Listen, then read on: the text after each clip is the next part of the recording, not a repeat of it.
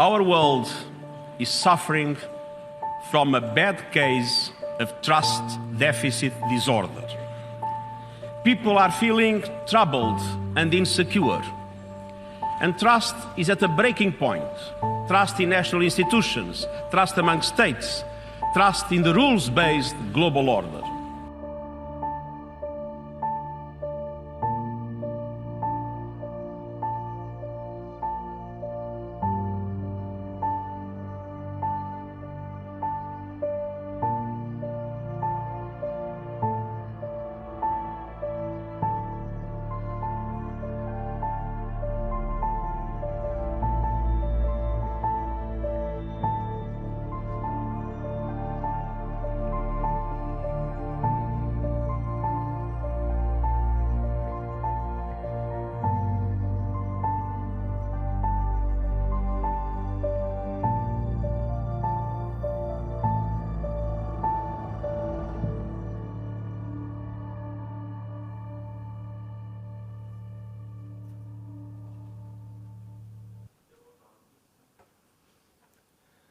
So, good morning, good afternoon, good evening. It is my pleasure to welcome you to the 2021 edition of UNIDIR's Innovations Dialogue, organized and brought to you by the Security and Technology Program at UNIDIR, and this year, for the first time, organized in a hybrid format with virtual participation and in-person participation here in Geneva. In this age of digital transformation and interdependence, building an inclusive, secure, and trustworthy digital ecosystem is a fundamental prerequisite for ensuring that the benefits delivered by scientific and technological innovations can adequately be harnessed by all. Clearly, if we're to deliver on the promise of a more secure world in the digital area, in an era that is marked by uncertainty and rapid technological evolution, then we urgently need strengthened bonds of trust. Now, launched in 2019, UNIDIR's Innovations Dialogue aims to achieve exactly that. The Innovations Dialogue provides an open and inclusive platform for all stakeholders, from the diplomatic and policy community, academia, the private sector, scientific and technological community, civil society, to discuss over-the-horizon technologies. The overarching objective of the Innovations Dialogue is to build a shared understanding of both the benefits and the risks posed by new and emerging scientific and technological innovations.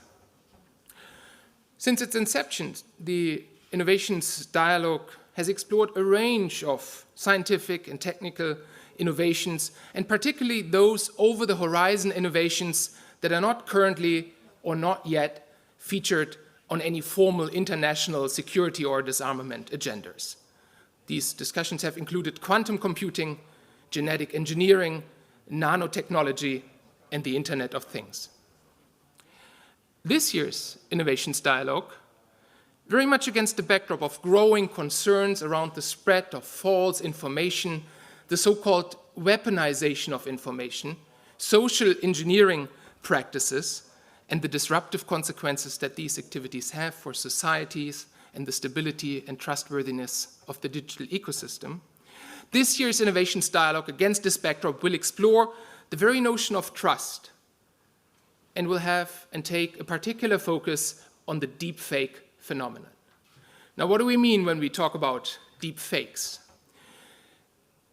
By using this terminology, we're referring to the increasing use of ever more sophisticated AI-enabled tools that are allowing the generation of hyper-realistic, fabricated media content known as deepfakes. In a world where digital forms of communication are ubiquitous, and in light of the recent massive spread of false information in the context of the COVID-19 pandemic, the emergence of deepfakes further erodes trust clearly across individual, societal, governmental, national, and international levels, and thereby presents a novel and genuine threat to international peace and stability. Now, with distinguished experts from government, academia, international organizations, and civil society, over the course of the day, the Innovations Dialogue will aim to unpack and demystify the deepfake phenomenon. It'll explore key governance issues around deepfakes and the technologies that underpin them. It will also venture into the area of technological countermeasures, and it will explore and reflect how the international community can preserve and foster trust in the digital ecosystem going forward. Now, I want to take this opportunity to express on behalf of UNIDIR our sincere gratitude to the generous sponsors of this event. The 2021 Innovations Dialogue is supported by the generous contributions of UNIDIR's Security and Technology Program donors, and these are the governments of Germany, the Netherlands, Norway, Switzerland, and Microsoft. Now, I wish you a day of engaging, stimulating, and insightful discussions. And without further ado, it is my great pleasure to invite on the stage my colleague Giacomo Persi Paoli, the lead of UNIDIR's Security and Technology Program. He will be the master of ceremony throughout the day. Thank you very much, and over to you, Giacomo. Thank you, Robin, for the introduction, and a warm welcome again from me to all of you, whether you are connecting on our virtual platforms or you're here in the room with us today. It is a great pleasure to have you as our audience for this very interesting innovations dialogue on deepfakes. We have quite a detailed and packed agenda for the day. You have it on your desk, or you can see it on screen or on our website. Basically, as Robin said, it is the agenda today will cover different aspects related to deepfakes. We will start by trying to get a solid understanding of what the technology is, and with that, what kind of risks, but also what kind of opportunities are available to us. It is important that we consider also the way in which technology can be leveraged for good and can be leveraged to counter misuses of deepfakes. The primary focus of the morning will be on risks and threats, trying to understand them from an international security perspective, while in the afternoon we will pivot and focus more on responses, whether there are technical responses to the phenomenon or governance responses to the phenomenon. Just a note of caution, of course, the concept of deepfakes is really rooted in hyper-realistic scientific media, so you will see over the course of several presentations demonstrations of the technology that will include simulation of real people, whether they are celebrities from the entertainment, the sport industry, or political leaders. We couldn't really, or our speakers couldn't really give you a sense of what the technology is without using reality as a training ground. So please bear with them as they will run you through several examples and consider them to be simply illustrative of what the technology can do. I just wanted now to explain how you can all engage with us in the discussion over the course of the day. You can do that virtually using the Slido platform. People in the room have the QR code on the desk, or you can scan it directly from the screen, or you can just go on slide.do and insert the code ID 2021. You can submit your questions or comments there, and they will be available to the moderators that will then share the questions with our speakers. If you're in the room with us, you're also invited, if you prefer, to take the floor personally. There are 2 microphone stations at the far end of the room. You're very welcome to walk to one of them and take the floor. It is important that if you choose this option, you speak in the microphone so that our audience online can hear your question as well. Well, our audience and our speakers online can hear you as well. Now, without further ado, I think it's time to get into the substance and introduce our keynote speaker, Nina Schick, that I believe is already connected with us. So welcome, Nina. Nina Schick is the director of Tamang Ventures. She is an author, an advisor, and an expert speaker who specializes in how technology is transforming geopolitics and society. And she's going to help us setting the scene for today's discussion. I can see you online, Nina. Welcome again. And over to you. You have the floor. Thank you, Giacomo, for that kind introduction. And thank you, everyone, for being at the Innovations Dialogue today. The topic I'm covering today, actually the whole theme of the conference today, is so pertinent to the future of geopolitics, and in particular, with regards to the question of the future of trust and international security going forward. And really that is because we are at the cusp of an AI-led revolution that is not only going to change the way that humans do commerce and communicate in the future, but it's also going to change the way that humans think about what's real or not. This will have significant geopolitical implications, especially again when it comes to those key questions of trust and international security. Now, this AI revolution starts with something that's more commonly known as a deepfake. You might have already heard the word, you've seen it on the agenda for today's program. But what it is essentially is a piece of so-called synthetic or fake media that's either been manipulated or created entirely from scratch by artificial intelligence. So synthetic media can come really in the form of any form of digital content, whether that's text, images, video, or audio. This really incredible ability of AI to create fake media is a cutting edge development. It's only been within the realm of the possible for the last 5 years or so, thanks to the so-called revolution in deep learning, which is taking artificial intelligence from the realm of science fiction into practical reality. And what it turns out that AI is particularly good at is at creating fake or synthetic media of people. So look at each of these people, for instance, and I'm going to show you 3 faces. Can you tell which of these 3 was created by AI and actually does not exist? Make a mental note as I scroll through. So is it A, this boy, B, the woman, or C, the man? The boy, the woman, or the man? If you chose picture 1, the boy, you're right. However, if you chose B, the woman, or C, the man, you're right too. This is a quick question. None of these people exist. All of these are deepfake images generated by AI. But AI is also very good at making fake or synthetic media of people who do exist, because it can be trained to clone real people when it's given the right training data. So that means synthetically generated media, photos, videos, and audio of real people saying and doing things they never did. And that includes even if that person is already dead. Take the artist Salvador Dali. He's been dead for over 30 years, but there's something he wants to share with the innovations dialogue today. But there is one thing that makes me different. I do not believe in my death. Do you?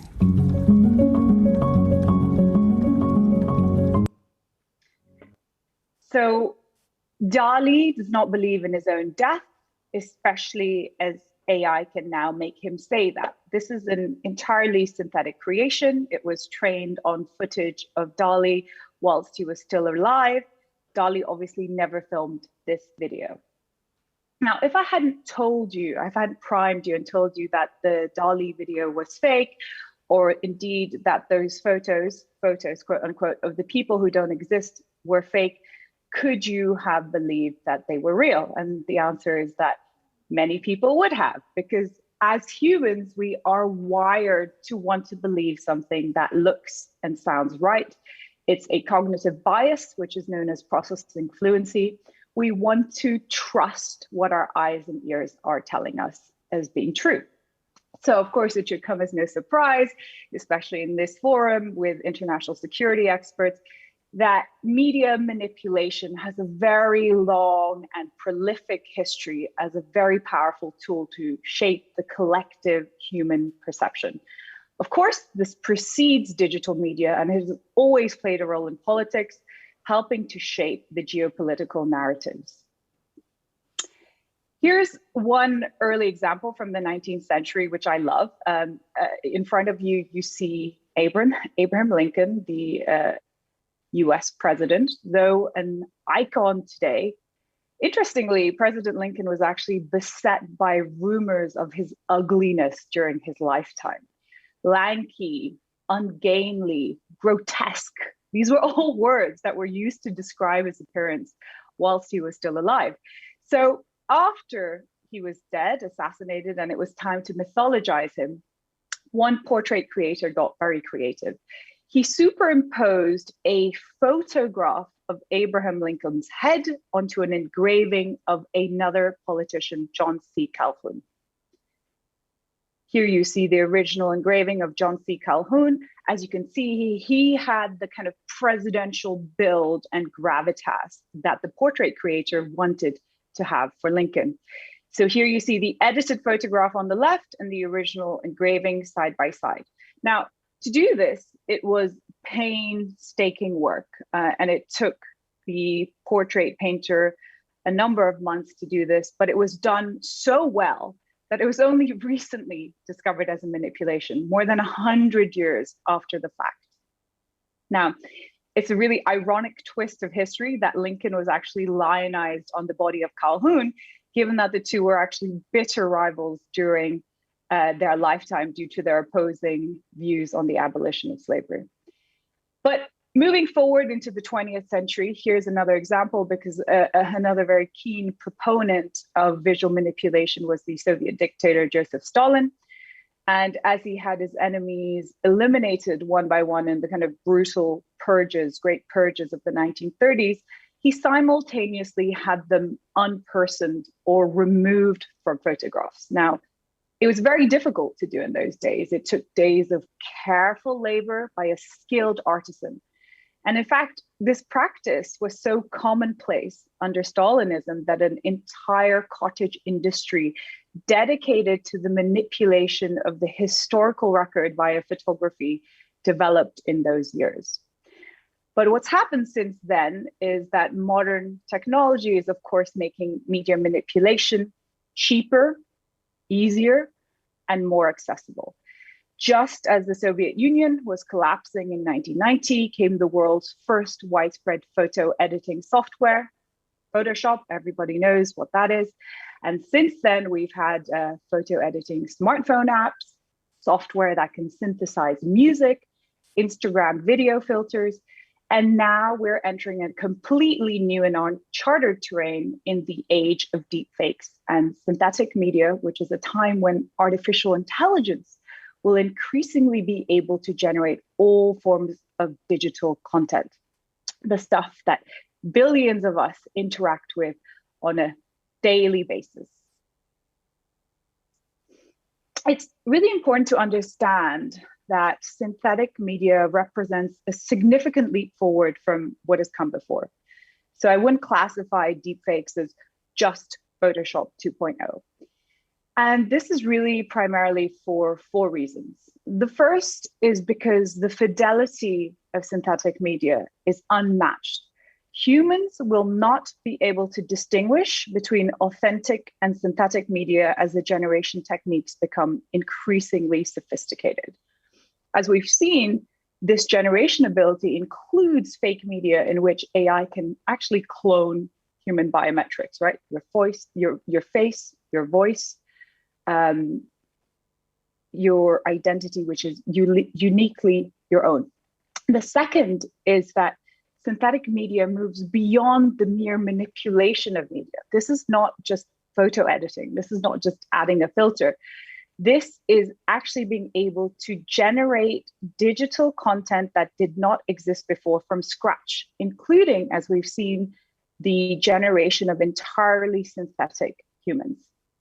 The third is that they extend beyond images, again, to both audio and video, as well as text.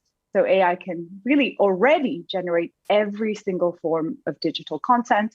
And 4, unlike even Photoshop, which requires some degree of skill and resource to operate well, this technology will become universally accessible for next to no cost via very easy to use interfaces as the AI improves in its generative capability. So as artificial intelligence does the heavy lifting, the creation and manipulation of all forms of digital media is being democratized in a way that's completely unprecedented. Once it's ubiquitous, and ubiquitous it will be, we will be facing one of the most dramatic revolutions in human communications in history, with, of course, huge implications on trust as well as international security. And it's happening really, really quickly. So here's a very interesting example. It's a benign one. And this is relating to the movie The Irishman. So in 2015, the legendary Hollywood director, Martin Scorsese, decided to bring together the old crew, Robert De Niro, Joe Pesci, et al., for another epic gangster film in The Irishman, right? And this plot spanned 7 decades. Now, Scorsese, not one to back down from a challenge, decided that what he wanted to do was de-age his protagonist for his 7-decade plot. To do so, he hired the best special effects artists, visual artists in Hollywood. He filmed with an awfully complicated 3-camera rig system. And he later complained that creating this movie, which he started work on in 2015, was a hellish endeavor. It cost millions of dollars, and it took years and years of hard work and post-production. You might have seen the movie when it came out on Netflix in 2019. And as a viewer, you might have had a similar reaction to mine, which was, interesting. Looks pretty good, but it's not entirely convincing. Now, if you fast forward to 2020, 12 months later, and one YouTuber decided to have a crack at the de-aging problem. He used free software, which was emerging from the AI research community. It cost him $0, and it took him a week to do. So let's see how the YouTuber's deepfake work compares to the Netflix original in this side-by-side comparison.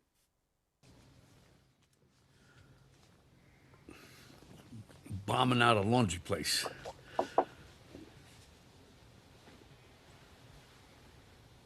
I was just doing a job to make some extra money.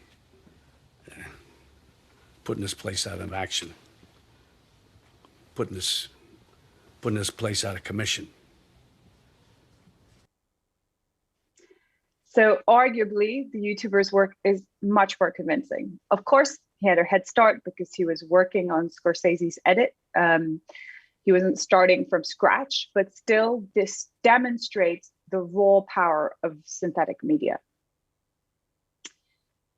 Of course, one of the main reasons the coming age of synthetic media can be interpreted as a seismic geopolitical event is because this is happening at a time when digital media is becoming the most important medium of human communication.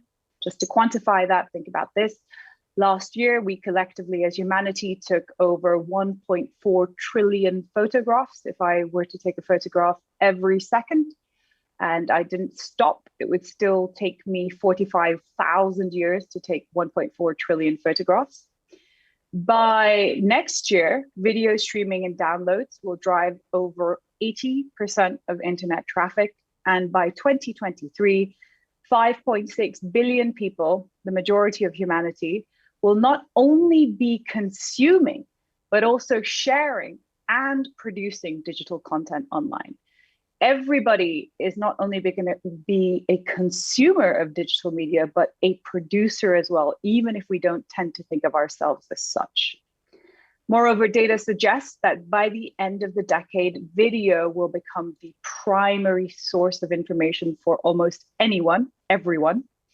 Of those of us who are already online, estimates suggest that 2/3, 67%, already go to video as their primary source of information. So the trends towards digital media are clear. Every single human being will soon interact with this content, share it, and make it themselves, probably every single day. And these trends are unfolding just at the moment when synthetic media is going to start to become ubiquitous in our information ecosystem. Here's an example of a deepfake that recently went viral in the wild, so to speak, because it emerged on TikTok, and it is of Tom Cruise. Tom Cruise I say in brackets because it isn't, of course, actually Tom Cruise. It garnered headlines across the world. And you might have already come across this because this content is so good. And it was made, of course, not by a Hollywood studio, but by a single deepfake artist. Let's watch. Hey, listen up, sports and TikTok fans. If you like what you're seeing, just wait till what's coming next.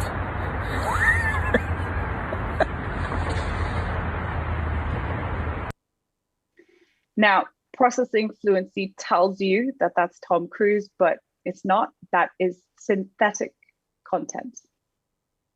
Before you start questioning every piece of media you interact with today, or even if I'm a deepfake, I should point out that it's still not as easy for just about anyone to create something as sophisticated as the Tom Cruise deepfake we just saw. That video was made by a very skilled deepfake artist who trained AI on training data of Tom Cruise for over 2 months. So that is not going to be within the realm of possible for everyone. And I should caveat that by saying yet. This technology is already certainly accessible to state actors and well-organized groups or individuals, but if you or I wanted to create a deepfake today with zero other skills or resources, it'd probably look a little bit more like this. Non, rien de rien. Non, je ne regrette rien. So I created that clip of me singing the iconic song by Edith Piaf using a very popular deepfake app. It is so basic in comparison to the Tom Cruise video, but it's still stunning to think that AI was able to generate this 10-second clip from a single still image that it uploaded into an app in my phone, and it did so in seconds. So it's no surprise that the deepfake app space is exploding. Millions of people are now starting to play with their own deepfake content. Here's another example of some recent viral deepfake content that you might have seen on social media. Never gonna give you up, never gonna let you down, never gonna run around and desert you, never gonna make you cry, never gonna say goodbye, never gonna tell a lie and hurt you. So Jerome Powell, Janet Yellen, and Ben Bernanke, the incumbent and last two chairs of the Fed, singing that 80s banger, Rick Astley's hit, Never Gonna Give You Up, again, generated from 3 single images using an app into this funny and very shareable little meme that went viral on the internet. For now, deepfake apps are still limited in terms of their functionality, but it should be noted that this limited functionality only exists due to technical constraints rather than ethical concerns. And there's no doubt in my mind that these constraints will soon be evaporated as the technology advances. And the type of fidelity of content, like the Tom Cruise video, which now takes considerable skill to create, is something that will become increasingly accessible by easy-to-use interfaces like apps in the near future. So by 2030, or even sooner, we're looking at a scenario really where a single creator, a YouTuber or a TikToker, will be able to make synthetic content that is just as good as, or even better than what a Hollywood studio can create today, even with their teams of special effects artists and multi-million-dollar budgets. We're also going to see the popularity and functionality of deepfake apps explode. One of the earliest of these is an app called reface.ai. If you have a teenager, you might have already played with this app.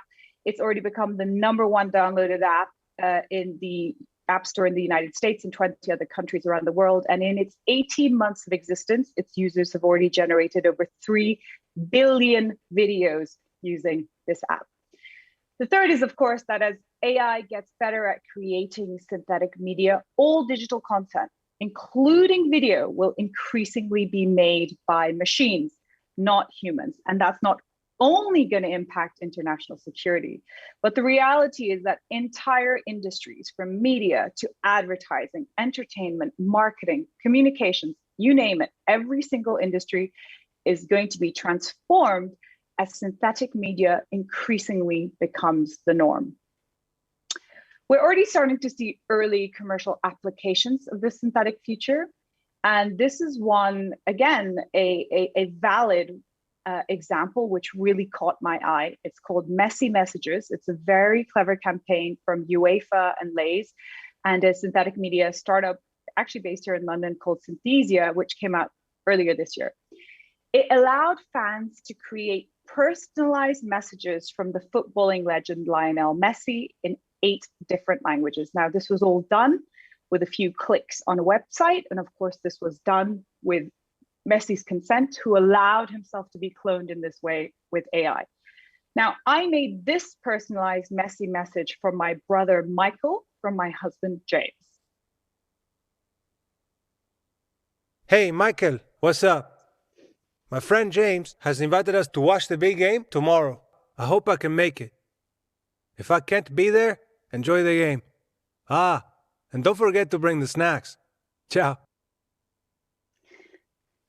So as expected, this campaign is already gathering tons of attention. It was hugely popular, getting a personalized looking message from Lionel Messi as though it was filmed on the smartphone in his kitchen onto your WhatsApp. It actually recently won a Cannes Lion, which is the equivalent of the Oscars of the world of advertising. So here's one estimate. Here's one prediction, which I have no doubt is going to come true very soon. And that is that the licensing of synthetic personas is going to become a big business. Bruce Willis just signed the sweetheart of sweetheart deals recently when he licensed his own deepfake persona to a Russian mobile carrier for an ad campaign. For Willis, it involved a big payday, one that he cashed in on for 0 hours of work. He didn't even need to go and do a single photo session because the creators of the synthetic content for the ad campaign basically were able to train AI on a data set of his old movies. So Willis didn't actually need to do any live work. So I think you can begin to understand just how profound synthetic media will become for the future of human commerce, communication, and perhaps also the implications that this will have on public trust and geopolitics. But just how quickly do you think this synthetic future is arriving? Well, according to some experts, 90% of video content online will be synthetically generated by the end of the decade. 90%. And some of those experts actually think that is going to be happening faster. They say 95% by 2025. So we'll hit more than 90% within 5 years. Now, that is a punchy stat, but the direction of travel is clear. There is no doubt in my mind that we are at the start of, as I mentioned, this AI-led paradigm change. And as I like to say, the future is synthetic. Now, the synthetic future is exciting, and we've touched upon some of those compelling case studies already. But of course, it holds risks too. Just like any other powerful technology of the exponential age, this technology is going to be an amplifier of human intention, both for good and bad uses. And there is no doubt that synthetic media will be used by malicious actors. It can, and actually already is, being weaponized. And that brings me to rule number 34. A meme of the internet, this rule states that if something exists, then there is pornography of it online, and there are no exceptions to this rule. This is certainly true of deepfakes, because deepfakes actually emerged in the form of non-consensual pornography at the end of 2017 first. Now, a few years on, the problem of deepfake pornography is a very serious one. By conservative estimates, the amount of deepfake pornography online is doubling every 6 months. And according to some estimates, there are already 180,000 deepfake pornography videos online. And actually, I think the number actually is far, far, far higher than that. And the troubling part of it, of course, going back to this unique ability of AI to clone real humans, is its non-consensual nature. When it comes to deepfake pornography, it's an undeniably gendered phenomenon. Women are almost universally the targets of deepfake porn. And really disturbingly, it's not only female celebrities who are the victims of deepfake porn, normal women, so your colleagues, your wife, your girlfriend, your daughter, increasingly have become the targets of deepfake porn. Very sadly, even minors are being targeted in this way now. And as disturbing as this phenomena is, to me, deepfakes are far bigger than a tawdry woman's issue. I think that the use of AI-made fake porn serves as an early indicator to illustrate how malicious AI can be employed as a mass tool of deception and disinformation.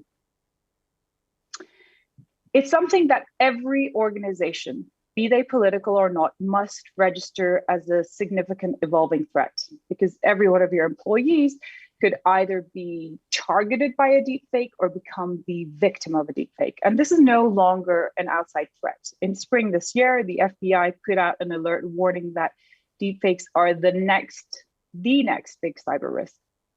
Their report, which is really interesting, goes into some detail on how they'll be used increasingly for spear phishing and sophisticated social engineering attacks. So already we're starting to see emergence, for example, of the use of deepfakes in state-sponsored disinformation campaigns. But in the context of international security and trust, deepfakes are already doing untold damage even before they become ubiquitous. And this is precisely because they are so corrosive to the notion of trust. Think about it. If all digital media can be faked, including video, which so far we've kind of tended to see almost as an extension of our own perception, which is why video evidence, for example, is so compelling in a court of law. So if all digital media can be faked, including video, then everything can be dismissed as fake, even if it's not. Now, this is a phenomenon known as the liar's dividend, and we're already starting to see it at play. Increasingly, authentic content is being decried as deepfake. And I saw a really alarming example when I wrote my book last year with regards to the George Floyd death video. Now, we've recently reached the 1-year anniversary of his death, but we all know that that video was so visceral. It was so powerful that it unleashed a movement of protest, not only in the United States, but all around the world. So it united millions of people together in protest. But even I was surprised at how quickly that video was dismissed as a deep fake, and by a very unlikely candidate too. Dr. Winnie Hartstrong, a PhD holding African-American woman who is standing actually in 2020 to be elected to the US House of Representatives, released a 23-page academic report into why the whole George Floyd video was a deepfake hoax. In it, she argued that George Floyd had actually died in 2016. And the man we see in the video is the former NBA player, Steven Jackson, whose face had been swapped to appear like George Floyd in this AI-generated synthetic creation. Now, while Hartstrong's theory did not enjoy widespread support in 2020, and she was really campaigning for this theory. I mean, she was on podcasts, she released a report, she had a whole website dedicated to it. It was still, her theory was still contained because most people still believe that George Floyd did actually die in 2020. However, this incident is a warning of what is to come. Will such certainties hold true in the public's mind in 2030 or 2035, when our already corrupted and noisy information ecosystem is even more cacophonic with the emergence of synthetic media? So the synthetic future raises profound philosophical questions about how we interpret the nature of reality.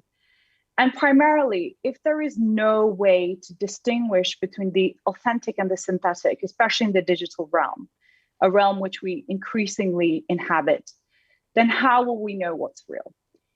If synthetic media heralds another nail in the coffin of an objective shared reality, which is something that is already increasingly shaky in the age of information, or perhaps we could call it the age of disinformation, one can imagine how vast the geopolitical consequences may yet be.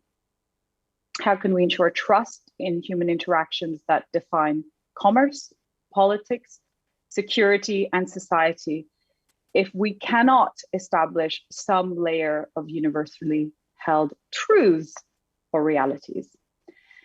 And I'd like to end with a broader point that is really driving the innovations dialogues. And that is one I think that we will be reflecting on over the course of the rest of the day. And that is that we are entering this era of profound technology-led transformation, of which the synthetic future is only one part. We will arguably experience more change in our lifetimes than has been experienced by the entirety of humanity that has come before us. The ramifications are vast, not only again in the context of international security, but really more broadly for the future of humanity. The only way we can begin to prepare is by understanding the enormity of the paradigm change that is underway, so that we can both harness the opportunities whilst containing the risks. In the context of deepfakes and synthetic media, this absolutely means building and adopting technical solutions as well as policy prescriptions to protect the integrity of our information ecosystem, including media provenance solutions, for example, or deepfake detection tools. We've only really scratched the surface, and I'm sure you'll go far deeper into some of these ideas throughout the rest of the day. But if you are interested, you may also pick up my book or listen to some of the conversations I've had with leading public intellectuals like Sam Harris or Andrew Yang to dig a little bit deeper. But in the meantime, it's been my absolute pleasure to be here, and I thank you for sharing your time with me today at the Innovations Dialogue. I hope you have a fruitful rest of the day. Thank you. Thank you. Thank you, Nina, for this inspiring keynote speech that really helps us in setting the scene. And you've touched upon basically all of the individual themes that we're going to further analyze over the course of the day. And as you were talking, some questions started to come in. We won't have time now to address these questions, but I hope I'm going to leave them here for all of the moderators of the following sessions, because I think that these questions are really getting to the core of the problem here, and they're going to be answered, I hope, over the course of the day. Things like, is AI going to make our lives more fake than social media and editing already do? Or are deepfakes conceptually different from just a shocking real video? Or again, is there any research available to suggest that deepfakes have been able to entrench existing fault lines in society and have consequently posed a security threat? All these are very good questions that we're going to unpack over the course of the day with the help of our expert speakers, but definitely what Nina helped us understand is that the potential harm here that could be generated by deepfakes is really a multi-layer and type of harm. It can harm individuals. It can harm societies by undermining the trust between people and their governments and the institutions. And it can undermine international relations by polluting, if you want, the information space that is then used to make decisions at the international level and really poisoning, if you want, relationship between decision makers.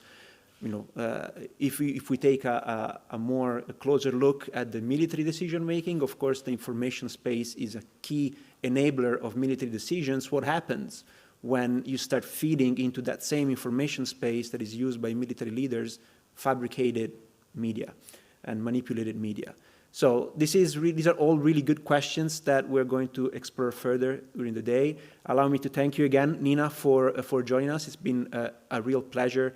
And with that, I'm just going to move straight into our first panel, which is going to take some of the content that Nina kind of previewed, but really try to unpack a little bit the technology again. The purpose of this first panel is to give you a solid understanding of how it is even possible to generate that synthetic media that you've seen on screen until now. And it's not only video and audio, but also image and text can play a very powerful role, again, in poisoning or polluting the information space. Of course, for this first panel, I'm basically just only going to hand the floor to expert speakers because I clearly don't have the technical knowledge to answer those questions. But first of all, I would like to introduce them and invite also Katerina to join me here on the stage. We have three expert speakers, Hao Li, who is the CEO and co-founder of Pinscreen. We have Katerina Sedova, who's going to join me here on stage, who is a research fellow at the Center for Security and Emerging Technology. And then we have Ashish Jaiman, who is the Director for Technology Operations at Microsoft. So we're going to be really looking at this problem from different perspectives, different angles, and hopefully by the end of the next 90 minutes or so, your understanding of the technology will be sufficiently rooted that you'll be able to follow the continuation of the event. So without further ado, I'm just waiting for confirmation that Hao is ready to go. And Hao, welcome to the Innovations Dialogue, and you have the floor. Hello, everybody. My name is Leonardo DiCaprio. You might know me as an actor, but I'm also an ambassador for the United Nations. So thank you, everyone, for inviting me to the Innovations Dialogue. My friend Hao Li couldn't be here today, and I'm actually also a deepfake expert. So I'm going to unpack a little bit deepfakes and explain what deepfakes are. And of course, I'm not Leonardo DiCaprio, so I'm Hao Li. What you guys see here is actually a real-time deepfake that I'm actually streaming straight from our offices in LA, so our Pinscreen offices. So let me first explain a little bit. I'm just going to be Leonardo DiCaprio for the rest of the talk and show my face at the end. Let me start with what deepfakes are, right? So first of all, deepfakes is a term that has been coined back in 2017 and first appeared on Reddit by an anonymous developer who basically uploaded an open source software that allows you to swap faces between celebrities or whoever you want.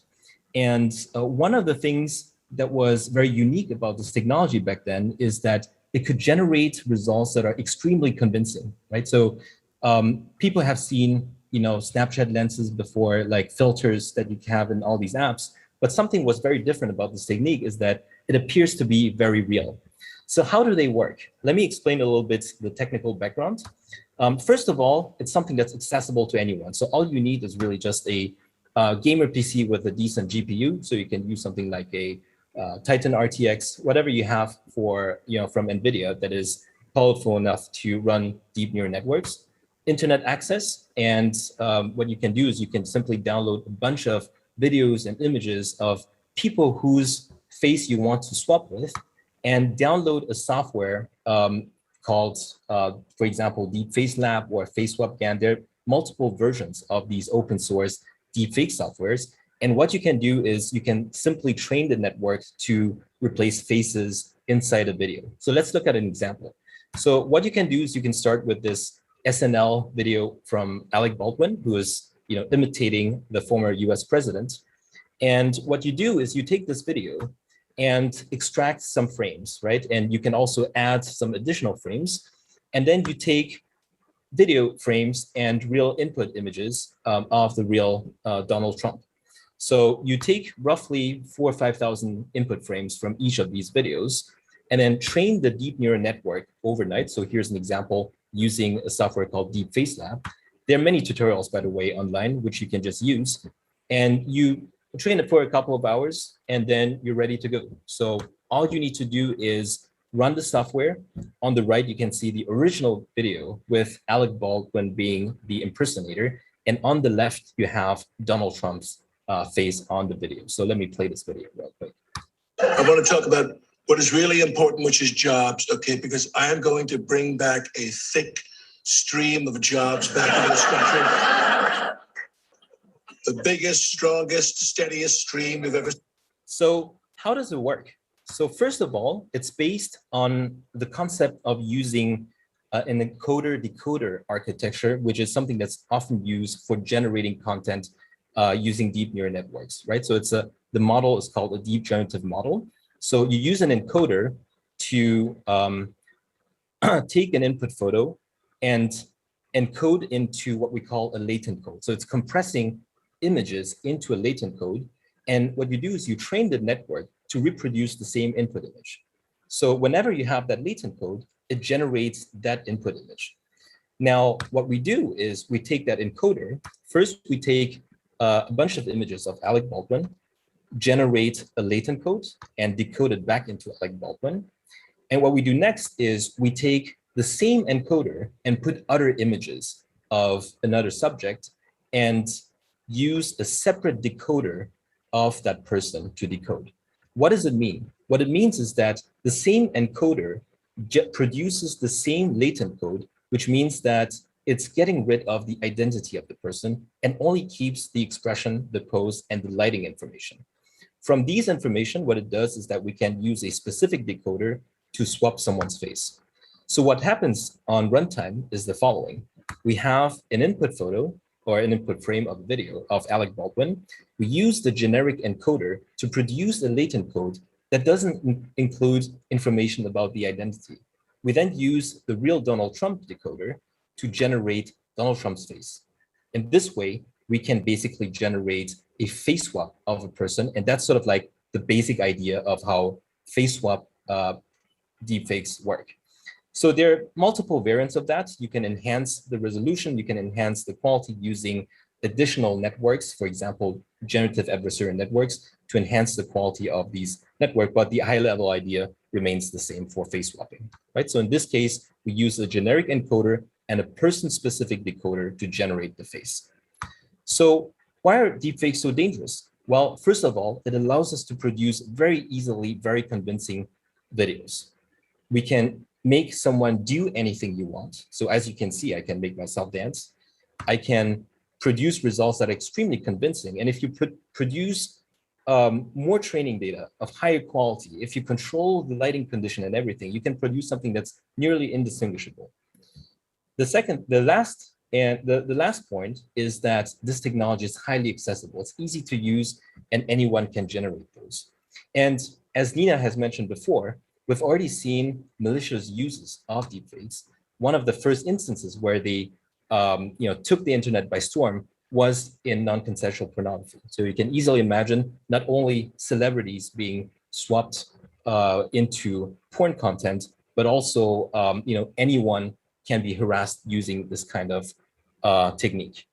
And furthermore, we can also see dangers in the political sphere, right? So it's not hard to imagine how these kind of techniques can be used to disseminate, false information, how we can use this information, how we can use deepfakes to basically, harass politicians or make them say things they've never done, they've never said.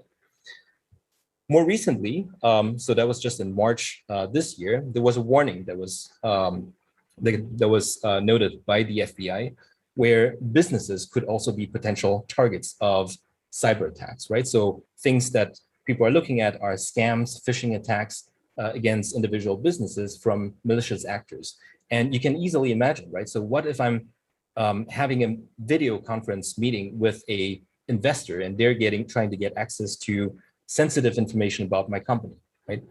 And in the age of video conferencing, this is a serious concern because the only way we're interacting on a daily basis these days is through video chats. And as you can see here, I'm having a real-time deepfake where I'm impersonating someone else. So there are different types of AI synthesized media, right? So deepfakes, the original deepfakes is basically for face swapping. And one of the other prominent methods is called facial reenactment, right? So it's very often using cutting edge AI synthesized media to generate them. So let me show an example. We also often call them puppet master techniques. So here there's an existing video, but another performer can take control of the facial performance. This is a result created by Bill Posters, a deepfake artist from the UK. Imagine this for a second. One man with total control of billions of people's stolen data, all their secrets, their lives, their futures. I feel really blessed because I genuinely love the process of manipulating people online for money. As you've seen, we also have generative models that can generate humans that don't even exist. So a prominent method is called generative adversarial networks. So it's a very special type of deep neural network that has the ability to generate very convincing images of non-real people, right? So the idea is to use two networks that basically improve itself in order to generate a person that looks like a real one. Over the years, we can see a huge amount of advancement in terms of resolution and also in terms of quality of the images that are being generated. So some of the state-of-the-art ones are from NVIDIA. So this is an example called StyleGAN 2. So you can see that it can generate really, really high resolution portraits of people, and they're nearly artifact-free. So you have to look very, very close to find certain artifacts that look unnatural.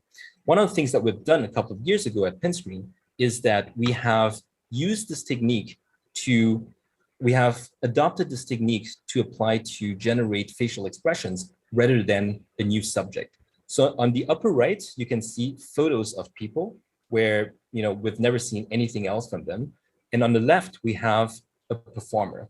So what we can do is we can generate facial expressions that are on the lower right based on the input photo that you can see on the upper left, on the upper right. So from a single input photo, we can generate very compelling facial expressions simply based on the likeness of the person. So what this means is that we can make this, it is possible to make this technology a lot more accessible. So all you need is a single input photo, and you can generate the sight of the person, you can generate facial expressions. And what's even more scary is that it runs in real time. So here's an example from a single photo that we could take online, and we can basically make the person control that person's face. Now, another method allows us to even control entire heads of a person. So this is a method called first order motion models. And all you need is a single photo of a person, and you have an input performance that can condition on that single input photo. This is a method that was developed actually 2 years ago by Siarohin and coworkers. So you can see that the resolution are a little bit low in this example, but I'm going to show later that the technology is progressing really rapidly, and we're going to get very high resolution images.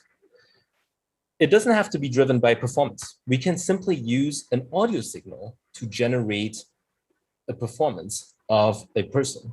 So what I have on the upper right is an input video of an original footage of former US President Obama speaking.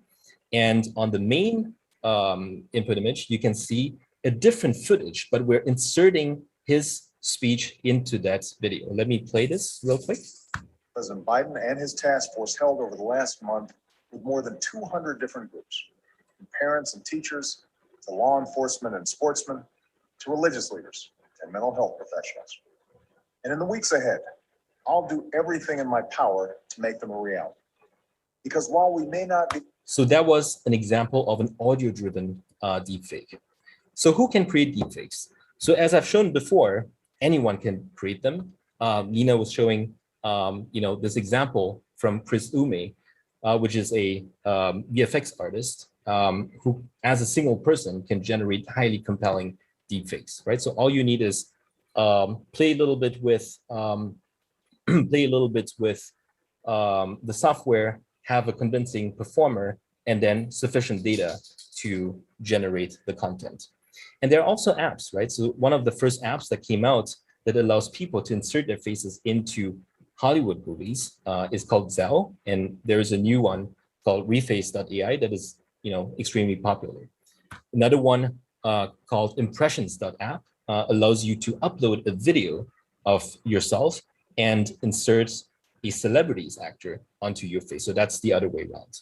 So here's an example of a comedian called John DiDomenico, who's swapping his face with actor Joe Pesci.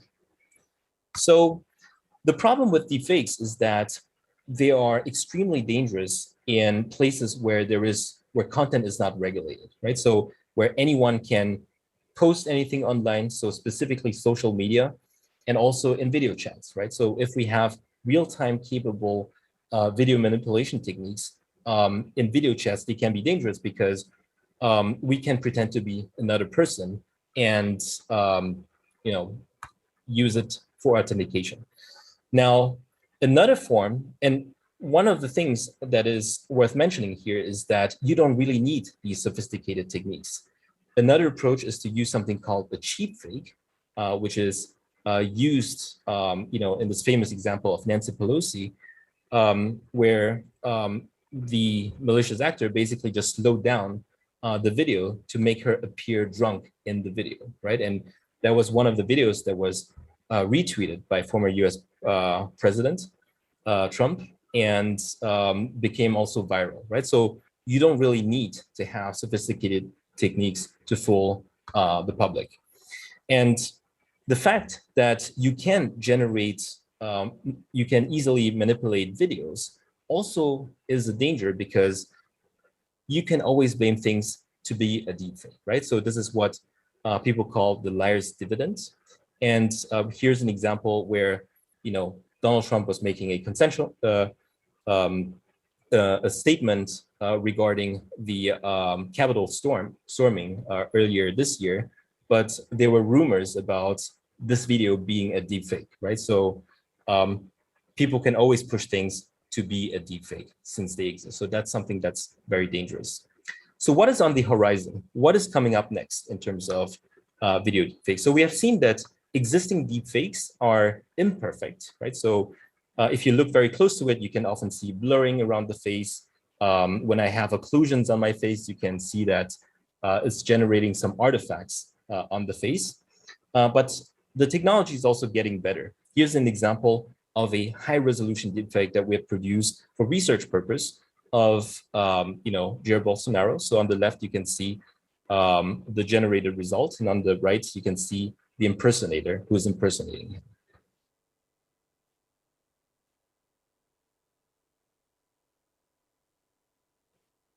Boa noite. Dirijo-me a todos os cidadãos brasileiros para dizer que nunca houve. We can also see how the resolution is improving year by year. So last year, there has been a technique called wave to lip that was developed. And what it does is that it takes audio signal and generates a video content.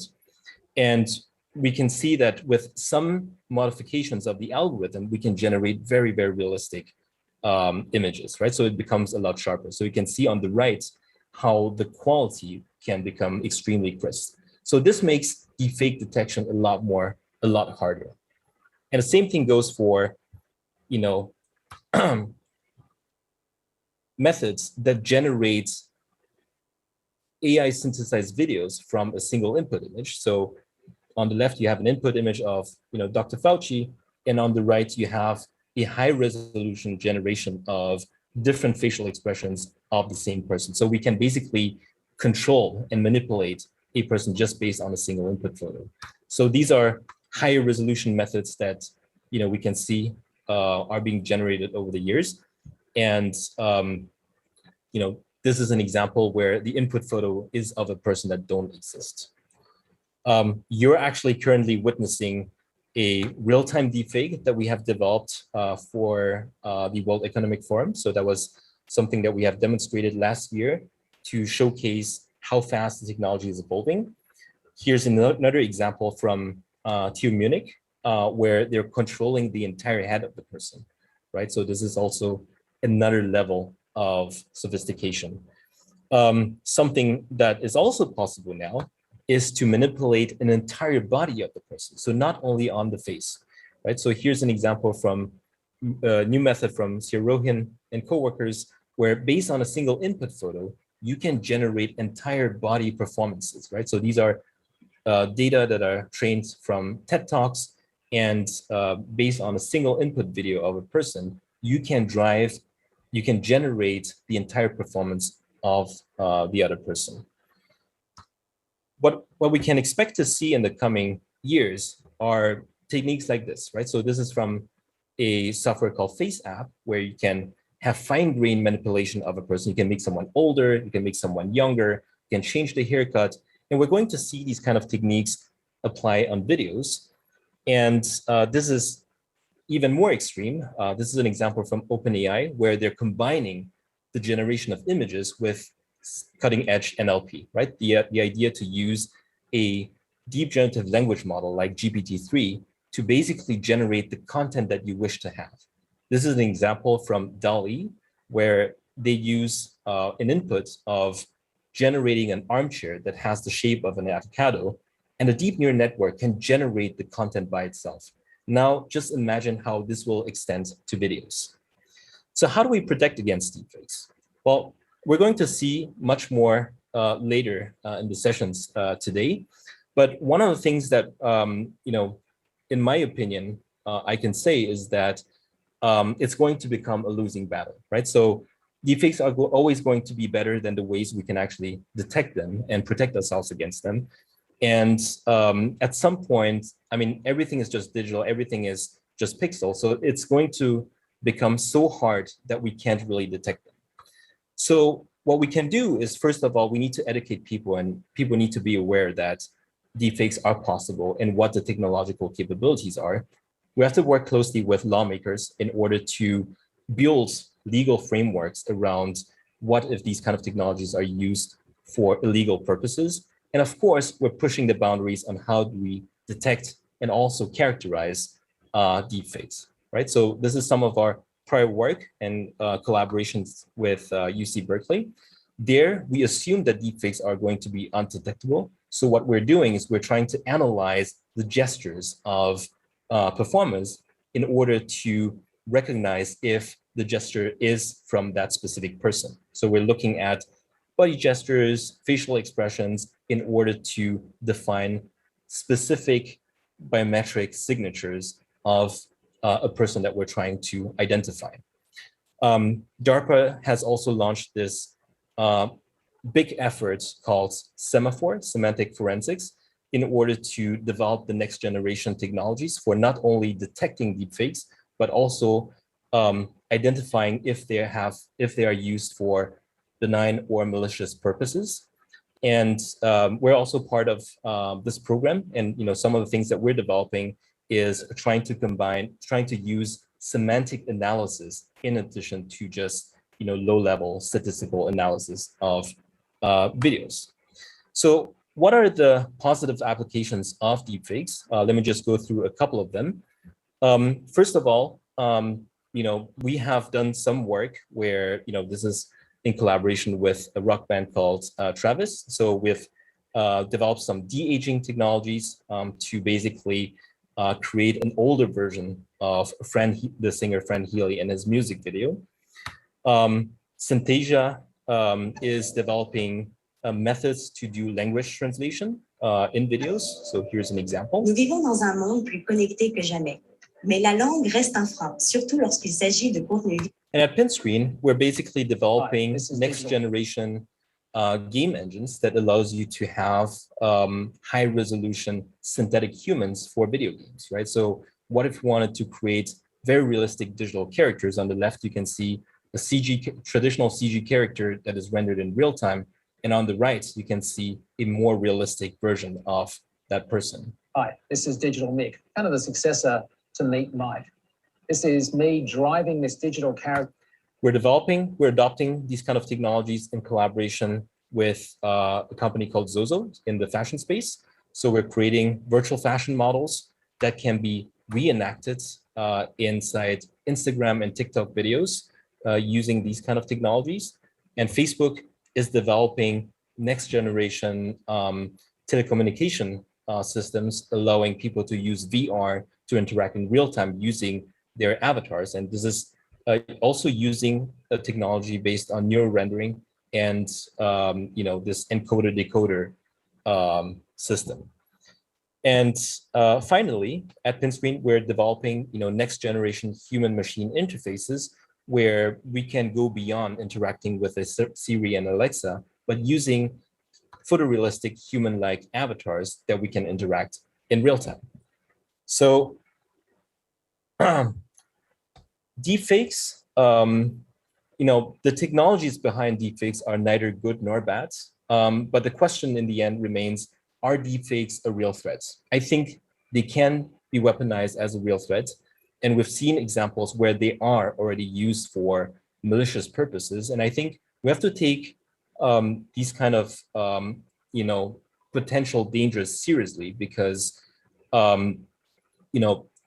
if we're going to live in a digital world where we can't trust anything that we see, then we really need to rethink about. We need to be aware of what the technological capabilities are and those that are coming up next. So thank you very much. Thank you for listening, and I'll be available later for questions.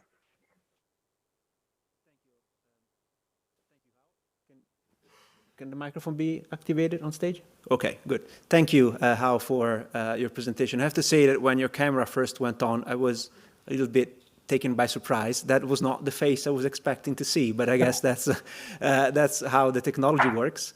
So thank you also for highlighting not only the kind of the technology, but also, to me, one important point here is really understanding how the technological advancement in deepfakes, to really grasp its significance for security, international or national security, it really has to be contextualized in the broader trends, technological trends, societal trends. We have societies that are increasingly being digitized, and digital presence of individuals is increasingly important for all reasons. So then, it's not only societal trends, it's technological trends. You combine deepfake with more sophisticated VR and more people relying on VR interaction, it becomes increasingly difficult to really understand what is real and what is not. I have a few questions here, but I'm just going to go straight to the next speaker, and then we're going to get to the Q&A later. So we now have a presentation from Katerina. Katerina, you have the floor. Well, thank you, Giacomo. Good morning, everyone. Thank you to the UNIDIR for having this conference and the opportunity for me to share my thoughts on how AI systems that generate text, how they can be misused, how they work, and what are the implications to the international security. Our mission at Georgetown CSET is to help policymakers understand the issues at the intersection of emerging technology and security, and the issues that are just on or just beyond the horizon. These include questions about how AI will shape cyber and information domains, as well as how AI technology can manipulate these domains to undermine trust. And so this is just a bit of context for my comments today. With that, let's dive in. Deepfake video and images certainly inspire much angst in the policymaking community, and after Hao's presentation and Nina's presentation, you can understand why. I would argue that deepfake text is maybe less flashy, but no less potent. Even though the idea that it's hard to imagine not being able to trust what we see, but what if you cannot trust what you read or who wrote it? Synthetic text is a product of two research areas in AI. Unsupervised deep learning, where machines learn from a high volume of data, largely not curated by humans, and natural language processing, which studies machines' ability to generate text. As with nuclear technology, it is an all-purpose technology with dual-use applications. Advances in this area of AI are increasing productivity of writers. They are revolutionizing translation. They are bringing us chatbots that are available 24/7 for customer service.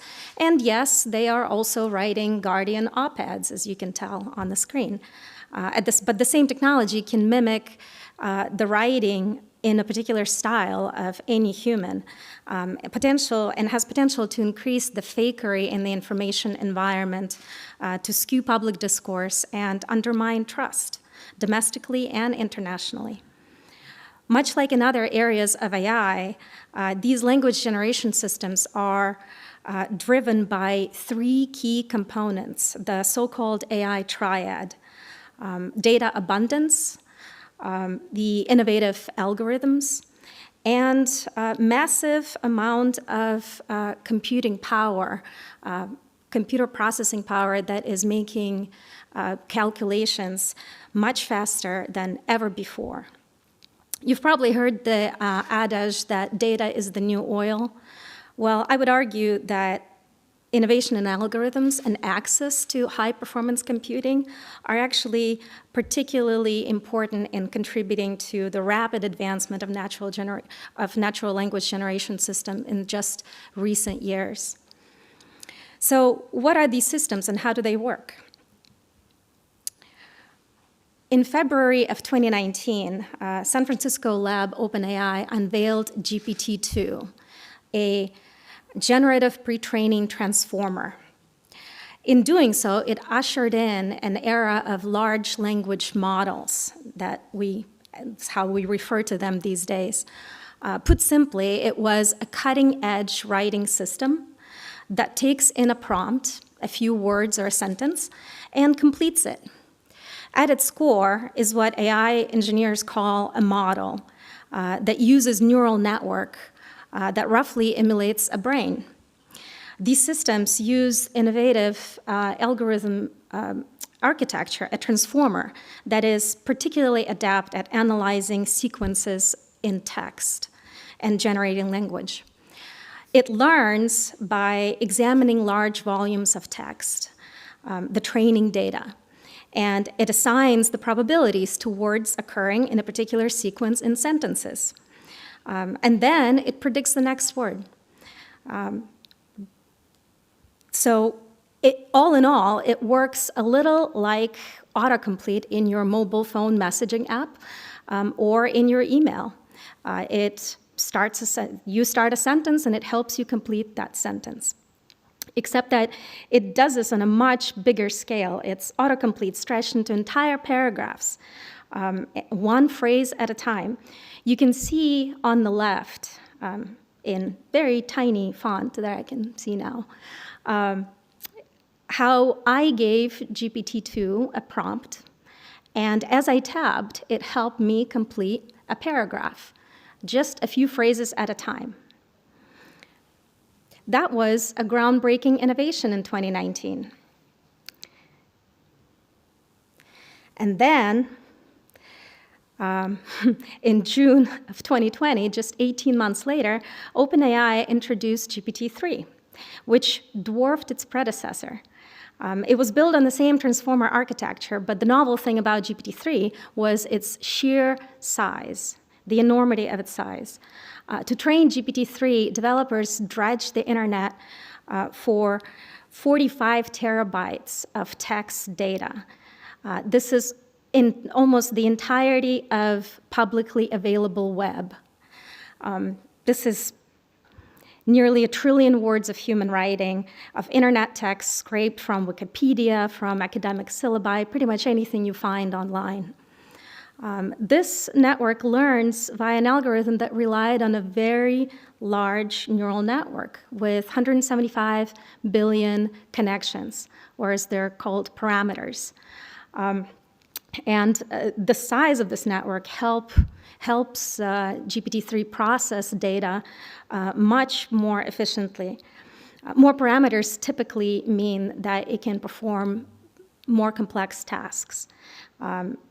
They can identify parts of speech, rules of grammar, understand what are synonyms and what are antonyms, understand words within the context of a specified piece of text. So as algorithms learn from data and encode insights into their neural networks, they perform trillions and quadrillions of mathematical calculations. You can imagine that the training runs are an iterative process as the model refines how much weight to put on a particular phrase or a word. And with every iteration, it takes an enormous amount of compute. Training a model of this size requires access to very high performance computing, enough computing power to run the equivalent of over 3,000 quadrillion calculations per second, every second for 1 day. Now, those are very big numbers.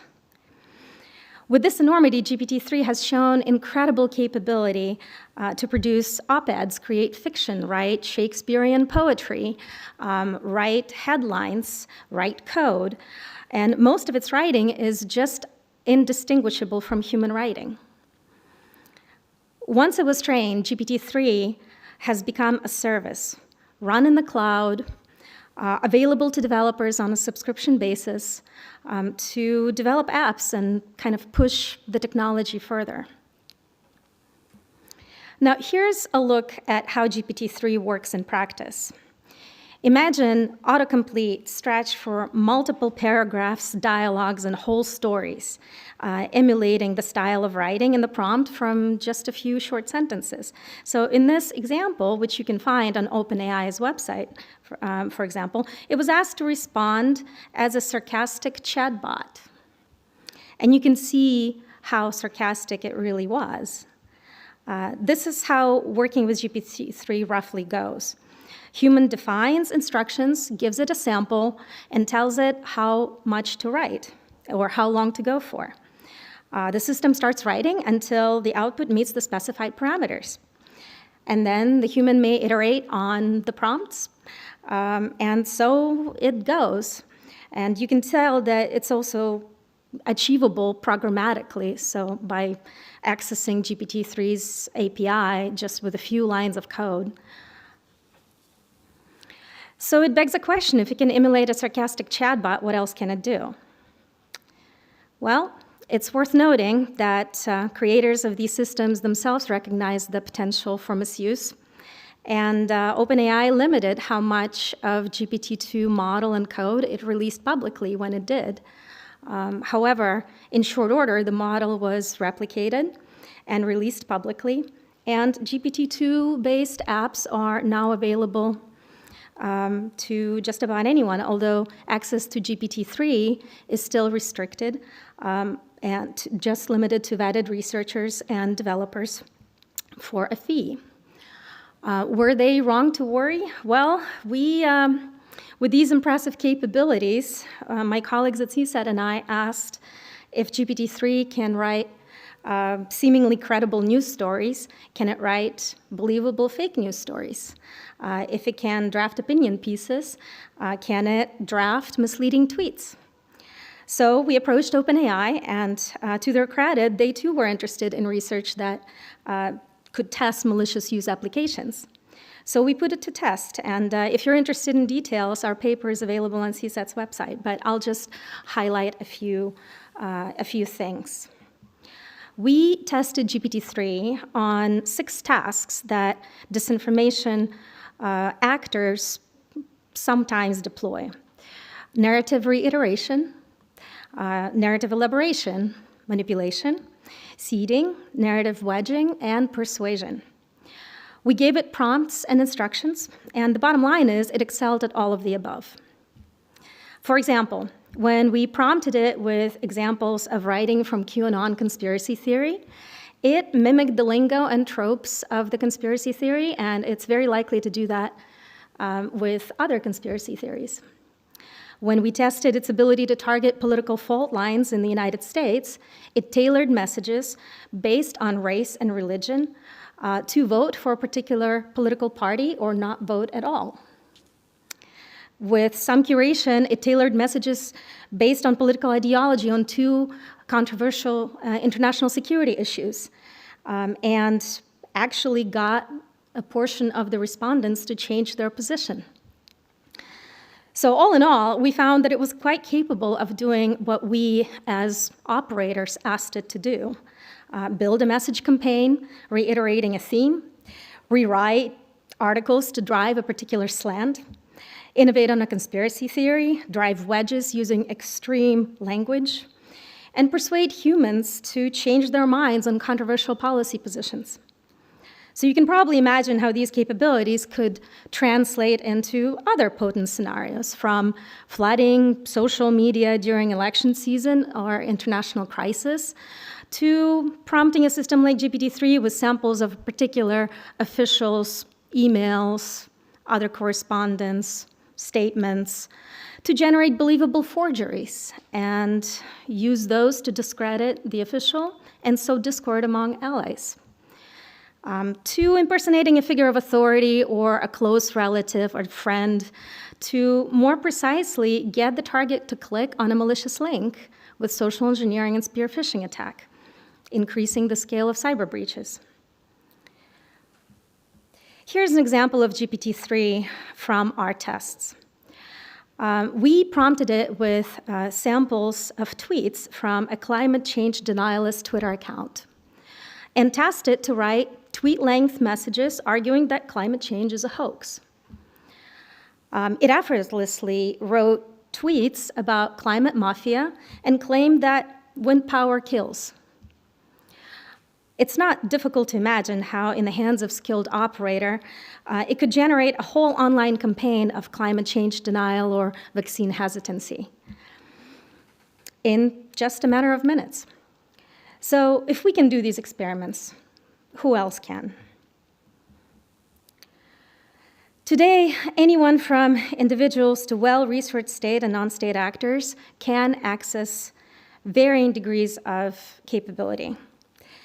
Anyone who has the time, a little bit of technical skill, and enough computer processing power can access GPT-2 and write millions of messages.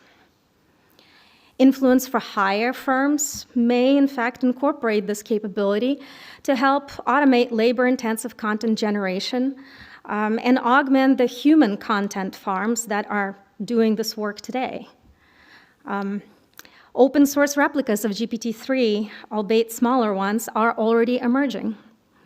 Illusory AI has recently released a 6 billion parameter version of GPT-3, a smaller one, but a bigger version is likely coming. Well-resourced actors, from nation states to private corporations and other non-state actors, can use open source replicas to generate billions of messages, but it could be computationally expensive. Well-resourced actors also can just develop their own large language models, though it can also be expensive. OpenAI, allegedly, by some researcher estimates, has spent from 5 to 30 million developing GPT-3. Despite that cost, the diffusion of large language models is underway. Since OpenAI first released GPT-3 and demonstrated what it can do, powerful models, some of them larger and more complex than GPT-3, have been announced in other languages. Several models have matched or exceeded the size of GPT-3, joining the so-called 3 comma club with hundreds of billions of parameters, which means that the output of these systems is likely as impressive or more impressive than GPT-3.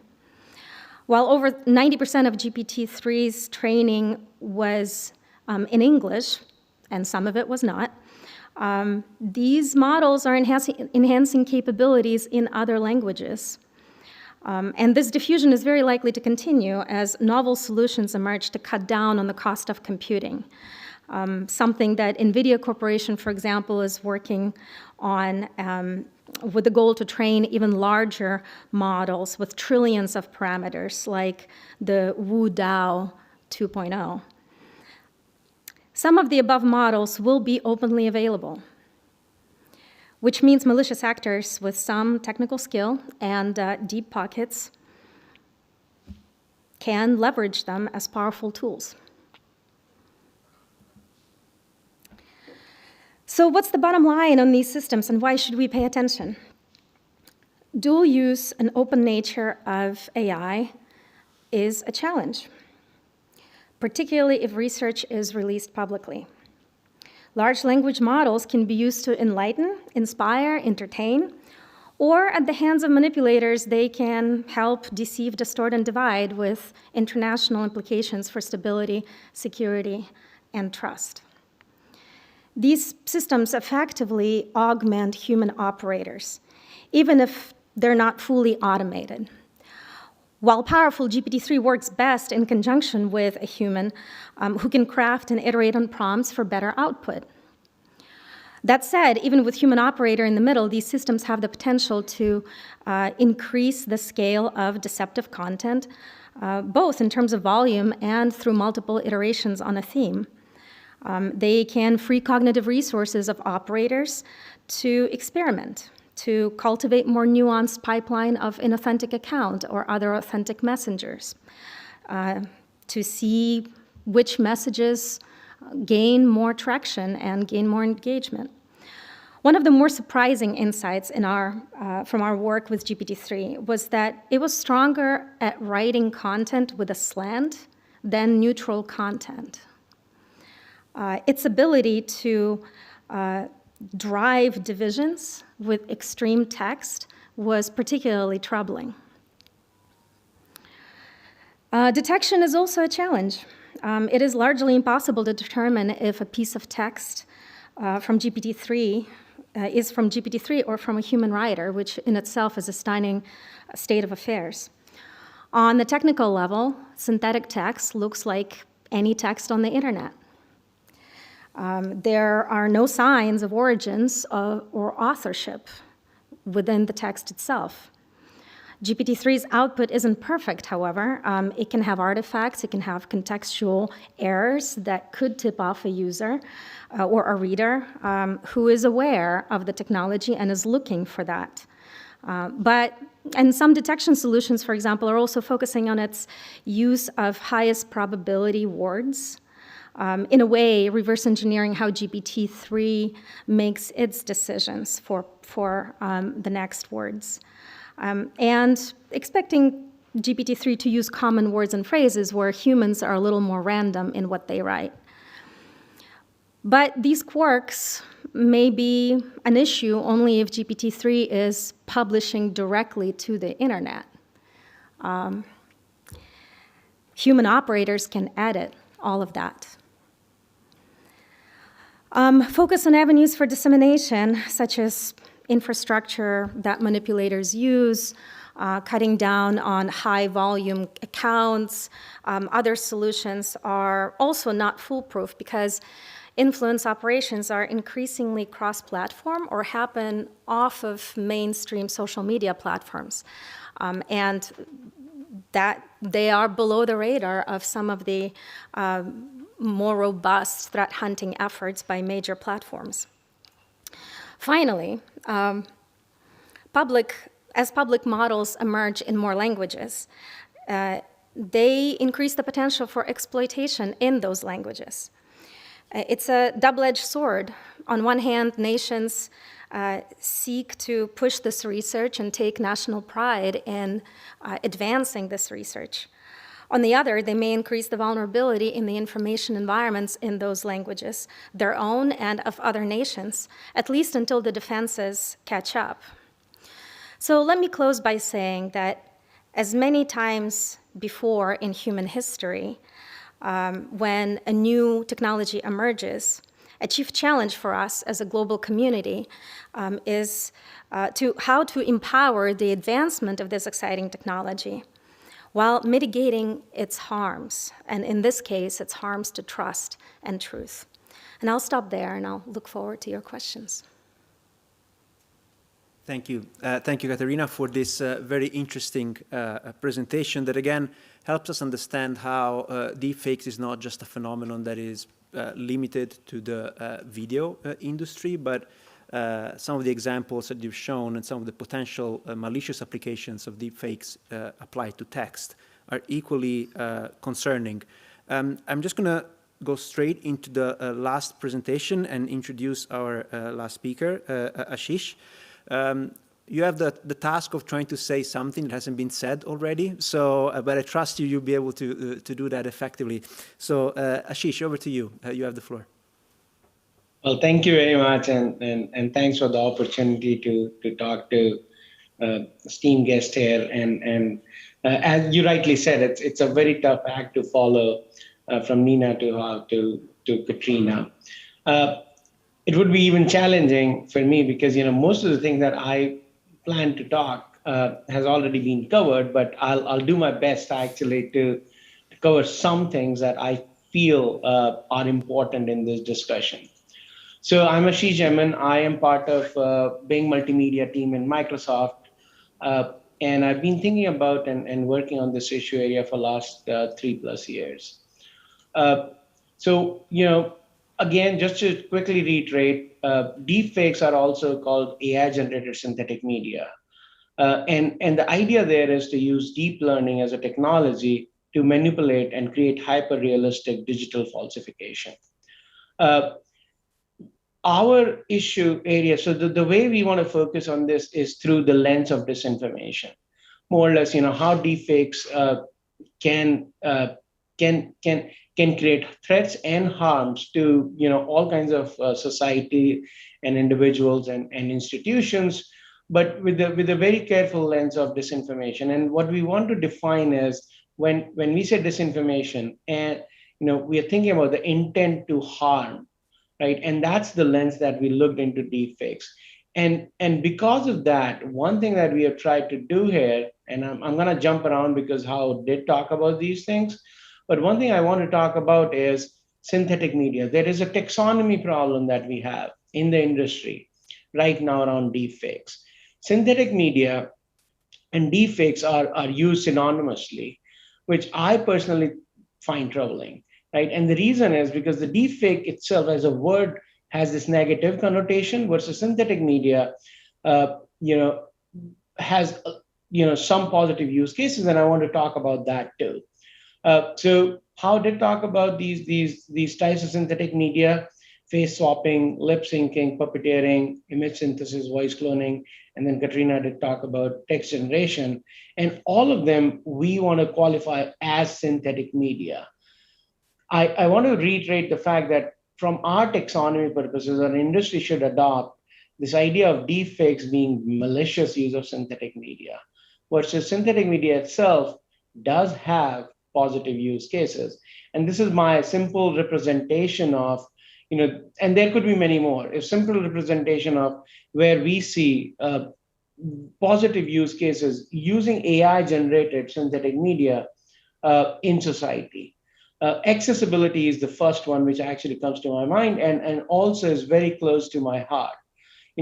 Think about the opportunities or agency we can provide with people with speech impediments, technology like assistive navigation. People who have challenges with vision can use AI-generated synthetic media to navigate the world as the privileged ones who have the vision. This is huge because there are so much examples, and this becomes more of a technology that can bring equity in the society. Education and public safety. This is another great example, right? That using AI-generated synthetic media can help, to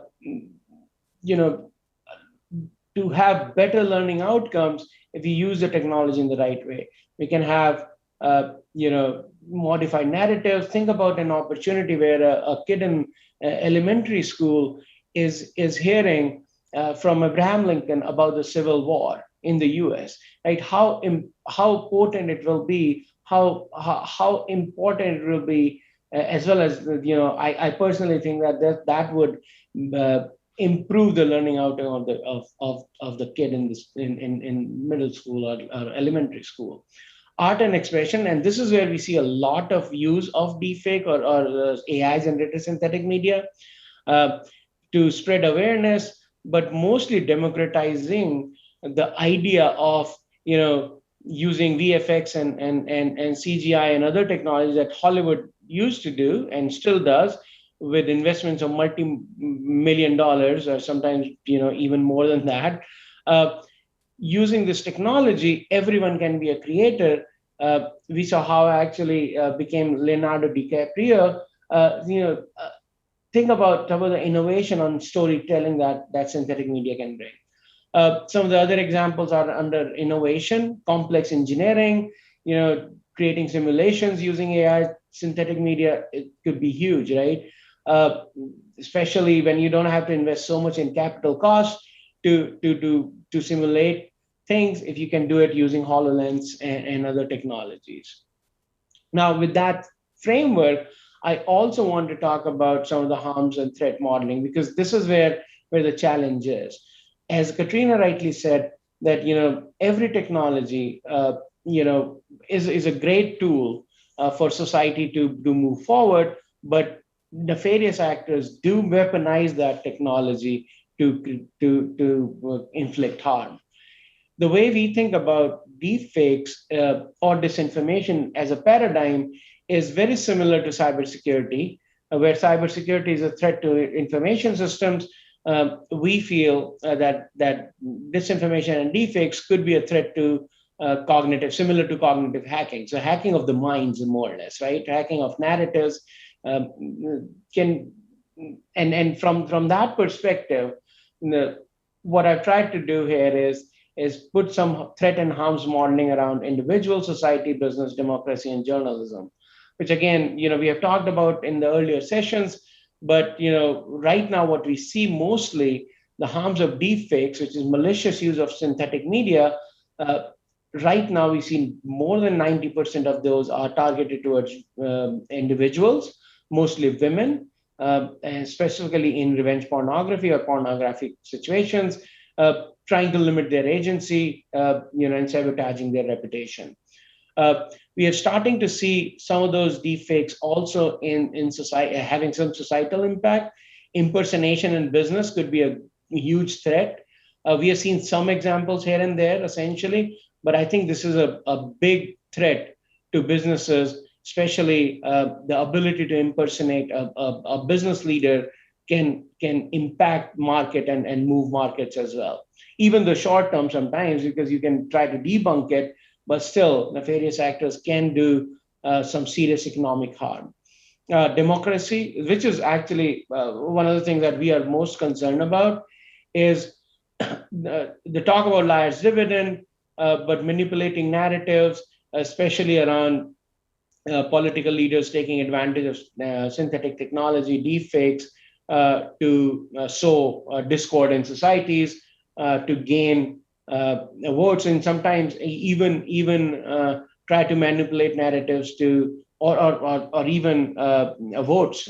In some cases, we haven't seen it yet, but it is coming. And last but not least, which is the most important, is threat to journalism, which is like the fourth pillar of democracy. It's very, very challenging for in the world of truth and trust decay to use deepfakes to actually manipulate news in short term to create harm across the board, as well as threat to journalists. Specifically, as Katrina said, it's very easy to now use technologies like GPT-2 and others, BERT from Google and GPT-3 and others, to write stories, manipulate those stories, and then write, like the robot journalism is the new paradigm. I'm going to jump around because we have talked about this, but one thing that we focus on in Microsoft is what are the effective responses to this malicious use of synthetic media or deepfakes. The key strategy there is either you reduce the exposure of this content to users, or you reduce the belief if the content is already in front of the users. There are various techniques, and some techniques obviously are better than others. Some technologies are under review. One of the interesting things is labeling and providing context, and in the reducing belief. We have seen sometimes I do actually have a backfire effect, where people who believe in something already have that narrative in their mind. Seeing a label that this is a manipulated information or it's a deepfake actually could backfire and have people believe in that alternative story even more. And on the reduced exposure, the challenge there we see is especially a very thin line between removing something and be the gatekeeper of information versus the freedom of speech and expression, right? So that's something is very challenging as well. But you have to keep everything in mind as we start thinking about strategies for effective responses to malicious use of synthetic media. How did talk about this a little bit, but I want to actually focus on the way we see the countermeasures to deepfake is mostly in 4 buckets. Media literacy, which is more about awareness. So can we make citizens, individuals, society more resilient to this from an information and awareness perspective? Policies of platforms and technology companies, social media, as well as news publishers. Do they have the right acceptable use policies? Do they have the right code of conduct and community guidelines so that the bad actors are acted upon when they try to push these narratives on those platforms? Regulation, which is an important part as well. The challenge that I see is information about these technologies. Everyone is focusing on the malicious use of synthetic media, which is deepfakes.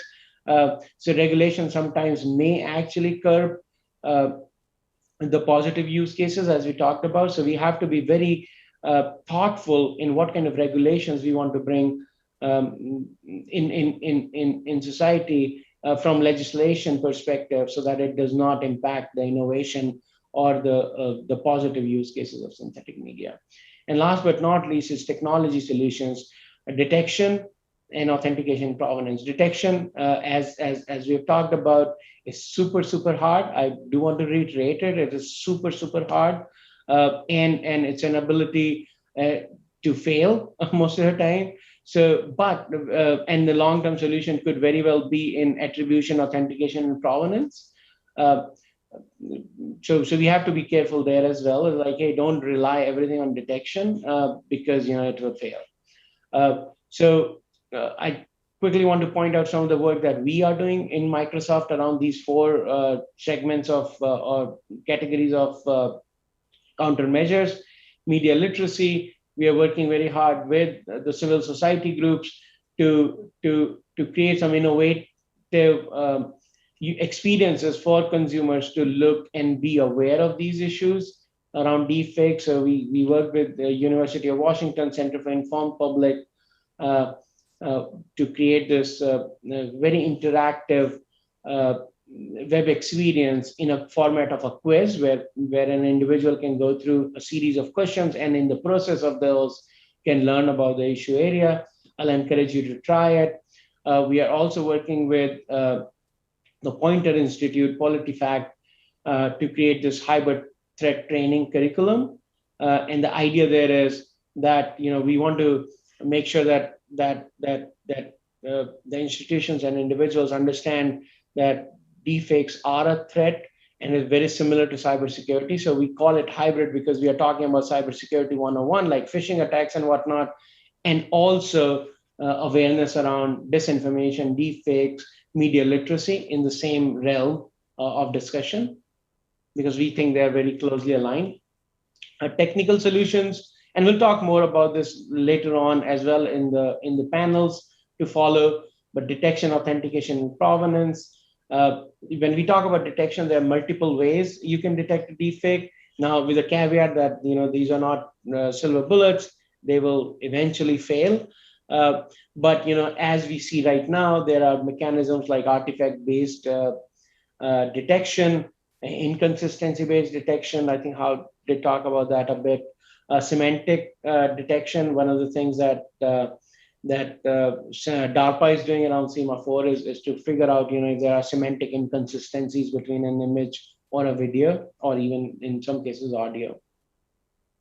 One of the technologies that we brought in last year is Microsoft Video Authenticator, which is a detection technology for face swap kind of scenarios.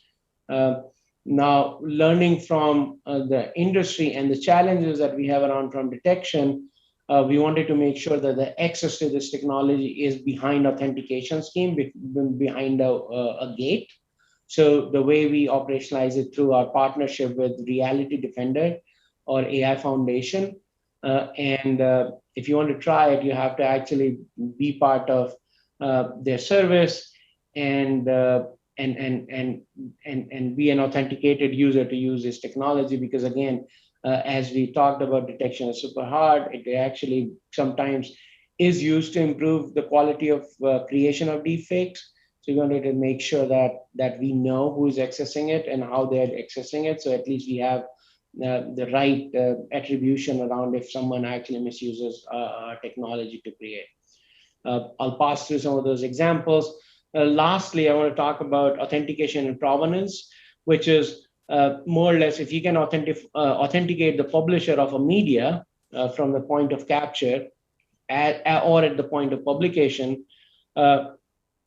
The way you authenticate is essentially add some kind of attribution, publisher credentials to that information or the media.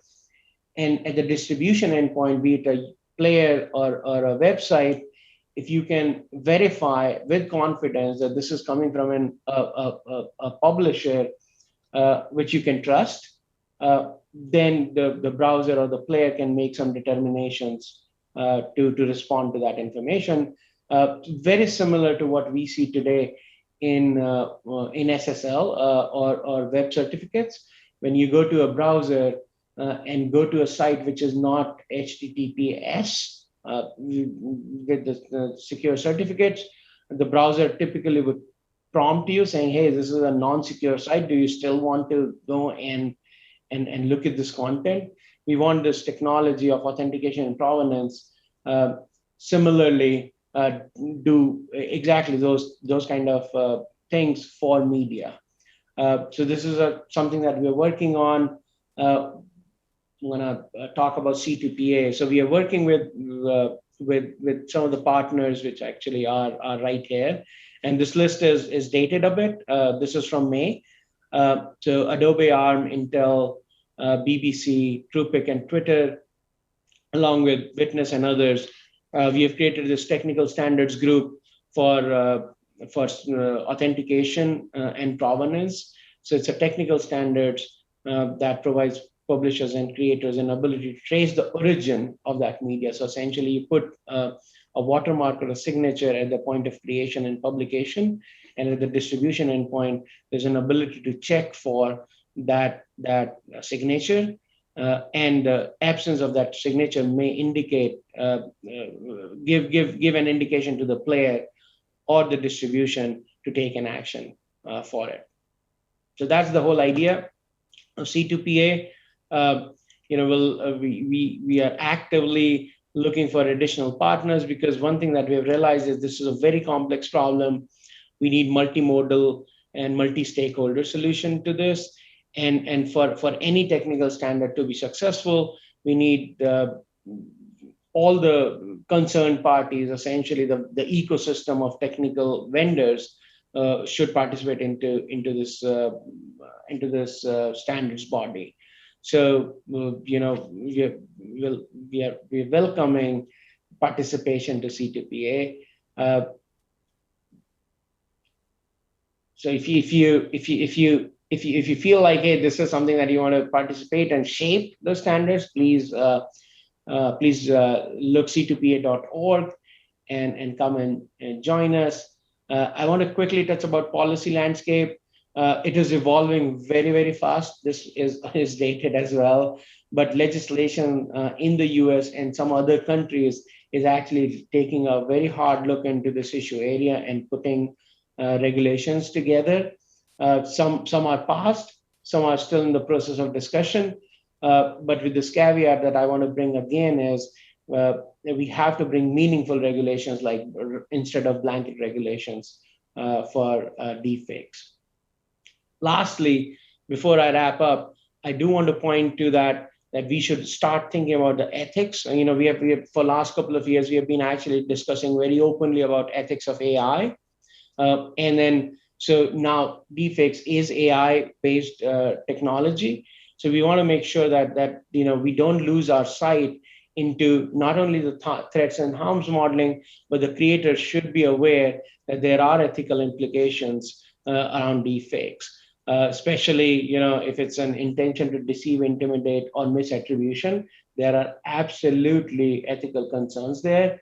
Liar's dividend is another ethical concern. So we have to start thinking about not just about the technology to create, as well as to countermeasure, but how does it impact society from an ethical lens? Some of the things that we have been thinking about is is what are the considerations from an ethics perspective? If we create synthetic media, is it fair and inclusive? And again, I'm not just talking about deepfakes, which is a malicious use, because for most of the part that would be unethical. But I'm talking about AI-generated synthetic media. So as we create those for positive use cases, we should think about some of the ethical principles that I have laid out here, especially around fairness and inclusiveness, transparency and accountability. If we create a synthetic media, are we transparent to the user who is consuming the synthetic media that it is created using AI and it is synthetic media? With that, I will pause here and I'm here for any questions. Thank you.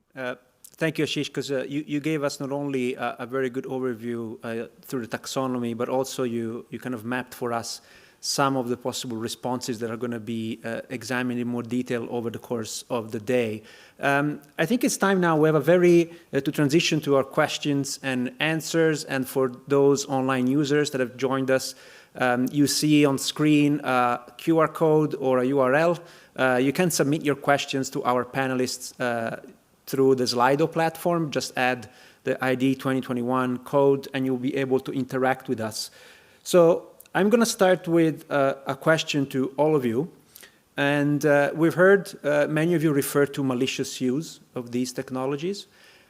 Can you give me a 10 seconds, or be generous, 15 seconds definition of what do you mean by malicious use of this technology? And I'm just going to go with Hao first, and then Katerina, and then Ashish. How would you define malicious use? To me, malicious use is something that is illegal and something that you wouldn't use, you don't even need deepfakes to achieve, or any of these AI synthesized media. Anything that's illegal by lying or by committing certain frauds, I think that's malicious to me. Thank you. Katerina. To me, do I have sound? Great. To me, malicious use is intentionally spreading false or misleading information and using this technology to do that. And Ashish? Yeah, malicious use is using technology with an intention to harm. Okay, so I hope that our user online is satisfied with the answer. There is clearly no single way of defining malicious use, but I think every definition provided is relevant and applicable. Let's go now to dig a little bit deeper, and I have actually two questions for Hao that I'm going to combine in one. One is, the first part is trying to, in your presentation, a key kind of a link between input and output was the latent code, which appears to be a key kind of component of the generation part of deepfakes or synthetic media. Can you elaborate a little bit on that and how it works, but particularly doing so in the context of answering this other question, which is, do you think deepfakes could work the other way around, meaning make public figures disassociate themselves from responsibility of their actions in reality, as long as there is no public with the argument that it is, in fact, a deepfake? So, over to you. Yeah, so to explain a bit like how latent code works, maybe the simple way to think about them is the first time when, many people think about, how AI or deep neural networks are being used, it's often associated with computer vision task, which is object recognition. So you have, you see a little dog, and then your system says, this is a dog. And the generation part is basically turning this the other way around, which is you have some code, and then you tell the deep neural network, instead of parsing from an image to certain words, to generate the content itself. So the idea here is that you take some input image, you can compress this into some feature vector, literally just like vectors with numbers in it. And then what you do is you have a decoder that can regenerate this into the original content, or something as close as possible to the original content. So that's basically what the latent code does. Now, going to the question of, if we can yeah, of course, you can make people say and do whatever you want, but as of now, most of these most effective methods rely on a performer to drive the content. So, for example, when you look at the original deepfakes, that is face swapping, you have a performer behind that is, driving what the content is doing. Obviously, we've seen in this presentation, also in the previous presentation, how this could be combined with content that is generated by, deep neural networks or AI itself. But then that is something that is, to create something very convincing will take still a little bit of time. But for now, we can assume that anything that is driven by that is convincing is driven by another performer. And that's how many of these detection methods actually work. Thank you. The next question is for Katerina and is regarding GPT-3. Sorry. What is the difference to human-driven campaigns? Is it just a question of cost and scale? What is the difference between? Between a campaign powered by GPT-3 or humans instead? Yes, it is. Right now, it's a question of how much access you have to compute to generate that many messages. Some argue that it's still cheaper to have human content farms, especially if you don't really pay them much, than trying to generate that much processing power. Because even with GPT-2, to run a model on continuously, to generate content continuously, will take some computing power and not just a single laptop. But that's not really something that would stop a determined actor, whether it's an individual with some resources or a non-state actor, like an influence for hire type of firm, or definitely a state actor. That's not a problem. Thank you. And I'd like now to follow up with Ashish. There are many questions, and everyone who connects to the Slido platform can see them, that refer to possible responses, whether technical or more governance responses. And we do have two panels, actually, in the afternoon dedicated to that. So please do stick around for those. But Ashish, just as an immediate follow-up to the different kind of types or buckets of mitigation responses that you've listed in your slides, do you feel that there is one that is the most critical to achieve a positive outcome, or is it really a kind of comprehensive approach?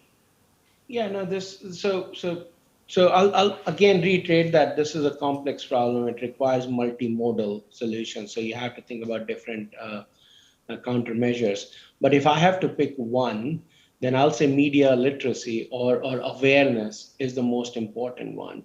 Because at the end of the day, right, deepfakes this is just a tool, right? We have to make sure that individuals in society are resilient to these disinformation campaigns, or which deepfakes are used to spread disinformation campaigns. So I'll pick media literacy awareness as the first principle, and then everything else is following that. Is like, hey, we should have regulations, we should have policies, we should have technology, but we have to own the responsibility to be manipulated as well, right? So essentially, if we know more, if we are more, if we become more discerned citizens through these tools of media literacy, will better serve the society as well. Yeah, thank you for that. And I think this is also relevant because in your presentation, you specify that technology can prompt humans to take certain actions. Do not visit this website. If it's the portal tells you not to, it's probably a good idea to take that advice, but definitely responses remain human-centric and human-driven, and it is, media literacy is probably the first way of making sure that, as one of the questions actually asked, that the public is in a way, armed or is ready, is prepared to counter the risks emerging from these technologies.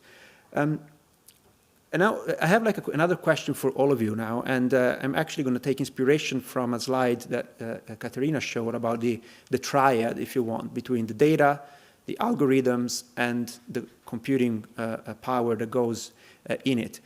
And I want to bridge that with one point that Nina made in her keynote address about the democratization being one of the main risks. Now, if one focuses on what Katerina mentioned about the significant like computing power, you need a lot of data, you need very sophisticated algorithms, and you need a lot of computing power. One that is not particularly familiar with the subject might believe that then this immediately excludes certain actors that do not have access to all of these three things from becoming a potential malicious user of this technology. However, it is my understanding, and I would like you potentially to elaborate for us and the audience, it is my understanding that on the market now you can find everything as a service. You can procure data. If it's not open source, you can procure data as a service. And this is, again, when we agree to all the small prints on platforms, when we say we agree for this platform to share our data with third parties, it's usually very small print. That is data as a service. You can find apps or other types of more sophisticated algorithms as a service, and you can find computing power again as a service. So how is this kind of commercialization of all of the three pillars of the triad that Katerina mentioned? How is it driving democratization, and is it something that we should be concerned about? We saw again GPT-3, probably by the end of the day I'll manage to pronounce it correctly, as a vetting process for users. But beyond that, what can we do? And maybe, I don't know, let's mix it up a little. Ashish, you want to go first? Yeah, no, so thank you. So this is an important one, because even though it requires a lot of data, it requires computing power, and it requires sophisticated algorithms, but bad actors and opportunists are finding ways to make it really, really easy for an individual to just buy, this service, right, to create deepfakes for a couple of dollars, right? Now, we have to differentiate that, if you really want to create very, very sophisticated deepfakes versus a deepfake which is can spread or create harm, they're different things, right? If you want to create a Hollywood-like deepfakes, it will require some, more effort versus these services. But with that said, so that is one thing, right? I have used some of those services for my research as well as for some interesting internal work to demonstrate the power of these services. Spend less than $10 actually to create deepfakes, which actually were very, very, they were not sophisticated, but they did the job. So that's one. The other thing I want to say is the problem that we also have is the world is very, very flat now, and it's very, very small. Technology is ubiquitous across, right? These platforms, like both the creator platform and the distribution platform, I mean to say like access to GPT-3 or Microsoft, Google, and Amazon Cloud, anyone across the globe, most of those people can use it. And then on the other side, distribution platforms like Facebook, Twitter, and others are also global. So you can create a piece of deepfakes anywhere in the world, can distribute it to anywhere in the world, and cross those jurisdiction boundaries, which actually may have laws or regulations against it. So that is another problem to this, is not only democratization, as you mentioned, buying dollar worth of services to create deepfakes, but how do you stop deepfakes created in a cheaper way, in a completely different jurisdiction, to actually have an impact or threat in other side of the world? Thank you. Katerina, you want to go next? Sure. I think a chief challenge that I had pointed to in my presentation as well is this tension between pushing research forward and releasing it openly in order to validate it in order to push it forward, and releasing it openly and making it available. You have an example that Hao talked about, Style GAN 2, for example, novel model that created deepfake images. And then someone puts up a demo, creates this person does not exist, and now images from that site are appearing in influence campaigns. Very easy for anyone to scrape the site and get a novel image of a person that doesn't actually exist. So in terms of accessibility, I think the costs come when you're trying to build a novel model, like GPT-3, like GPT-2 before it. This is where the high costs come in. Once they're built and they're released openly, GPT-3 right now is not released openly, but Illusory AI is building an open source equivalent of it, and it will become open eventually, which means that it's now accessible to anyone to play around with for good or evil. And the only cost at that point becomes how easy is it to call through API calls? How easy is it to use? Has someone created a demo or an application that's wrapped around that model to make it even easier to do that? Like a text equivalent of this person does not exist. And whether they have a high enough processing power. Now, you can get laptops with pretty high processing power already, but you can also use compute as a service. You can use it on the cloud, and I don't have the figures off the top of my head of what it costs, but it's getting cheaper and cheaper for users to be able to do that. And another point, and the final point I'll say, is that these models are sort of general purpose and trained on massive amount of data, but if you are a malicious actor that wants something a little more specific, you can use a principle called fine-tuning. It's a technique in AI where you can retrain this model on a smaller, tiny data set of very specific terminology and use it to your advantage. So now it becomes from very big and very general to very specific to your application that you want to do. So there are a lot of issues in this space, and as Jack Clark, formerly of OpenAI, says, is that AI industry is in this in this stage before they have principles of do no harm truly sort of crystallize. There's an open debate, and it's a debate that this body, this community, needs to pay attention to, because this tension between advancing research and advancing science, and how much or how little of it to really push and open publicly, is something that is raging within the AI community right now. And we need to arrive at some degrees of principles of ethical release of something that has potential harm. Thank you. Hao, over to you.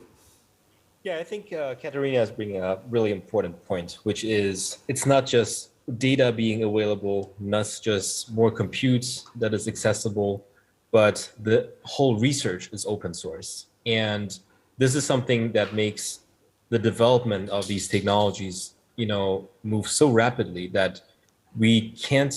So here's an example. I can't even imagine, like, things that I see in the next computer vision conference that is possible. Half a year ago, I would think that, I don't think this is going to be possible in the near future, but it's that fast. And it makes it really hard to catch up with what is available out there. Even having an overview of that is like a full-time job. And what it means is that the technology is progressing so fast that, again, regulations are hard to impose because we don't know what the capabilities are. We don't know what applications are that people are developing. But what that means is that the thing that we're trying to solve is how do we prevent harm? How do we make sure that people are using it properly? And I think this would have to start with how do we educate people or developers.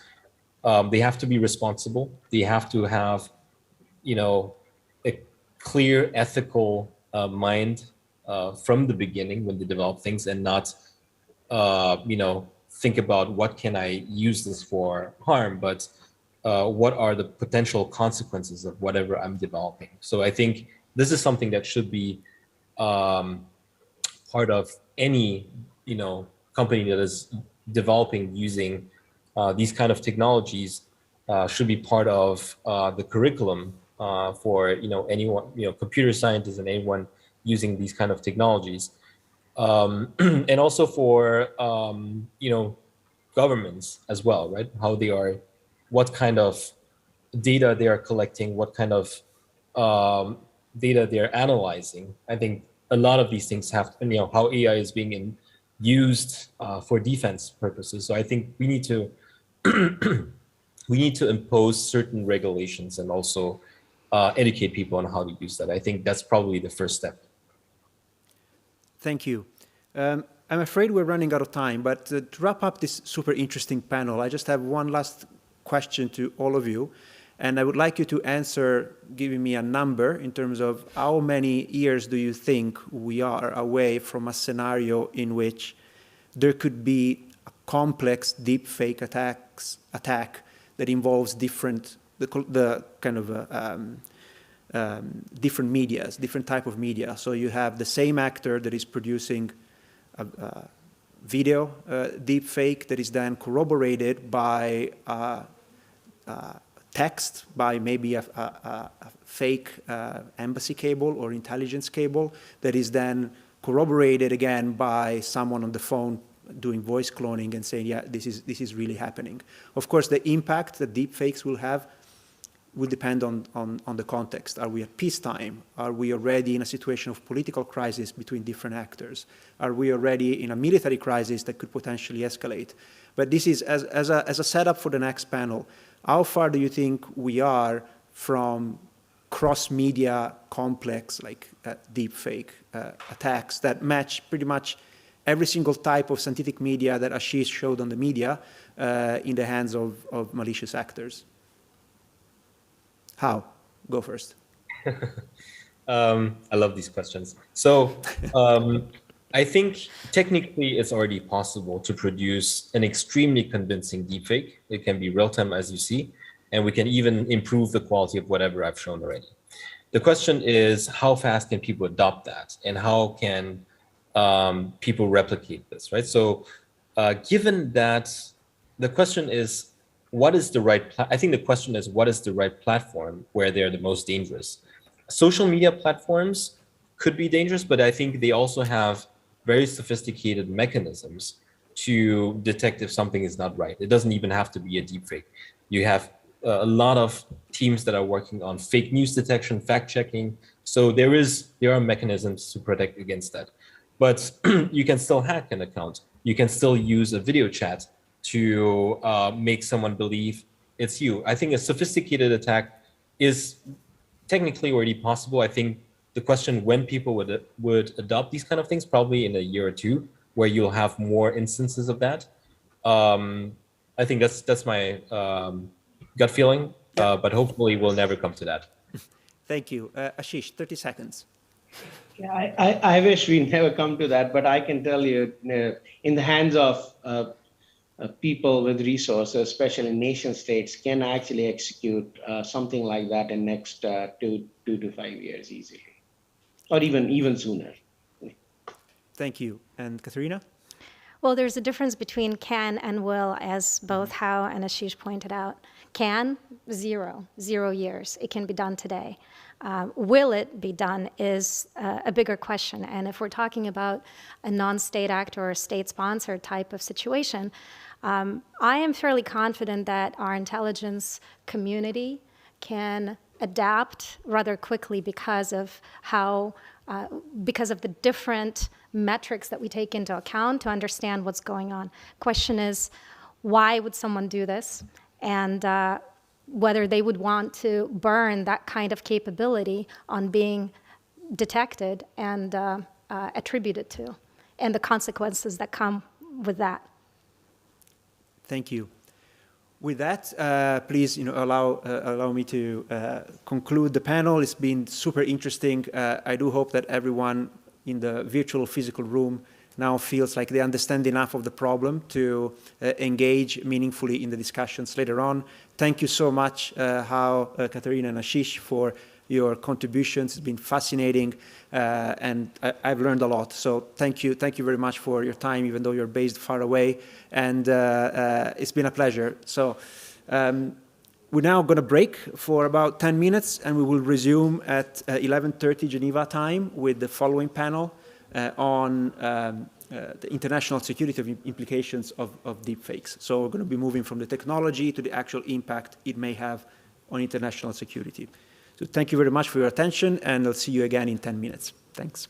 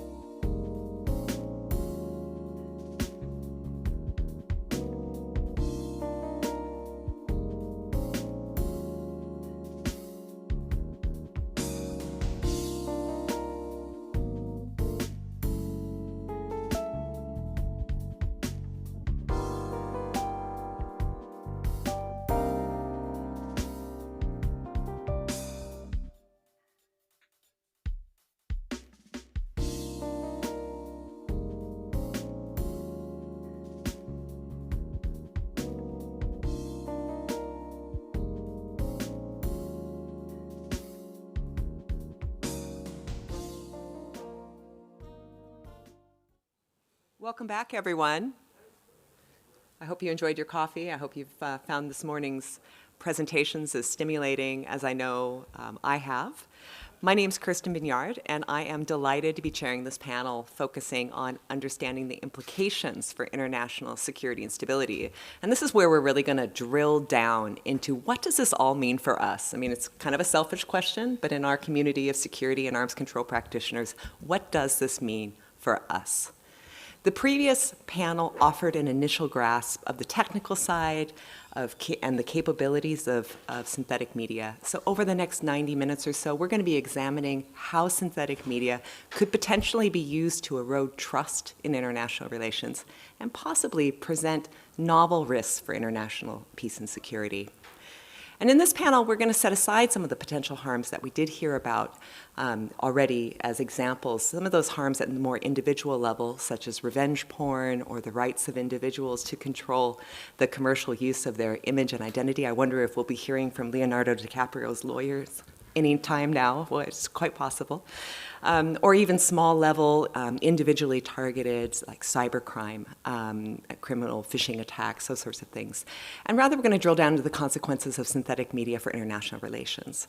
So things like how synthetic media can facilitate the criminal and malicious use of ICTs, a topic that the international community has really been struggling with since the late 1990s, when the technology was far less sophisticated than today. In our international relations, how synthetic media can be used to deceive or influence high-level political talks or negotiations. In times of international crises, how it could be used to influence public opinion, undermine political leaders, or spark violence or social unrest. In times of crisis, fabricated or manipulated media could potentially contribute to escalation and miscalculation. And the consequences really cannot be understated.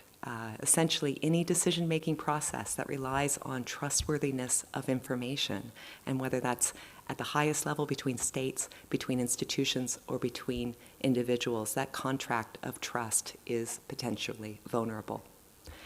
Developments in synthetic media can falsely cater to our very human belief that seeing is believing, or I heard it with my own ears. However, in a world of synthetic media, the corollary of seeing and believing is also true. Believing is seeing. Trust in governments and public institutions is at record lows. According to a 2019 study of OECD countries, only 45% of citizens trusted their governments. Compounding this trust deficit in legitimate institutions, around the world we are witnessing the growth of extremist movements, science deniers, and conspiracy theorists seeking to affirm or spread their worldviews. In addition to that, we have malicious actors, whether criminal, states, or individuals, willing to exploit new technologies for financial gain, power, or influence. And lastly, we have populations who are perhaps ill-equipped to consume this media with a critical eye. We've heard several of our previous speakers this morning mention that deepfakes can result in this liar's dividend, where anyone can cast doubt on authentic content simply by claiming that it's false. And together, these factors mean that synthetic media has fertile terrain to flourish. So to help us explore the risks to international security, we're going to look at the relevant actors, the unique challenges, and potential responses. And I'm joined by an all-star group of experts to help us do that. I have a range of really interesting backgrounds and experiences. I'm joined here in Geneva with Alexi Drew, Senior Analyst at RAND Europe. I have Saifuddin Ahmed, Assistant Professor at the Nanyang Technological University of Singapore. I have Molehi Makumane, researcher in UNIDIR's Security and Technology Program and former South African cyber diplomat. We have Peter Topichkanov, senior researcher at CIPRI, Anita Hasenberg, who's a director at Interpol's Innovation Center, and lastly, Valeria Solis, director of cybersecurity in the Ministry of Foreign Affairs of Mexico. If you'd like more information about our panelists, check out their bios in the conference program. And following a few rounds of questions, we'll turn to the questions from the audience. You can, of course, at any time during the presentation, submit your questions on Slido. So we have a lot of ground to cover in the next 90 minutes or so it's time to jump right in. Let's set the scene in building on what we've heard already this morning. Alexi, why don't you kick us off? We've heard a lot about trust. Trust is important. It's vital in the realm of politics and relations. And we've heard about the variety of ways that deepfakes might threaten it. Could you help us focus and drill down on that? Yeah, I think it's critical that I'm not the first person who's mentioned trust, which actually makes this easier to kind of build upon the precursor that's been done. Trust is, in a way, the currency or the foundation on which most of our relations in this information age is then built. If we talk about the types of communication we engage in, this can be interpersonal between individuals that we already know. It can be in a more communal sense between large groups of individuals that we might have some connection with, be it through ideology, identity, or ethnicity, or any other type. Or it might be on a larger scale about the transmission of critical information about our daily lives. It might be something as trivial as, how do I go from one place to another, or what is the cost of this good or this service in this place or another. All of these things rely on our ability to trust the source of the information that we're going to receive that information that we're looking for. Now, in many of these cases, it's pure data points. A cost of an item is a cost of an item. And that perhaps is something which is easy for us to trust, particularly when we then go and experience that, in fact, that cost is as advertised. But as soon as there's potential for semantic expansion where you can have a layer of disassociation from a pure, simple scientific fact, that's where trust can begin to break down. And that happens normally, without the inclusion of synthetic media. We have different ways of trying to build trust with audiences, and trust comes from different sources. It can come from legitimacy through democratic process. It can come through legitimacy through scientific background. It can come through legitimacy through all sorts of different social cues that demonstrate that this person or this source is more trustworthy than another that you might otherwise approach. The problem where synthetic media becomes to come in is, building on this liar's dividend that's repeatedly come up, is that not only can you in fact build trust based on nothing and build trust in a truth that is completely false, you can also make it so we cannot trust things which would otherwise be objectively true. We get the point where media can be produced that undermines the very fabric of trust in all senses, that things which otherwise would simply be taken from a trustworthy source as fact, be it medical, be it accounting, be it your day-to-day interpersonal relationship. So if someone, for a purpose, a personal one, a political one, or an ideological one, can simply point the finger and say, but that could be false. And if they can do that in an understanding of a world where synthetic media is as good as it is becoming, then that is Pandora's box open, and the concept of trust, this foundational thing which we require in this modern digital age, is breaking down. And that, I think, is the underpinning problem that we're developing towards, is that trust is being dissolved, pushed away by an increasing ability to discount any evidence presented to us from any source. And that's something that synthetic media is significantly contributing towards. Thanks, Alexi. I think that helps kind of, as we say, put the church back in the middle of the village, right? Because trust and issues around trust are not new. That synthetic media didn't, invent this issues about trust deficits. Now, the question is, how do they compound them, and what do we do about it? And interesting, in our community, of course, trust but verify is, a keystone phrase for us. So where do we go with the verification side? I think we're going to have to circle back around to that in the end about responses. So let me pass over to Saifuddin about what makes deepfakes different from or more dangerous than other forms of disinformation. Thank you for the question. So, as all of us know, deepfakes are fake, manipulated videos created using deep learning methods. They can typically be used to spread disinformation. So in the last few years, we have seen the impact of fake news on societies worldwide. But with deepfakes, the threat is perhaps a bit more. My data suggests that those who engage with deepfakes on social media become highly skeptical of all kinds of information. This would include even real information, and that's a problem. If citizens begin to doubt even real information, it would put societies at risk because we would fail to establish a basic ground for truth. Now, there are three things that make any disinformation campaign especially dangerous, and deepfakes possesses all three. They're accessibility, verisimilarity, and deniability. So deepfakes are accessible because they are easy to create, even for free and by non-tech users. And thanks to social media apps, they're easy to share with everyone. Now, they are very similar, that is, they appear to be real, to be true or real to reality, but they may not be real. So they fool viewers because of the realism heuristic, which basically means that we as social media or internet users are more likely to trust videos rather than text as a more reliable depiction of the real world. This is further amplified if the disinformation is targeted at our own prejudices. We often fall for our own biases, and if the content is in line with what we want to think, then we don't question the authenticity of such content. So as the tech behind deepfake progresses, the manipulated reality could be more convincing, amplifying the cost of this form of disinformation.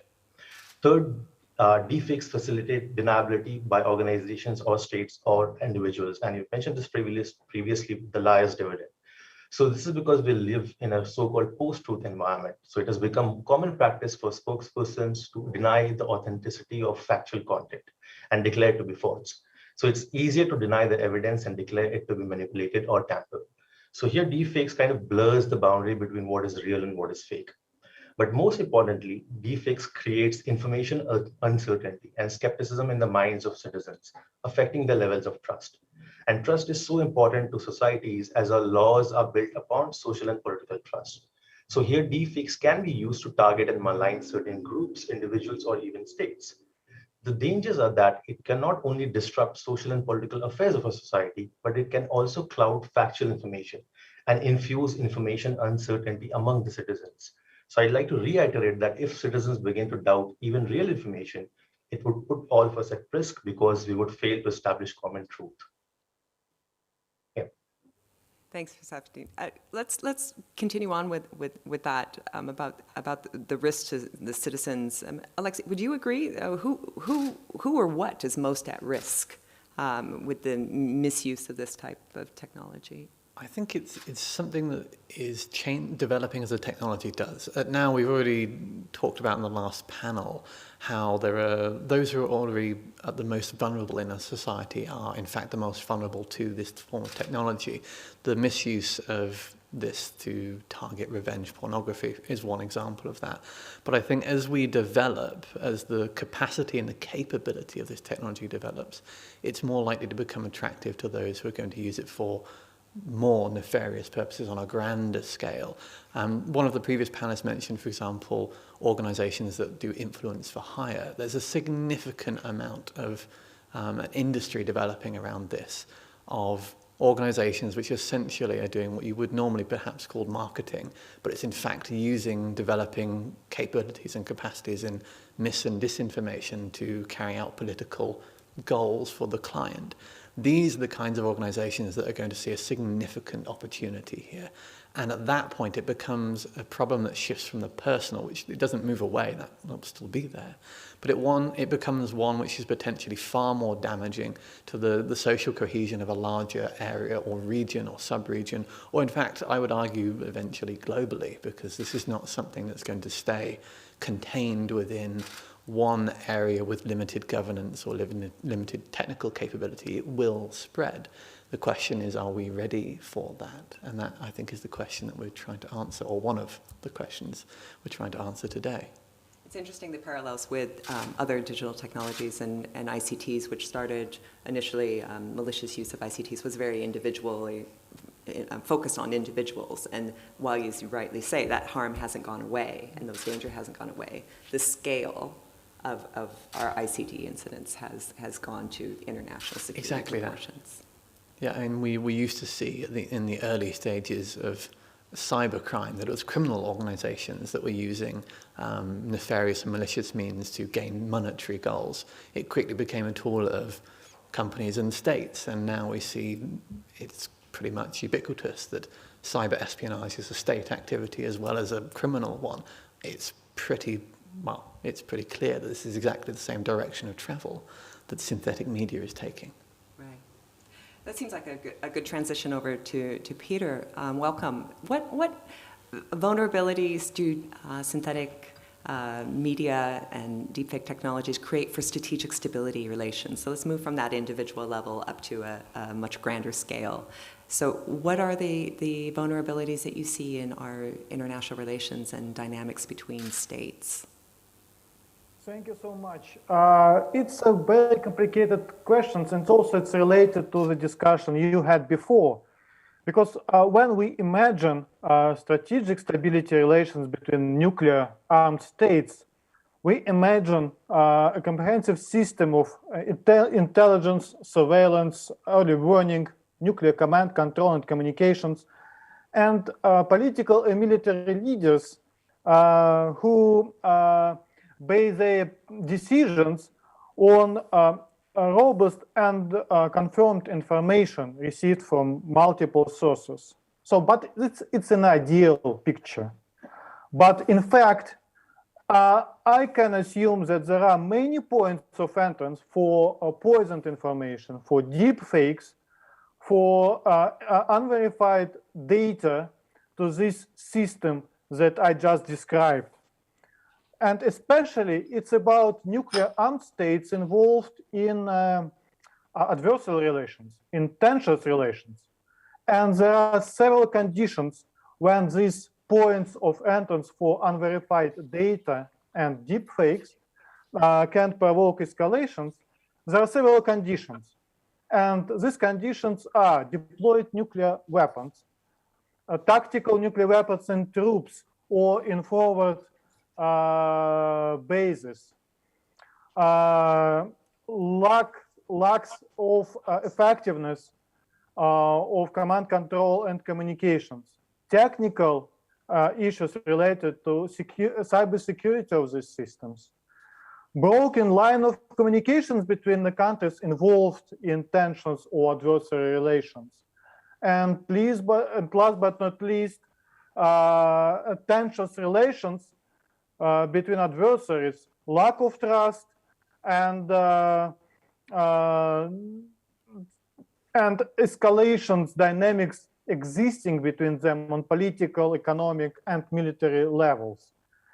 Everything that I just listed, it's about lack of time that the involved sides have to assess what this deepfake could mean, and to confirm this data with other sources. Because if the sites are under pressure, under time pressure, when use or lose, I mean, to respond to this deepfake with alerting nuclear weapons, with more aggressive reactions, postures, statements, and movements of troops, or just to wait and to assess what just happened.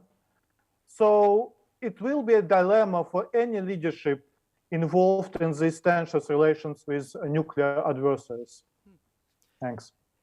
Peter, you really focus there on nuclear armed states and let's say maybe more adversarial relationships. But what about, could you say a little bit about what could be the consequences or risks with our allies and adversaries, I mean, our allies and our perhaps like security alliances, where trust amongst trusted partners is also very important. Could you say a few words about that?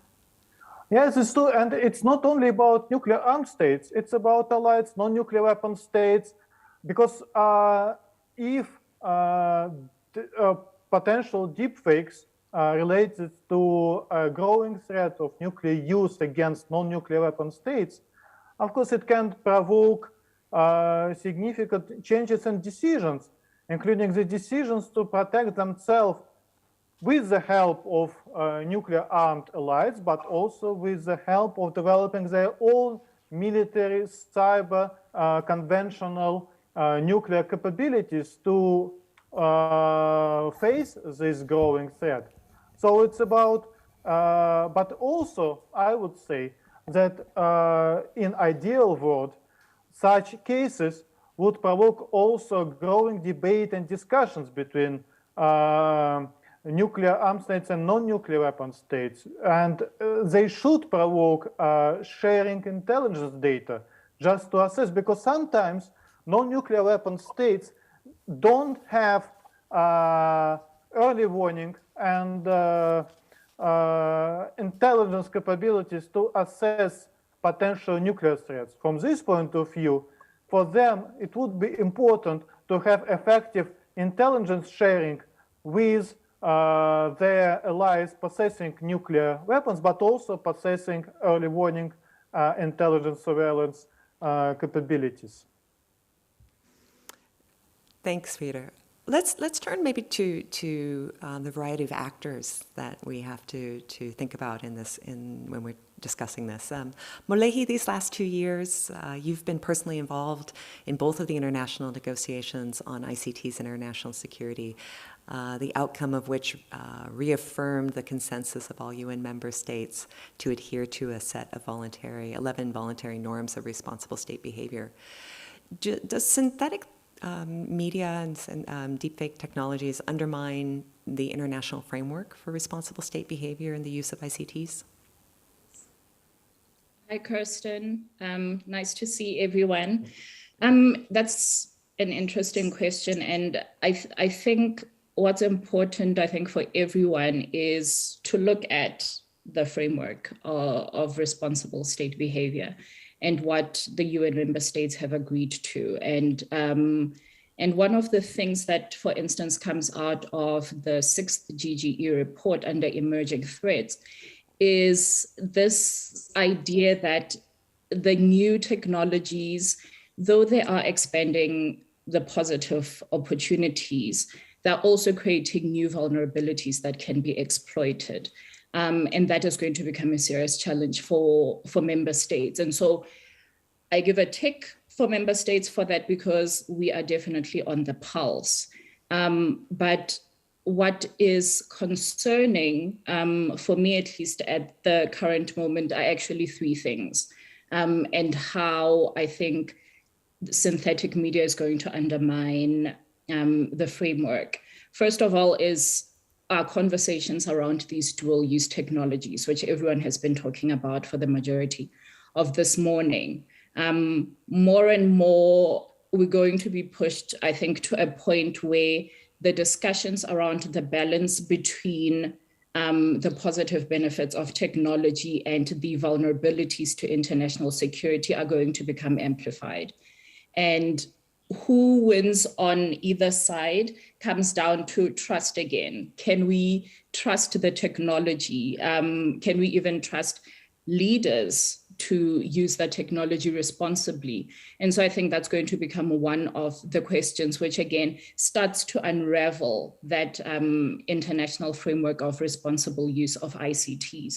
And the second one that I think is going to also start unraveling that is the nature of the space itself. It is multi-stakeholder, and we've got states, non-state actors, and can we trust each other when it comes to dealing with this issue? And I think it's going to become, the trust unraveling is going to become more and more amplified as states possibly retreat and try to do the implementation of the framework by themselves, because that trust between the state and the non-state actor is going to become a bit more acute. But for me, actually, the most important thing is, I think there is going to also be an unraveling of capabilities and competencies when it comes to responsible use of ICTs. And the framework also notes this, that the discrepancies or the difference in capacities of member states to implement the framework creates vulnerabilities for the system at large. And so you look at something like the norm on attribution. How do all member states reasonably implement that part of the framework when by nature the synthetic media is, as other panelists have said, it's almost impossible to identify one, and the solutions aren't very clear. And the capacities are going to start to become markedly different between member states that can implement the framework with regards to that and member states that can't. But the other thing also has to do with the deepfake disinformation activities, which I think is going to become a big problem going on. The framework identifies disinformation as an emerging threat.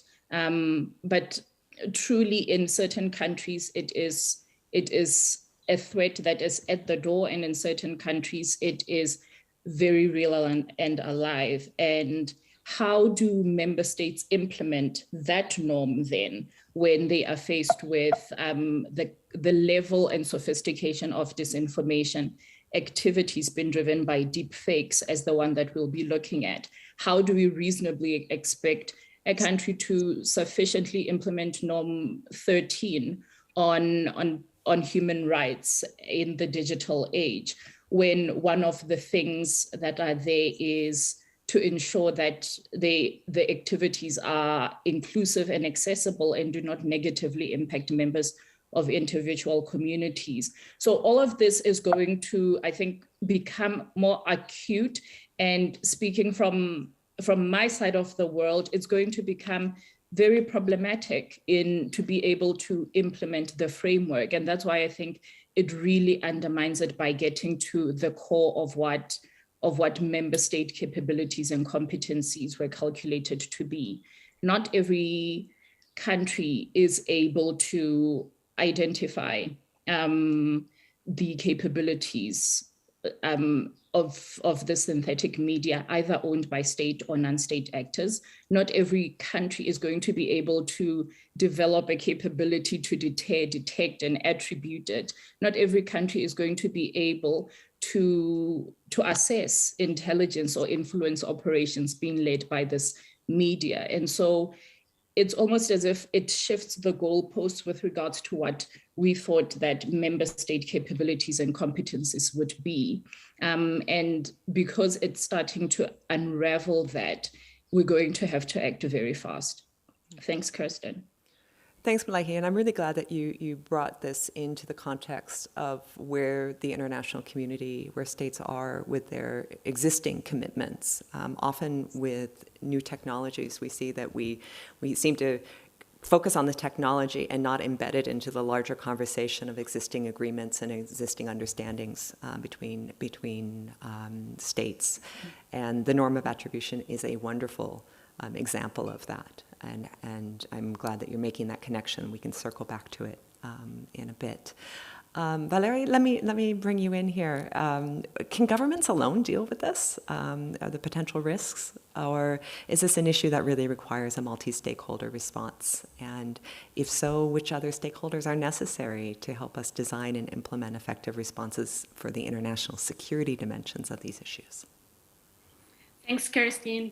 I would like to first of all build a little bit upon what Muliehi said about the focus maybe that should be probably put on the voluntary norms, and maybe we need to develop more norms regarding focusing specifically on deepfakes, but not only that, also confidence building measures at the international level and both at the regional level. There is a lot of work on that part. But with regards to the multi-stakeholder challenge, also let me tell you that from the governmental perspective, of course, the deepfakes challenge could become a serious threat, not only to national security, but to international security, as has been said by previous panelists, because it definitely breaches trust in a shocking way, in which we can no longer trust our very own human eyes and ears, no? And in the growing live streaming environment that we are living today, even in the governmental sectors, the human relationship to video and multimedia content is really powerful and unique, much more unique than other forms of content like text or images. So this represents definitely an important challenge in the way that even official governmental sources would firstly need to be 2 or 3 times authenticated before trusting their content, not only by other governments or institutions, but by the citizens themselves. and especially if this content is used to target political figures or large corporations or institutions, or is aimed to influence or manipulate individuals' thoughts and actions. So governments can definitely not rely on their own capabilities, either if they already have them or if they need to develop, as Modiehi also previously mentioned. And this simply follows the logic that in parallel with the constant and ever-evolving development of deepfake technology, artificial intelligence is also being developed to counter this threat through machines trained to detect malicious alterations in video. So we need to tackle this challenge through a different and more efficient perspective. And for this, we definitely need to have on board a solid network of multiple actors to create a solid dual system, which ideally should incorporate both prevention and resilience. And so this system could not only authenticate the contents, but could also detect forgeries. And here is where even if all governments at the international level work together, it might simply not be possible to win this new, let's call it artificial intelligence arms race like challenge alone. So with the help and goodwill, and of course the collaboration of multiple stakeholders, first of all, of course it's the industry and the suppliers. We need to work hand in hand with the suppliers in this authentication detection system, probably embedding trustable sources of multimedia content generation through the very first design of the devices. So we also need to have the designers on board, for the production of content through these multiple media formats. For example, it comes to my mind, we need to include camera manufacturers, including the smartphone makers. Everyone has access and has their smartphones and are taking video constantly. But we also need to have on board media content distributors like traditional TV and radio broadcasters, which are also presenting all this content, and also the social media platforms like Twitter, Facebook, TikTok, and YouTube. We need to have them on board. This could be one avenue, but of course, let's keep in mind that responding to the challenge with technical tools alone is and will be insufficient. So we also need to focus on the need to educate the public about deepfakes and minimize incentives for creators of malicious deepfakes, and to minimize incentives for people to just keep forwarding on verified content. So I am pretty confident that a widespread range of stakeholders are willing to work together, because it has been the case also in the international discussions of cybersecurity, to work together to promote effective cybersecurity practices, not for us to achieve an open, secure, stable, resilient, and globally interoperable digital domain. But we have to open the spaces for them, and this we could do from the governmental from the governmental sector. Thank you. Thank you, Valeria. Anita, how does the advent of synthetic media change law enforcement approaches against crime, particularly maybe international cybercrime or cybercrime that reaches international or transnational dimensions? It was particularly interesting right now with the 2 successful ICT negotiations on international security that we concluded in the first half of this year, and the fact that there'll be a new convention, international convention on cybercrime negotiations starting next year. Could you lead us into some of the connections there? Yeah, thanks so much, Kirsten. As said earlier, I'm not the director of cybercrime, so I will not touch on the issue of cybercrime too much, but more on innovation. And that is funny, Kirsten, when you introduced this session, you said the relevant words of I saw it and I heard it. And that reminded me of the fact that about 40 years ago, I joined the police in the Netherlands, and fighting crime was based on evidence that what I had seen as an officer or heard from witnesses, offenders, victims, or other technical evidence, that was what we used. We wrote a report, The report was sent to the public prosecution service, and they sent it to court. And based on this report, hopefully, if we had done our work well, criminals were convicted and put behind bars. Imagine, this is less than 40 years ago, how our world has changed. And I was wondering, listening today to the panelists, like, how will our world look in 40 years? And since 3 years now, I'm the director of a very small team, Innovation Center, Interpol Innovation Center in Singapore, serving our 194 member countries, trying to help the police in our member countries with the impact of emerging technology.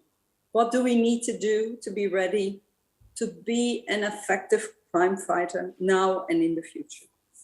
And there are two things which for me are very, very relevant if you talk about fake videos in relation to law enforcement in our fight against crime.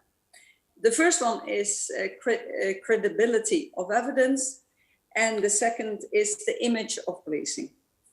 The first one is based on the fact, and I would like to share some of our findings, because every week the Innovation Center is organizing a virtual discussion room, mostly about any of these emerging technologies. And of course, we had a session already November last year on deepfakes. And 180 professionals, 56 countries represented, discussed and gave us a quite good global picture of the present state of affairs. And what I found remarkable, and that's also something I think which was mentioned by some, not everyone believes that it will have that much impact. There are quite different opinions how quick the development will go and how far-reaching it is. But one of the speakers shared that the number of synthetic videos on the internet doubles every 6 months.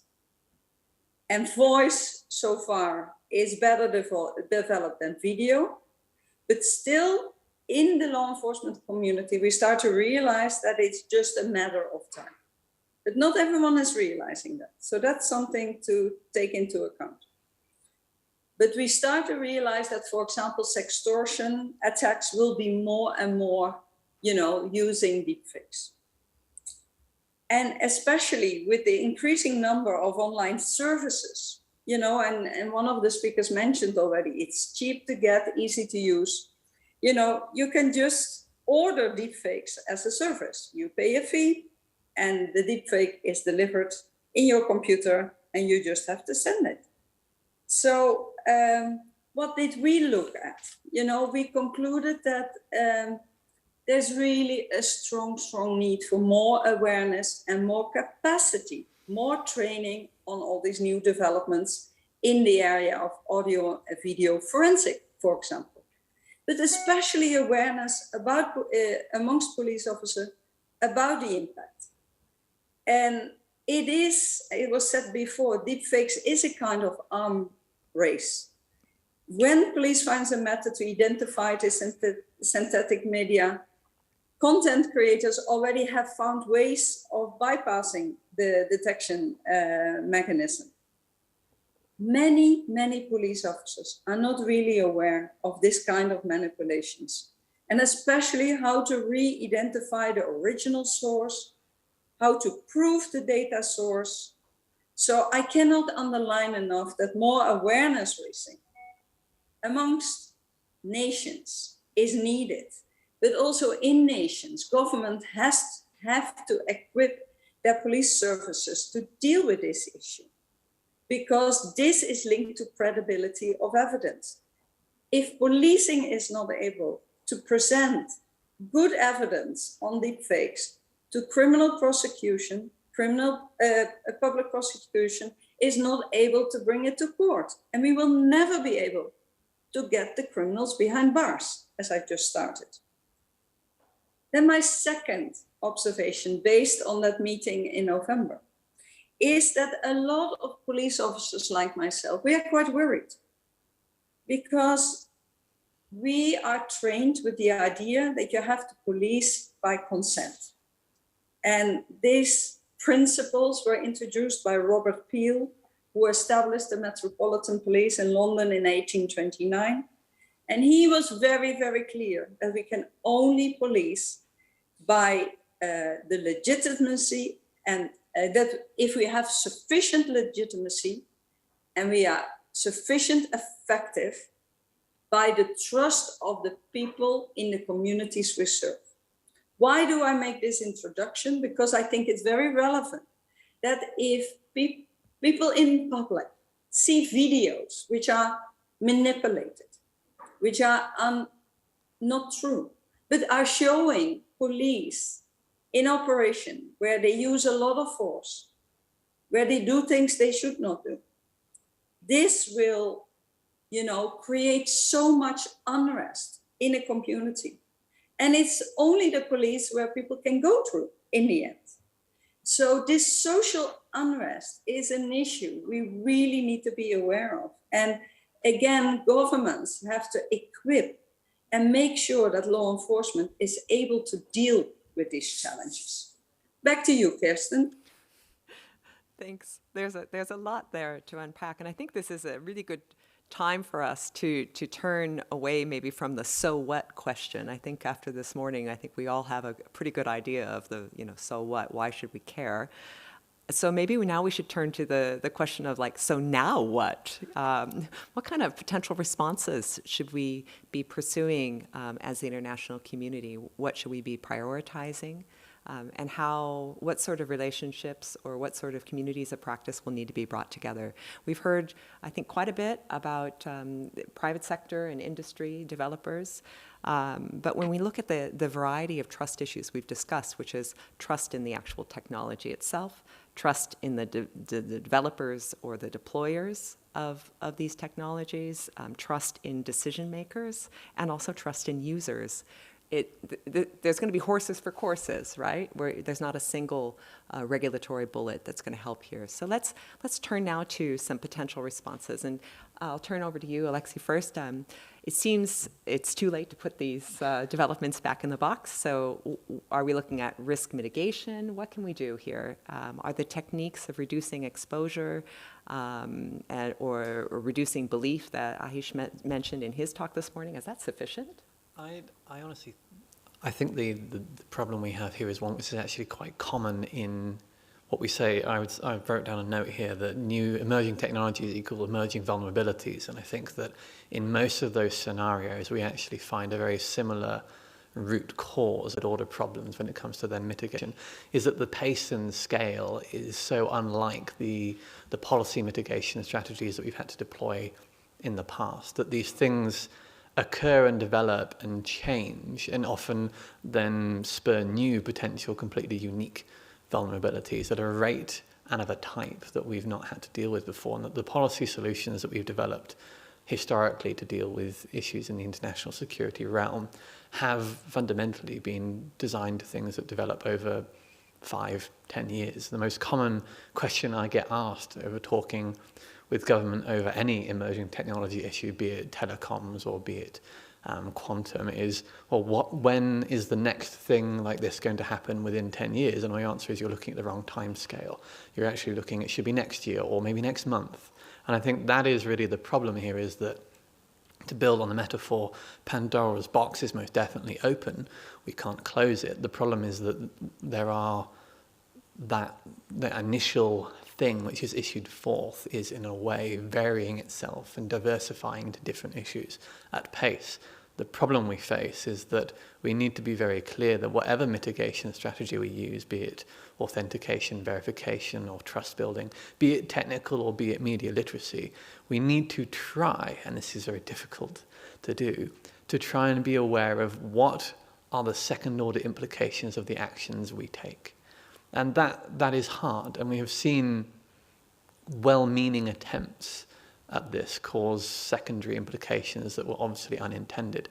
There's a recent study I was reading on the plane over here actually suggesting that some social media platforms attempt to counter the manipulated content of a certain US former president by labeling it as misinformation, actually saw that same content amplified further on different platforms. Obviously, that was not the intention of that change in policy, and I'm convinced it was well-meaning, and it could have worked.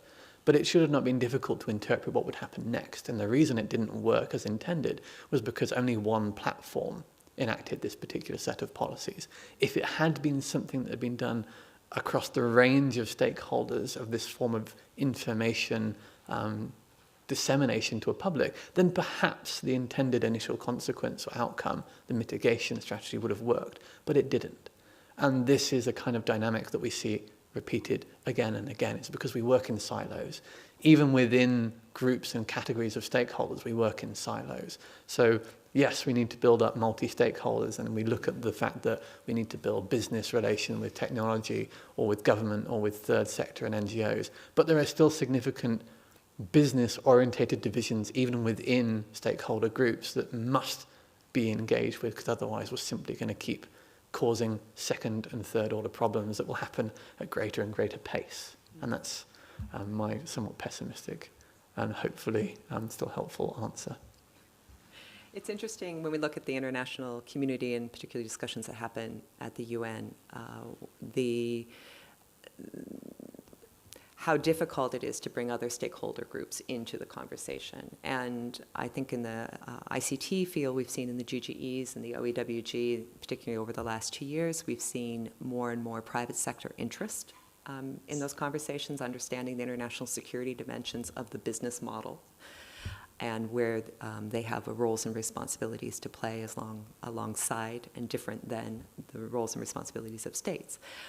We are still missing quite a bit from the scientific community, the technical community, the technical research community, participating or being invited to discuss how their work might have international security implications. And those seems to be, I would say, probably the biggest missing voice in the multi-stakeholder dimension. I'd say there are two. I'd say the technical one is certainly the one, but the one that is particularly brought up in this particular synthetic media study is practitioners. And the practitioners now are not just companies, or they are individuals. This is an open source technology. I have used this to test creating deepfakes on my own machine at home, and therefore I am now a practitioner. I am a stakeholder within this problem. So if you don't engage with people like me and those who are using it for other uses, you might create a joined-up strategy that solves it for a lot of the market, as it were, but you will miss a huge portion. And that is a dynamic of stakeholders that this sort of forum has never had to deal with before. How do you deal with the individual, not the company, not the business, not the NGO, not the group, the individual who could become potentially a significant stakeholder within this space, the influencer on social media who's learned how to use Deepfakes 2 or something like that. Those are a group that you need to reach out to. Interesting. Malehi, what about regional responses? Are they more dynamic than perhaps an international response or a national response? Do you see a role for our regional organizations or neighboring governments working together on these issues? Thanks, Kirsten. I see a big role for regional organizations, primarily because I think what we're seeing at the national level is extremes. So what happens, and a couple of panelists before this had mentioned that the technology is most dangerous where content is not regulated. And so at the national level, there are a lot of governments that then use that response, but they tend to go to the extreme side where everything is regulated and the space is significantly shrinking for free speech and other digital rights. And then you also have, I think, on one spectrum, then individual countries that then address the technology itself. So don't want to have development of the technology in certain areas. And, as we've heard, there are positives to this, but a lot of them also tend to go to the extreme end of this. And I think this is where regional organizations consolidating different competencies and capabilities, as well as having a bigger picture, have a big role to play in terms of finding that balance between how do you use everything in that toolkit, the policy, the technology itself, to mitigate the risk. But another thing that we've spoken about, but haven't really delved into, is because it's a technology problem, there's also a tendency to also think that the solution is also going to be technological. And that has financial costs to it, especially for developing or newly digitizing countries. And that cost is something that I think we're not talking enough about as a potential way in which the response can also be geared. So everyone seems to be moving to this extreme end, like I said, of the content regulation.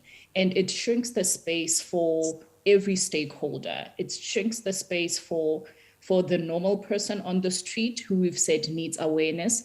It shrinks the space for the industry, even the space for the developers and the guy who is working on this technology. And so the space for conversation is actually shrinking dramatically. And this is where I think regional organizations can really play a pivotal role, also for best practices and exchanging what works and what doesn't work before we go too far towards the extremes. I'd like to turn to a question that we have that's come in from a participant about setting standards for digital technologies, including for synthetic media and regulating marketplaces. Now, that's not something that the arms control community does. We have colleagues down the road at the WTO. We have the ITU standard setting, et cetera, doing some of those things. But how do we see these components fitting together with our international security policy conversations? Does anybody want to take on that? How do we how do we build some bridges across the silos? Alexei?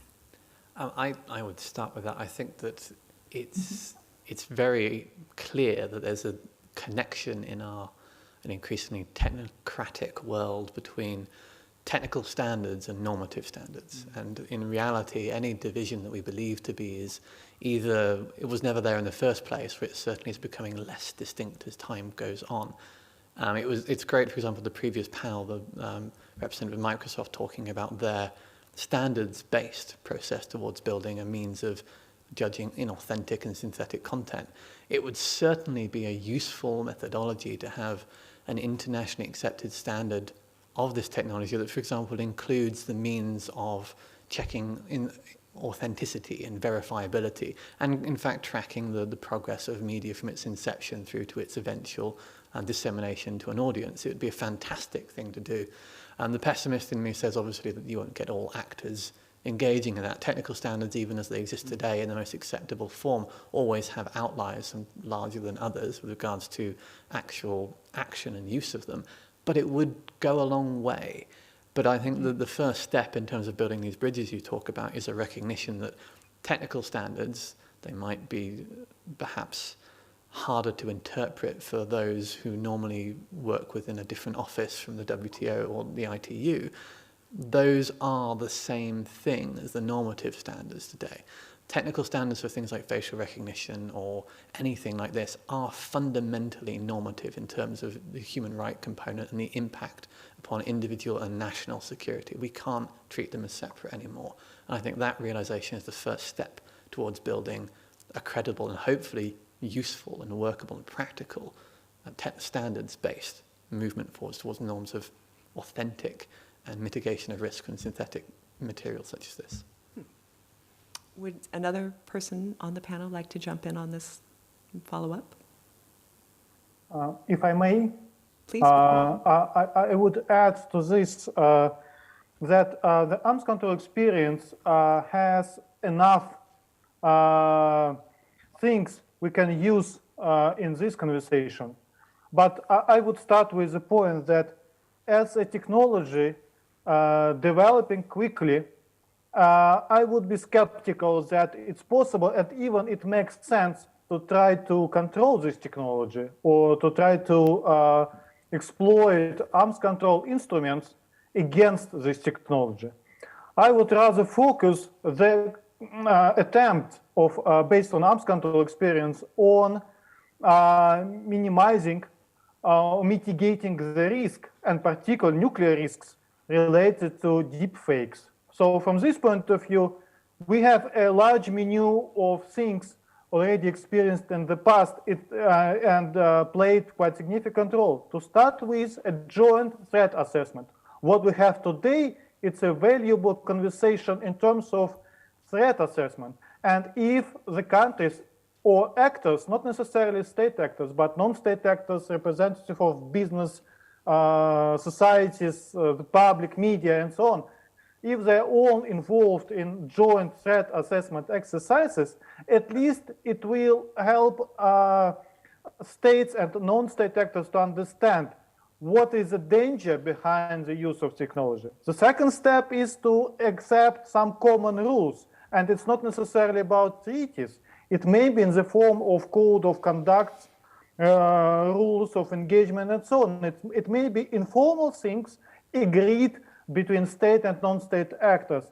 And the third step would be to agree on concrete measures to prevent negative impacts of deepfakes. These measures may include joint commitments of non-attacking with deepfakes and other cyber means against critical facilities, including military facilities. It's just a brief response. We can, if we want, we can discuss it in more detail. Thank you.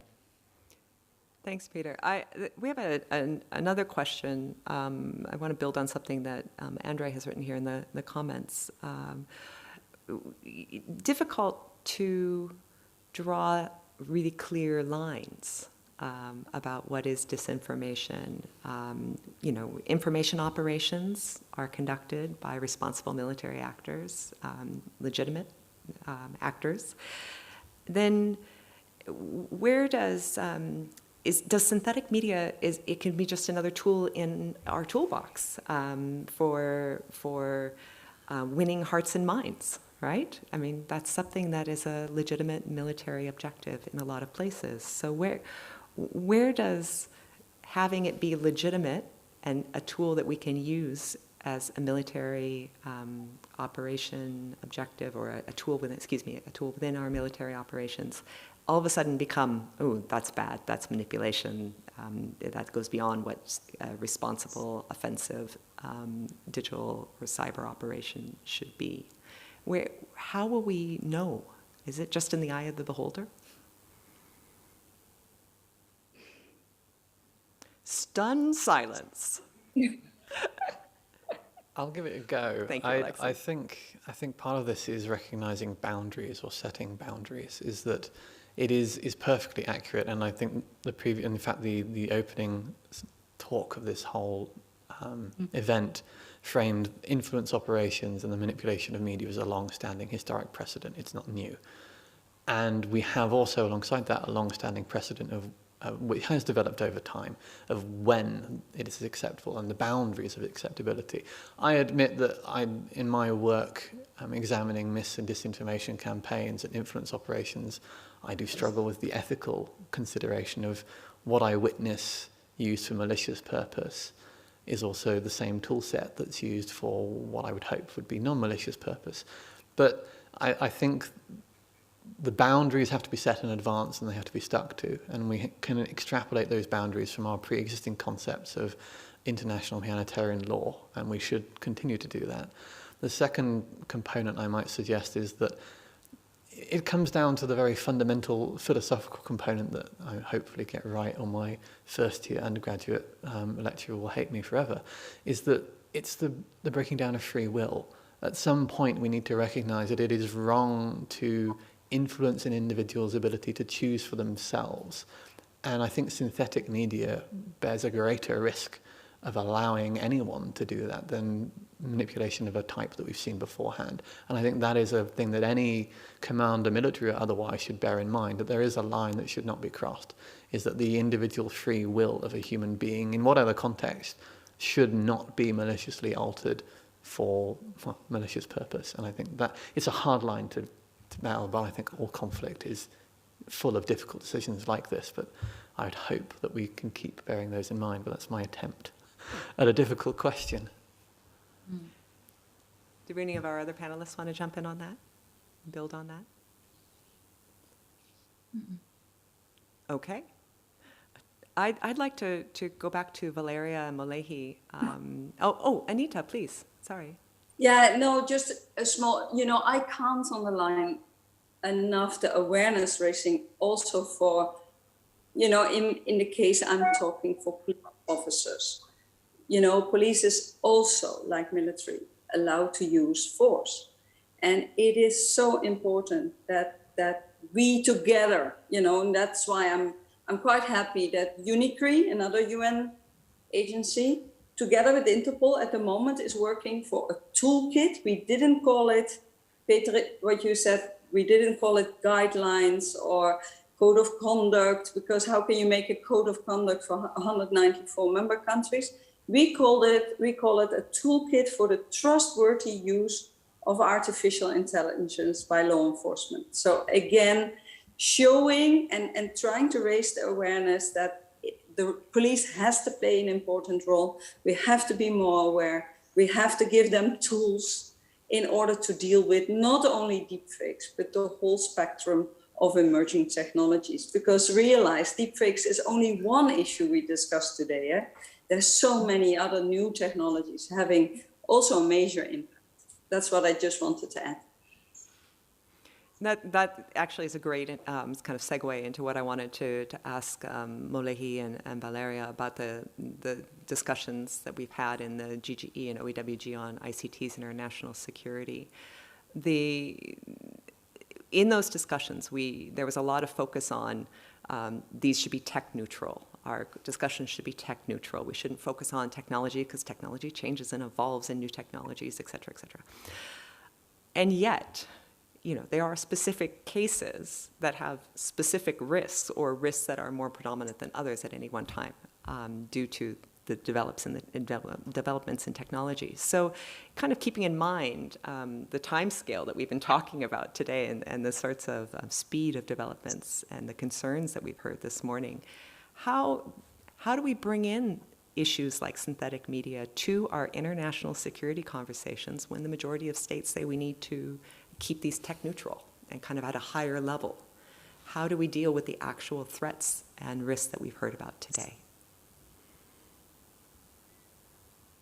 Should I go first? Please.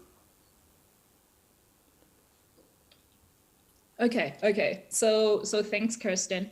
I think it's easier for some than others to introduce specific technology issues. But I think with regards to synthetic media, I think we've got the low-hanging fruit of the disinformation part of it, which I think we can peg a lot to with regards to having the kind of discussions that we have in the GGE. And like I think Alexi said, it's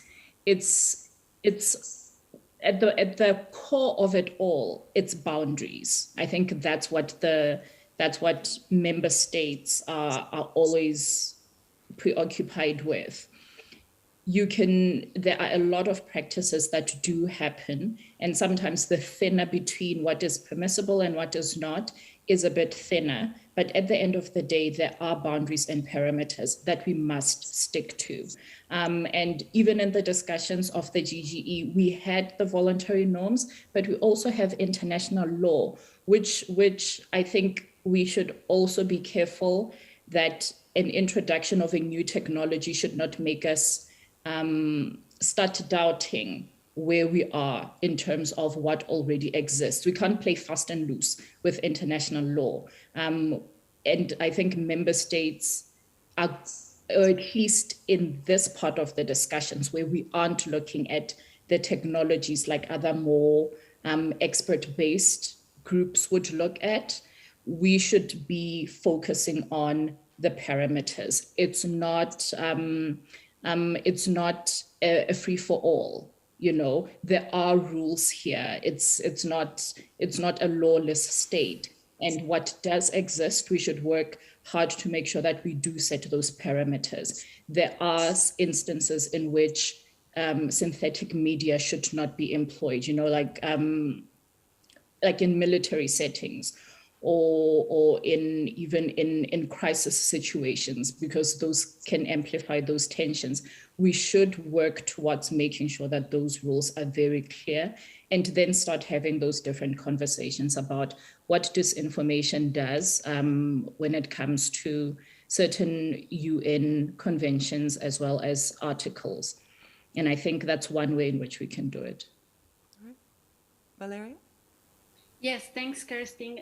From my side, what I would say is that this objective or aim to have this tech neutral approach is not only to be careful to not promote one technology over another, but also for the agreements or for the norms to be able to survive any changes in the technological landscape. I mean, we could not even talk about, for example, I'm just saying, start to work on a convention against deepfakes, because by the time we finish it, there will be something else. This has been the case, for example, with cybercrime, but cybercrime is a more general umbrella. And of course, we need to be careful when we start negotiating the convention that we do not insert very specific concepts that could be easily outdated. So that would be, well, at least from our perspective, which I think could be shared not only by other governments, but maybe by other actors, that this neutrality, that would be the aim, to be able to follow the pace of the technology. Mm-hmm. Saifuddin, what do you see as the greatest challenge to regulation after listening to everyone here when we think about the international security implications? What's the greatest challenge ahead of us? I think the challenges around regulating deepfakes are to do with volume and velocity of deepfakes. So that is, deepfakes are hard to find in this never-ending stream of user-generated content, and they're highly varied in terms of subject matter and ingenuity. So with regards to regulation, let's consider what governments can do. Given that each country has its own set of laws and guidelines, how should we come up with a framework to handle these challenges? I mean, personally, I do not think that legislation is the only way to handle the challenges associated with deepfakes. Furthermore, perhaps not all the governments are well equipped to regulate deepfakes by themselves. And maybe they should work with private sector, especially social media companies, to regulate deepfakes. Then let's consider what the platforms can do. I mean, how can the platforms identify and remove deepfakes in a timely manner? Or how can they find the actors behind these deepfakes and reprimand them? But even here, there are significant challenges that needs to be addressed. Social media companies have said that they would ban deepfakes and would remove videos if it was detected that they have been edited in certain ways and that weren't obvious to an average user. Now, some have also said that they would add labels to sophisticated deepfake videos and other media if it's edited, and some of them are already doing it. While these are steps in the correct direction, there are still some challenges. First, if you look closely, social media companies agree to removing deepfakes and manipulated content only if it meets certain criteria. Like if the content of the video includes threat to physical safety of groups or individuals, or if it's a threat to mass violence and civil unrest, and so on. But some deepfakes may slide through and not fit the criteria. I mean, for example, researchers have shown recently that it's possible to create falsified satellite images of real places with fake details using AI-driven tech. While to most casual users, this may not be a threat, but this quote-unquote deepfake geography can be a threat to national and international security. So what happens in such cases? And secondly, while it's a good step to add labels and warnings to manipulated videos on social media, we now have evidence, including in my own data, that show that such techniques do not work for all citizens. Some either avoid the labels completely or are not sharp enough to focus on the labels, or they simply go with their own biases and just discredit these labels in evaluating the content of the video, and they choose to just go over the labels itself and not believe in them. So regulating tech is challenging, and there's an ongoing debate on whether social media companies should be held liable for what their users post on the platform. Perhaps equal, if not more attention, should be paid on counter tech that identifies and tags and removes deepfakes from these online platforms in real time. And as I said previously, I think should be a multi-stakeholder approach, and government should probably work with private partners. Thanks. So then back to the building bridges that we discussed earlier. I would like to throw out a question to, again, all the panelists. We've heard a lot about the importance of education, and hats off to UNIDIR. I think the Innovations Dialogue is a great initiative that allows us to kind of explore some of these issues and what they mean to our community. But education, it sounds very, very vague, and everybody needs to be educated, from our school children and how they interact with social media, to policymakers, to business communities, to scientific community. I mean, everyone needs education and awareness. And so it sounds like a great idea, but again, with the scope and the scale and the speed at which we're talking about, how do we educate? It's just such a big, nice Band-Aid kind of word. What does education actually mean, and what's needed as a priority to raise awareness and educate our different stakeholder groups? Shall I jump Please, in? Anita, please. And then Very clear point from an Interpol police perspective. We have said we focus on the leaders, the present police leaders, who have one important role, is preparing their police organization for the future. We have started to organize tech gym for them. Gym, move, but be prepared, because some of them have no idea what artificial intelligence is. But they are at the moment preparing their organization for the future.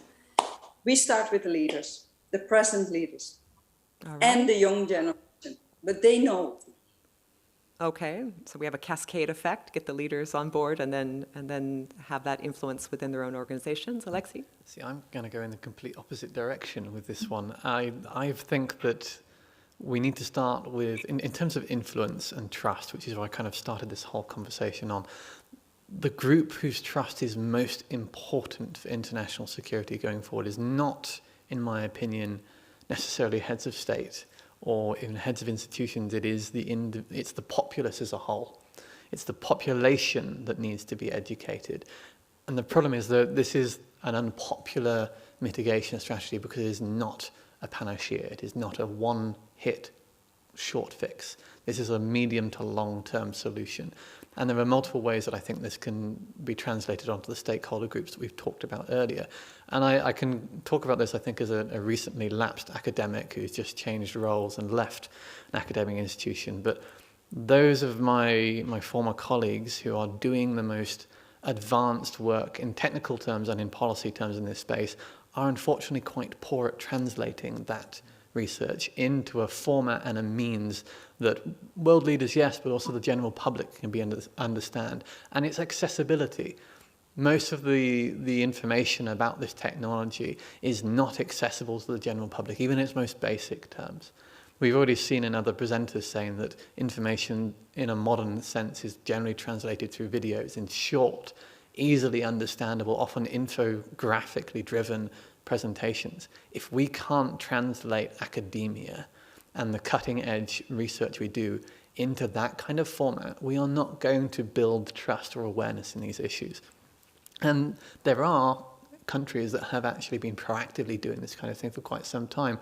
Just before lockdown, my last trip abroad was at NATO Strategic Communications Centre of Excellence conference in Latvia. And there was a fantastic presentation from, I believe, I might be wrong on this, but there was certainly Baltic or Nordic states, school children who presented on how they had been taught to engage with media in a critical manner and modern media, that they had been told to actually start by trying to create a false information campaign and convince their peers, and through doing so had learnt the methodologies and means in which they are exposed to manipulation in their modern media world. We need to do that, not just in the Baltic and Nordic and Scandinavian states, but everywhere, and not just for school children. Because we've seen in plenty of research that has been produced in the last 5 and 10 years and more recently, that it's a cross-population demographic issue. And we can't afford to simply reach one generation and miss another, because that simply creates more potential divides for this form of synthetic or manipulative media to create greater schism. So I think, unfortunately completely directly opposite to the previous commenter, we need to start at the bottom and we need to work our way up. And it's a big task, it's a long-term task, but I think that's where we need to begin. Well, hopefully those aren't mutually exclusive things to be done. Okay, we're going to have to bring this to a close, but I see everyone wants to jump in on this. So, Valeria? Yes, thank you. Just a very brief comment complementing both of the responses of the previous panelists, although they are slightly different. This education and capacity building needs to be done at all levels. It needs to have inclusion, not only with regards to gender, but with regards to age and language. And by age, I mean also the older generations, our parents, no? But also our kids that are born already with devices. For this also, of course, governments can do a lot at the national level, but we need to rely also on civil society organizations or other multiple stakeholder organizations which do fantastic work, for example, the GFC and many others. And of course, we need to work together at the regional level with regional organizations. A lot of capacity building is done through that, also in collaboration with these organizations. So of course, yeah, that would complement not only the education, the curricula in governmental institutions for all types of education, but like a massive capacity building efforts. Thank you. Thank you, Valeria. Safieddine, you said you wanted to Yeah. have a word? Yeah. Just building on what previous panelists have mentioned, that you need to focus on the populace, right? So the entire population across age groups. But what I see mostly is when digital literacy programs are targeted, they are targeted to a more vulnerable section of the population. With fake news, it's the older population, for example. But within my research, I found that even those who have higher digital literacy skills, they are vulnerable to deepfakes if the deepfakes are targeted at their own biases and prejudices. So even if you have high skills, it doesn't mean that you can apply the same set of skills to deepfakes. Because if a particular deepfake is targeted at what your own biases are, then we are vulnerable. So that's, probably then we need a different kind of approach in terms of, and then focus on everyone in the population and not just those who are low on the digital literacy skills. And do you see governments and prioritizing this? Probably not. Is there anywhere in the world that you see good practice emerging on raising critical content consumers? So, as I said previously, that it's within the interest of governments to work with social media platforms, or where, they are, as it is, they are in better control of the content and the actors itself. So any intervention program should be launched through something which is social media platform that reach a wider scale of audiences. That may work, or at least train the users. Okay. Peter, you're the only one who didn't get a final word on this. Would you like to say something on education and awareness? Yes, please. Thank you so much. I agree with what was mentioned before me, and one of the biggest problem is about silos that specialists and decision makers exist in this area as many other areas related to cybersecurity and security in general. So from this point of view, it's not only about having such an educational attempt to be inclusive and diverse in terms of gender, age, institutional background, regional background, languages, and so on. But it's also about prioritize this dialogue over political tensions and disagreements, because sometimes, and there are many examples, when the countries are involved in political tensions and disagreements, they can abrupt all the communications between them, all the dialogues between them. So from this point of view, I believe and I support the idea that such things as joint threat assessment and educational things in this area to confront deepfake threat, it's important to prioritize over political tensions and disagreements. Thank you. Well, I'm really afraid that there's clearly much more to be said on this, but unfortunately we've run out of time. I think some of the themes that you have put on the table during this session are going to be discussed later on this afternoon when we're discussing counter deepfake technologies, governance issues and responses, drill down more into that. So with that, I would like to thank our experts, all of you, for participating in this roundtable and for the great questions that have come in from the audience, some of which, again, will be addressed this afternoon. And we now have a lunch break, and we will resume at 2 o'clock with our panel on countering deepfake technologies. Bon appetit.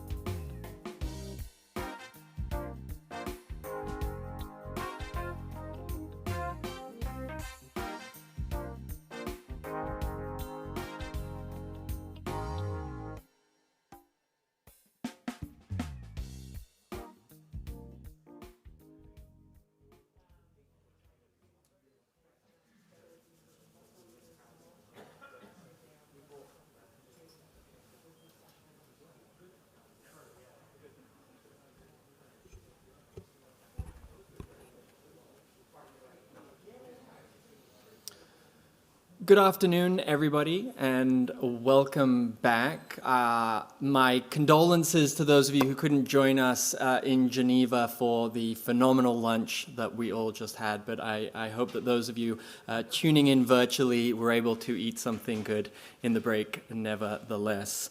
My name is Arthur Holland Michel. I'm an associate researcher in the Security and Technology program here at UNIDIR, and it is my great pleasure to be moderating this next panel this afternoon on counter deepfake technologies. Now, the morning session really did a phenomenal job of scaring us to death about all of the threats that are out there, about the enemy at the gate, if you will, of deepfake technology. But now my hope is that we can turn to some of the good news and to take a look inside the rapidly expanding toolkit of technologies that are available to, if you will, fight back. And for that, I am very pleased to say that we have two of the sharpest tools available today joining us, both virtually, to walk us through the kinds of techniques that are available for countering the deepfake threat. First, we have Laura Ellis, who is the head of technology forecasting at the BBC, and Giorgio Patrini, who is the co-founder and CEO of Sensity.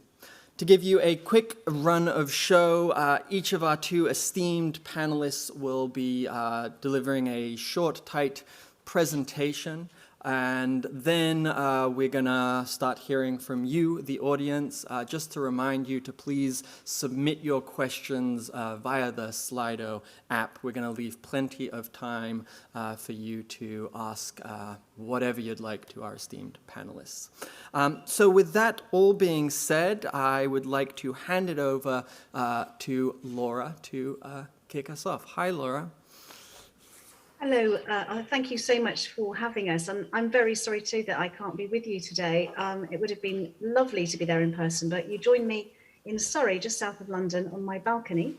And I'm very delighted to be here with you and also to share the conversation, which I very much look forward to picking up as this session goes on.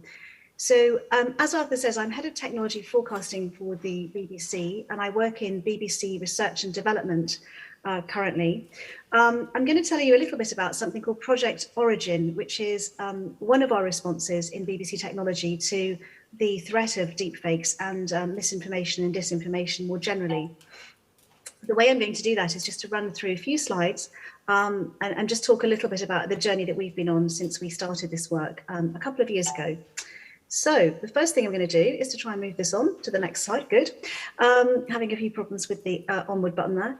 So how this began was, as I say, a couple of years ago, we started to think about where we might intervene most effectively in the disinformation space when it came to tackling the growing threat of fake news. So Origin came about because we knew that disinformation was starting to be rife. It was starting to be a huge problem. It's almost hard to think back now to those days when it seemed like almost an edge case in some of the work that we were doing. It seemed like something we probably needed to take account of, but it's since become much more front and central to our thinking. And the reason for that was really that the modern ecosystem that we found ourselves living in, particularly with social media, not placing any blame here, this is just a fact of life, it's much easier than it used to be to lose control of our content and our branding and to find things in that ecosystem which perhaps posed as us, posed as our organizations, and were perhaps unhelpful contextualizations or miscontextualizations of our work, or indeed wholly synthetic or wholly created stories, narratives, pieces of video and audio. So we felt that establishing media provenance could help us to secure the trust that we want people to have in our media and our media objects. And this really came about initially through a very interesting conference that we put together at the BBC with the help of the Partnership on AI, Facebook and the organisation Witness. We got our heads together and decided that one of the main things about the disinformation issue is that we need to work collaboratively on it. Nobody can come up with a solution on their own. And I've been enormously heartened at the collaboration that I've seen in this space really since those early days. So we got our heads together and we really considered that there were probably 4 areas into which we could intervene. And I know you're going to be hearing from Giorgio very, very shortly about the deepfakes area, where we know there is a lot of expertise, and it's very deep expertise and it's very specific. And we felt that we wanted to work with people on that, but that we didn't in our organization have the expertise or the capacity to deal with deepfakes specifically as an issue. We looked at newsroom collaboration and decided that that was something we probably could do some work on. We looked at media literacy, and likewise, we've been doing some work in that area. But then we drilled into media provenance itself. So looking at the provenance of a piece of media, and we thought this was somewhere that we could work with other partners. And you saw those partners on the front page of my slide. So CBC, Radio Canada, Microsoft, and the New York Times were the initial partners that started this work with us. So what do we mean by provenance? This is from something called the C2PA, which I'll refer to again in a second, but basically it is the trustworthy facts about the origins of a piece of digital content. So we're looking at image, we're looking at video, we're looking at audio, we're also looking at documents, but we can come on to how that's a slightly more complex field later on. So it may include information such as who created it and how, when it was created, and so on. So that's the sort of space that we're looking at. And it's very important because the taxonomy in this field tends to vary a little bit. So we want to always be really clear about what it is that we're discussing. So our early work included a paper for IBC, which we put out in September 2020, which had a proof of concept and a scoping of the technology challenge, which is what I want to drill into a little bit more now. I also just wanted to talk about the timeline, which will also give us a sense of who else is involved in this space. So the workshop I described to you was back in May 2019, feels like a very long time ago now. We formed Origin off the back of that, just as a project with those 4 participants in around that September. A little bit later, or almost around the same time, something called the Content Authenticity Initiative was formed, which was an organization looking at a very similar problem space, but taking that problem space from an earlier point in production. So we were looking with Origin Media Publishing. The CAI, interestingly, were looking at the point of acquisition. So they were looking at where media was acquired through a device. We felt that it was probably important to work together because one of the key things we'd identified was that standards in this space were going to be very key, open standards to its success. And off the back of that, we formed an organization called the C2PA, which was formed in 2021. It's the Coalition for Content, Provenance and Authenticity, to a mouthful. We've been delighted since then to see our work increasingly drawing interest. We've had many people joining the C2PA. I can give you details if you're interested in how you might do that, if you wanted to do that. And we saw recently, as recently as this year, that the US government has started a bipartisan piece of work on a particular piece of work around looking at media provenance. So we're now into where we are this month. We're at this conference. Delighted to be here. And I'm sorry if you can hear a little bit of drilling in the background. It's the disbenefits of being outside. The next piece of work we have on our slate is to operationalise within the BBC some of the things that the C2PA will be launching very shortly as their kind of first piece of work looking at what those standards might look like. So on to the technology challenge. We know that processing material can remove metadata from it, and we need to find solutions that maintain integrity right through the publication process. So going back into the mists of time, we know that watermarking and fingerprinting are technologies that we've used and that many of our colleagues in the media industry have used for years. But we also know that the process of creating these signals really needs to be easily embedded in workflows. That's another thing we've learned. So making this as frictionless a process as possible for journalists is also key. Another of our challenges is helping consumers to understand how to use provenance for them to make decisions. So again, there's some fantastic work going on with the Partnership on AI, amongst others, around how once we have identified signals that we want to pass on to our consumers about a piece of content they are consuming, how we phrase that, how we frame it, and how we help them to understand the work we have done and how that should be seen. This is the overarching approach for tamper-proof media, as you might call it. We take metadata, for example, the location where a photograph was taken, and we wrap it in a digitally signed manifest with the piece of content. And this can be embedded in the file that we've then created as a package, or it can be stored remotely to be reunited when the media is being consumed. I'll explain that in a little bit more detail as we go on. So the provenance of an item can be authenticated by a cryptographic hash. And this is a digital fingerprint, which is different for each file that we have. And editing that file will change that fingerprint and it will prove that it's been altered. And since the fingerprint is stored in the image, the video, the audio file, whatever that file is, might cover mixed reality content, that then gives us a package of content which we can use to help authenticate the particular piece of media content that we have in mind. And the package is signed with the identification of the source. So if that source is the BBC is certified as that source so that nobody can pose as being the BBC. So the whole provenance chain is vouchsafed from the point of creation to the point of consumption. Readers or machines are then able to check the certificates or hashes and confirm the source and confirm that the content hasn't been altered. And this may be via browser extension or video players and device. It's important, though, that this works for all kinds of users across the globe. And one of the big pieces of feedback, which I'm sure that many of you in the room will really sympathize with, is that a lot of the ways that we try to tackle disinformation are at the moment complicated and often do not help local broadcasters, for example, or broadcasters from parts of the world where funding is not as readily available to research this. And we want to make sure that what we do is accessible, is frictionless, and is applicable for anybody who's using this kind of technology. I thought I'd do a diagram of the process just to kind of underpin what I've just been saying. So we acquire the media, we take the metadata and we bind it to the content and then sign that package. At the other end of that, the reader or machine is checking that provenance either via an embedded manifest, which is what we've described, or if that manifest is missing for whatever reason, not accessible, potentially via remote and online services. And it's this kind of technology that the CTPA is currently working on devising the standards and the basic ground rules for. And that work will be published very shortly. Here's another quote from the CTPA, which I think is a really important element of this work, which is about the content author having control. So again, just turning to our colleagues at Witness, one of the conversations we had was about the fact that in some regimes, it is very difficult to be identified as the author or provider of a piece of content for all the reasons that will become, that are completely obvious.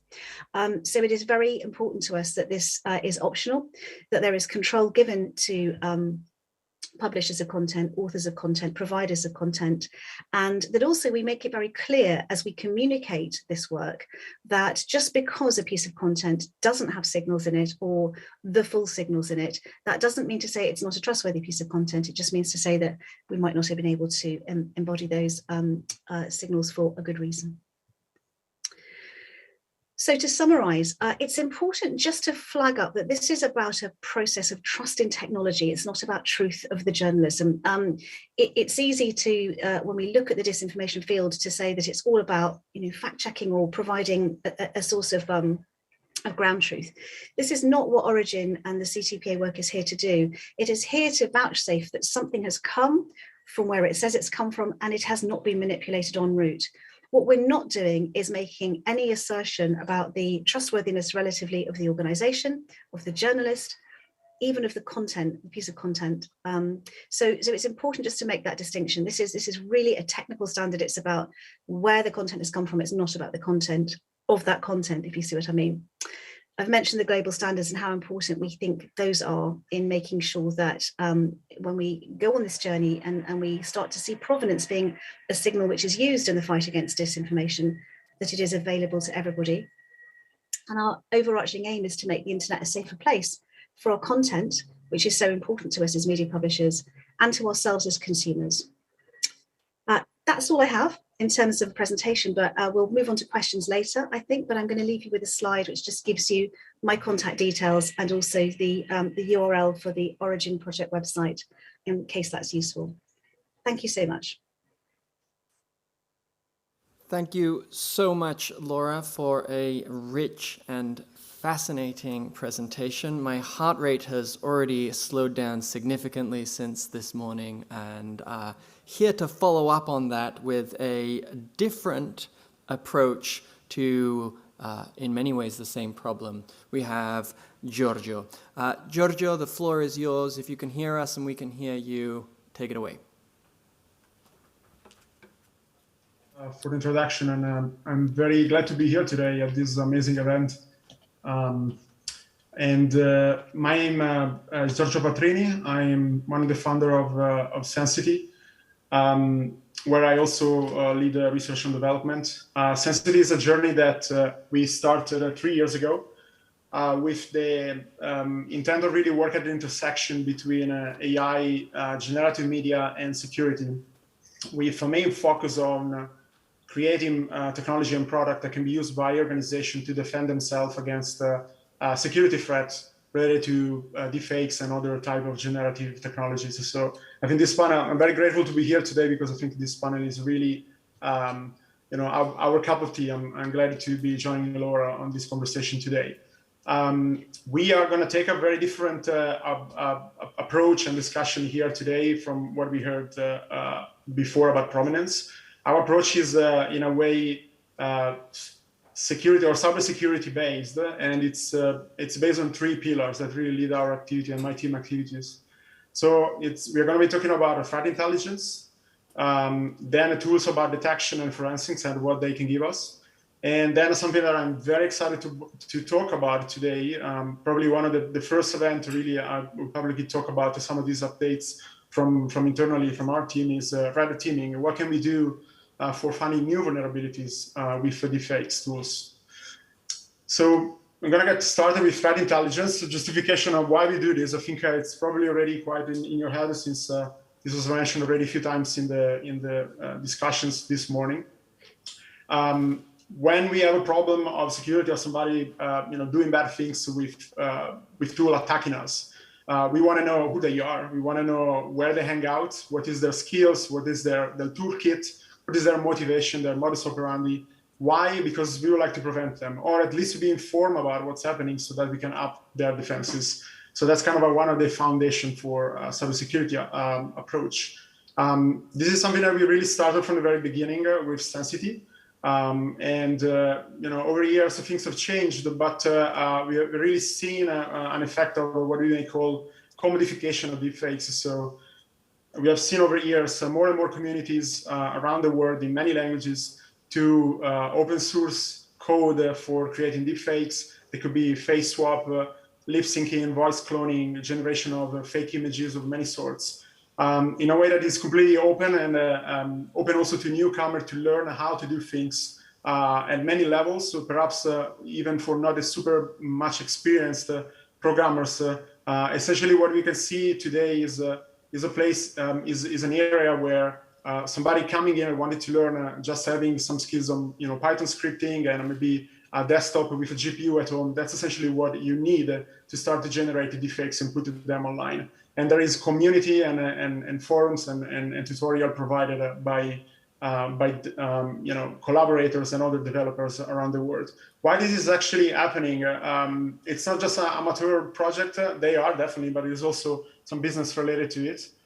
In a way, the growth of this area can be really justified also by the fact that there is monetization involved. There's been communities that support businesses for creating deepfake as a software as a service, where you will pay by usage to create your own things, or maybe marketplaces and a chance to actually find somebody that may create something customized for you at a price. And perhaps sometimes we also see people hiring some of these figures to improve technology. So this is actually a skill in demand in some underground places of the internet that you could find.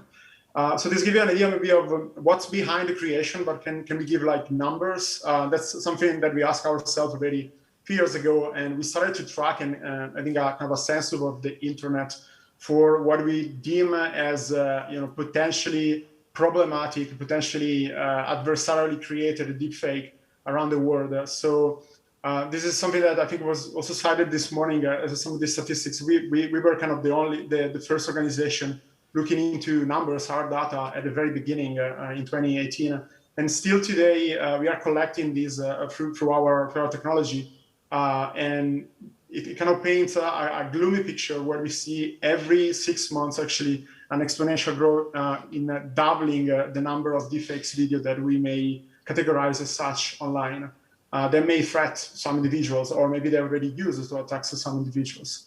Well, what about the content? What are we really talking about? This is tens of thousands of videos, of course. So the question is, what is in these videos and who is in these videos in particular?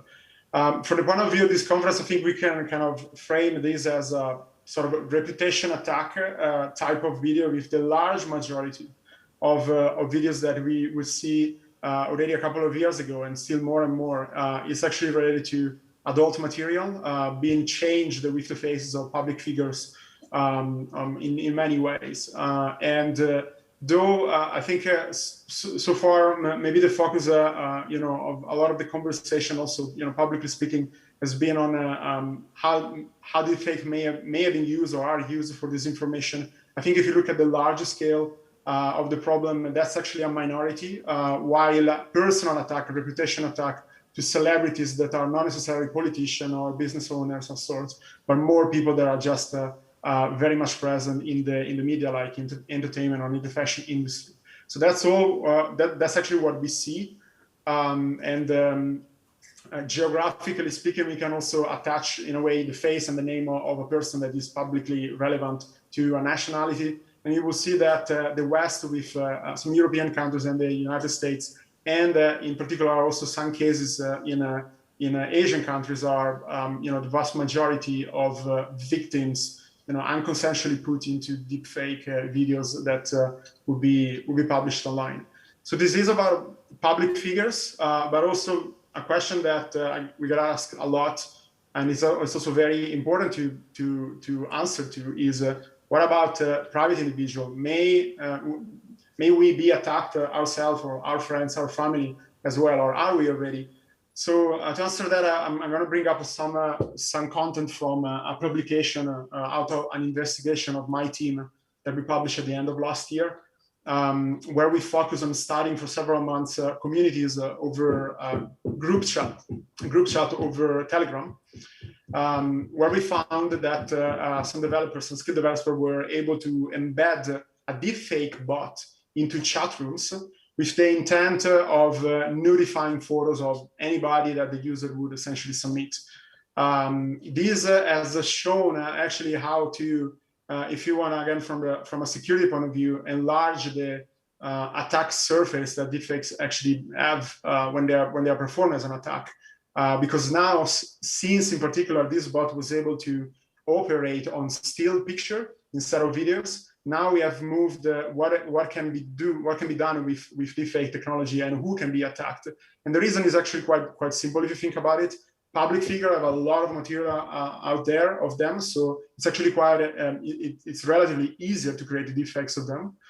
They are much more exposed than maybe you know, a friend of mine that is not very much on social media, but perhaps has one picture on social media, and that alone could be used and be enough to actually perform this attack. And unfortunately, in this case, out of this investigation, we found that more than 100,000 private individuals were attacked. We found some archive of the activities of this phenomenon, and also, in particular, again, this was related to a picture of women over social media, and unfortunately, as well, of cases of children. So this was also a factor of you know, criminal behavior in this case. And that's one of the connections that we found with also this underground world and the use of deepfakes. But I want to move a little bit more like on the good news, or perhaps a little bit more on the side of how we get here and what are the tools that we use to get here. And this is related to detection. So we sort of use AI GANs itself, if you want. So we build our own technology that can understand to some extent what happened to a video, what happened to a photo, where they're tampered with some other AI technology, or maybe fully synthesized with generative technologies. So last year, on this regard, we actually open up some of our tools to the public, as people could come to our website and send the videos of images that we want to analyze, and we will run a bunch of different tests that were relevant to understand what happened to that video. Was that generated by a specific face swap architecture? What was the confidence of that? Or maybe that picture of this face that we are seeing was actually fully generated by a model called GAN. Can we also say something else about what that model was, or anything that can give more information if you're running an investigation or you want to, let's say, give us some attribution to this particular piece of media. This is, by the way, also the same kind of tools that we use when we collaborate sometimes case by case with, for example, expert witnesses or law enforcement. But we also gave an opening to some of these tools for online users that particularly use that on material on social media. And indeed, actually, one of the let's say really success cases that we've got with some collaboration on the social media space is that faces.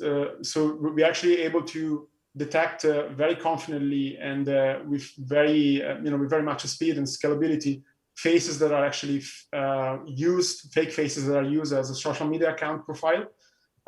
This is a problem. This is actually an issue that is growing very much. I would say it started maybe a couple of years ago, really started to kick off. That we now see over and over again over different social media and also dating websites, uses of fake faces to impersonating somebody that doesn't exist, or perhaps running a scam, or perhaps joining a network of disinformation campaign and being able to share a lot of messages with a convincing face who is nobody though.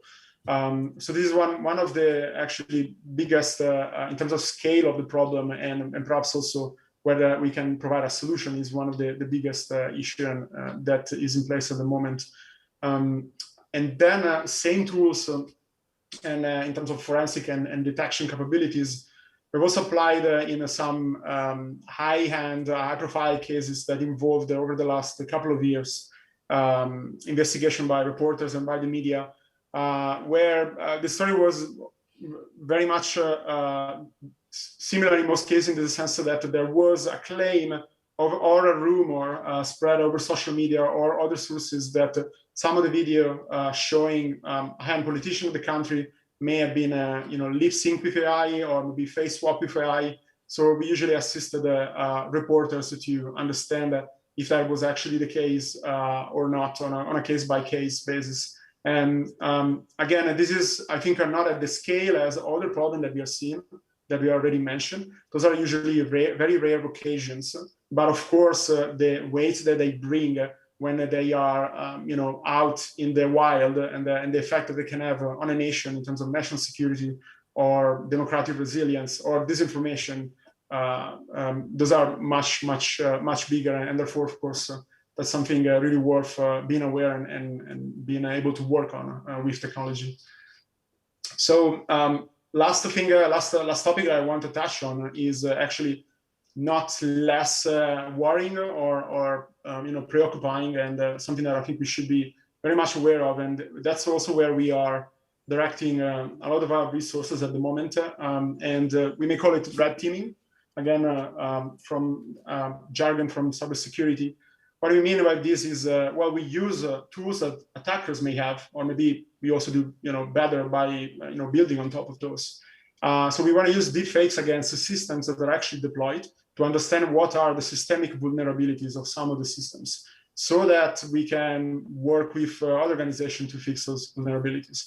And in particular, our focus here has been mainly recently on biometric systems. So the point is a lot of business these days is moving online for pandemics, but also pre-pandemics, mainly in financial services, insurance, telco, government as well. Companies are happy to onboard more customers, even just with an onboarding process that happens completely online. That opens new security issues on understanding who is in front of a camera. Are they trying to spoof? Are they trying to fraud in some way the system? Can we believe them? So what can we do about it? And what actually deepfakes? What is the role that deepfakes play in this context? So first of all, the tools. This is something that we have been working on internally, as I think you already saw some demonstration of deepfakes in real time today. That's maybe our own version, a small clip. We are able to do face swaps in real time over a webcam, injecting essentially a new images frame by frame over a webcam. This is, by the way, one of our engineers, and probably you don't know him, but this is not his real face. So as a somebody else face that we are just pretending to be that person in a way. And this works in real time. Maybe now you're actually questioning what you're seeing as my face on the other on the camera, but I promise that I didn't even attempt to do that live because you know, if something goes wrong, then I think the organizer is not going to be very happy. So I exclude that. That's myself. So how do we use this? Or actually, let's turn it away the table around. So how currently are identity verified online, or what are the checks that happen? So this is actually a spoof that my co-founder did. So this is a real demo of somebody, him using a fake passport that has been photoshopped. Why a password? Because we want to verify that the person in a selfie is the same person as the password that they are showing. So it's a first step of verification. So now Francesco is taking a selfie, and the system is going to compare essentially face recognition if the face of the passport and his face under the camera are the same. In this case, I can tell you this works because now we are going to move in the next step. And again, by the way, this is not Francesco's real face. This is also very rough for photoshopping if you want. It doesn't matter. We are still able to pass through the biometric system here. So first step is identity verification with a selfie. Deepfake is enough to impersonate somebody else if you also put the same face over a passport, for example. The second step that is a little bit trickier is called liveness. Liveness, well, it's about preventing some of the usual fraud attempt against biometric system. For example, you may be able to show a picture of somebody else over the camera, or maybe a phone with a photo of somebody else on the camera, or maybe having a mask on for somebody else. Well, with deepfakes, you can do something more sophisticated. It's still us. You just inject a different camera stream. And again, that's what Francesco did here. And the liveness detection, what he's also trying to do is seeing if this person moves, if you can follow instruction, but we can't do that because we are just overimposing a face of somebody else on ourselves, and we can play all of that live. Any kind of instruction are given to us. So again, here liveness is broken. With a deepfake in real time, we are also able to do this. So if those two steps are implemented as a part of online banking for onboarding a customer, we are essentially already 90% there to open a bank account with the name of somebody else that may exist or not. And then, you know, do whatever illegal you want with it, essentially. So this is a pretty dangerous vulnerability that we should really pay attention to. So in terms of numbers, and I'm about to close, we have attempted spoofing with you know, our white hat hacker approach. Several commercially deployed vendors. So those are not demos; those are actually things that are online and used by financial services, healthcare provider, government agencies for digital citizens' IDs. 90% of our tests actually were able to spoof liveness, and face matching for the tests that we did, actually 100%. That is known to be a broken technology with face recognition. So it is actually a quite gloomy, again, a quite worrying picture, but we are optimists in the sense that that's what it has to be done to start the conversation when we need to find vulnerabilities because we can, before to fix them, right? And it's better if a security company find them and start to have this conversation with biometrics providers or their customers instead of those being exploited online without the knowledge of people that are actually defrauded. So I think this is the first step in the right direction, but there is a lot of work to do, and that's what we are going to have fun to do in the next years to go, I believe.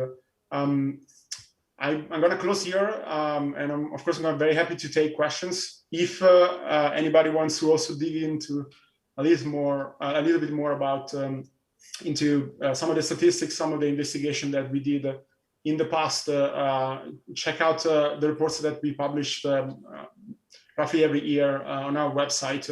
I thank you for your attention. I'm very happy to have a chat now with Laura and anybody if you guys have questions. Thank you. Thank you so much, Giorgio, for a truly fascinating presentation. We have some wonderful questions that have come in from our audience members, but I am going to abuse my moderator privilege and kick things off.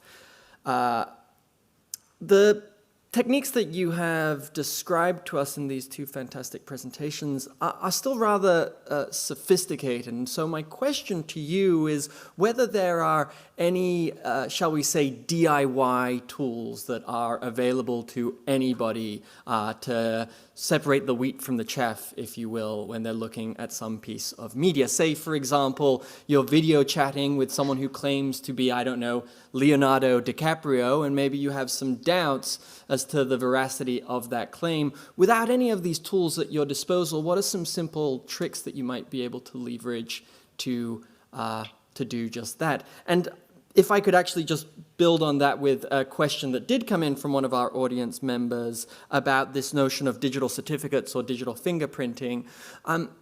Does this project intend to lead to a place where any media, in order to be trusted, needs to have a digital fingerprint? And if it doesn't, then we simply can't trust it? Is it an all or nothing approach, or is there some kind of middle ground if we can't also rely on these DIY tools that I'll hope you enlighten us upon as well?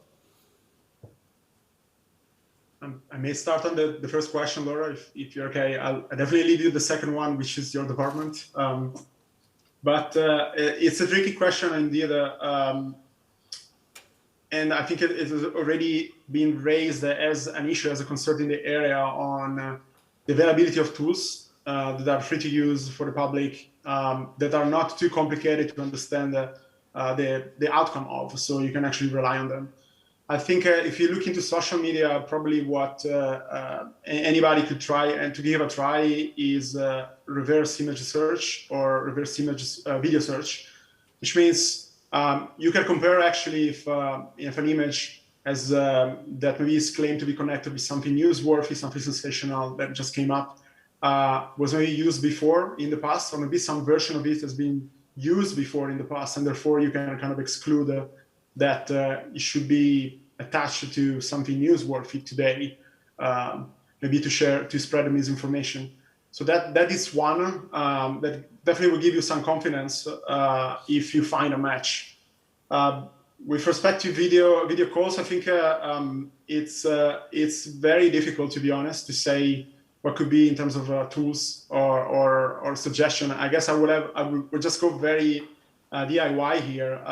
Face swap technology rely on many pieces, and some of them are not extremely robust. So if you are thinking, if you have the doubts that somebody may be face swap over a call with you, maybe you can ask them to pass your hands over their face, and you may find some weird artifact coming up. That may be a good experiment to try with some things that we've seen today. Laura? Yeah, I think that's a really good point. We've been looking for some years now at just spotting those things, those artifacts that might give you clues to the fact that, you know, this is not a real person that you're looking at.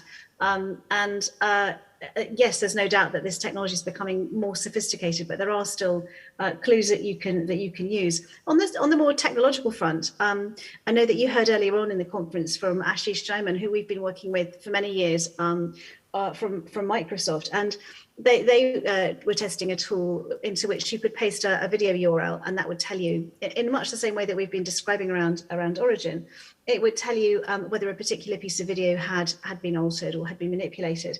So there are tools out there that it's a very big ecosystem with new things available all the time. And I think what I hear from journalists a lot is there just one place we can go for this? You know, it's very complicated if we're working, you know, in a daily news environment, which is pressured to be looking and seeking out, you know, different tools. Obviously, some journalistic teams have specialists, the better funded ones, but I think we're all trying to seek the holy grail of very easy to use tools that people can just apply to whatever it is they're looking at, and it to give them some steer on that. On the certification front, we've been very careful to think about that issue, and it's a very good question. We very much don't want people to feel that as provenance signals develop as a thing, and I think they will, and I think in a few years we'll look back and see them as a fairly major tool in helping us to establish the trustworthiness of what we're consuming. But in the meantime, these things will enter into the market at different rates. And it would be very unfair if organizations that, again, could afford to or could adopt this very quickly were seen as better than organizations that were perhaps further back on that journey. So whereas we might have looked at a provenance signal that said something was either a green or a red in very simple binary terms, what we're very keen to do is to make sure that there's a sense of neutral provenance. So in other words, we're not making a judgment that something is either yes provenance or no, not trustworthy, but that there may be many reasons why something is not able to be have provenance signals attached to it. Because that certification process is something which I think people will adopt very gradually. So we're very keen to make sure we don't shift the world into making judgments between things that have a provenance signal and things that are therefore deemed untrustworthy. That would be quite wrong. Also for the reasons that I mentioned earlier on about the fact that for some very good reasons, provenance signals may not be applicable to some pieces of media. Thank you so much to you both for those answers. I may in fact now make a point of starting any Zoom call I'm in with a request for all my interlocutors to wave their hands in front of their faces. I'd like to move on to some of the other phenomenal questions that we have from our audience members. And if I may, I'll just run through 2 or 3, and you can pick and choose from these as you wish. One interesting question came in as to whether there are techniques available for detecting not necessarily the origin of a piece of media, but the provenance of a deepfake. If you determine that a piece of media is fake, are there ways of knowing who is responsible for having created that fake? There was also a question about whether there are any technological solutions that could involve blockchaining or blockchain to generate trust in and certify pieces of media that we consume. And a similar question came in around the notion of secure digital identity. As I understand it, this has been a hot topic of secure digital identity and whether that has a role to play in this too. I'll leave it there for the panelists to pick up on any of those threads that they might want to for a couple of minutes. Shall I start with this one, Georgie? I'm going to hand to you for the deepfake, the deepfake expertise on this. But on the blockchain front, yes, blockchain is definitely a tool in our armory here. Funnily enough, when we first started these conversations, we kind of immediately looked at blockchain as a way of vouchsafing some of the packages of signals that we were talking about.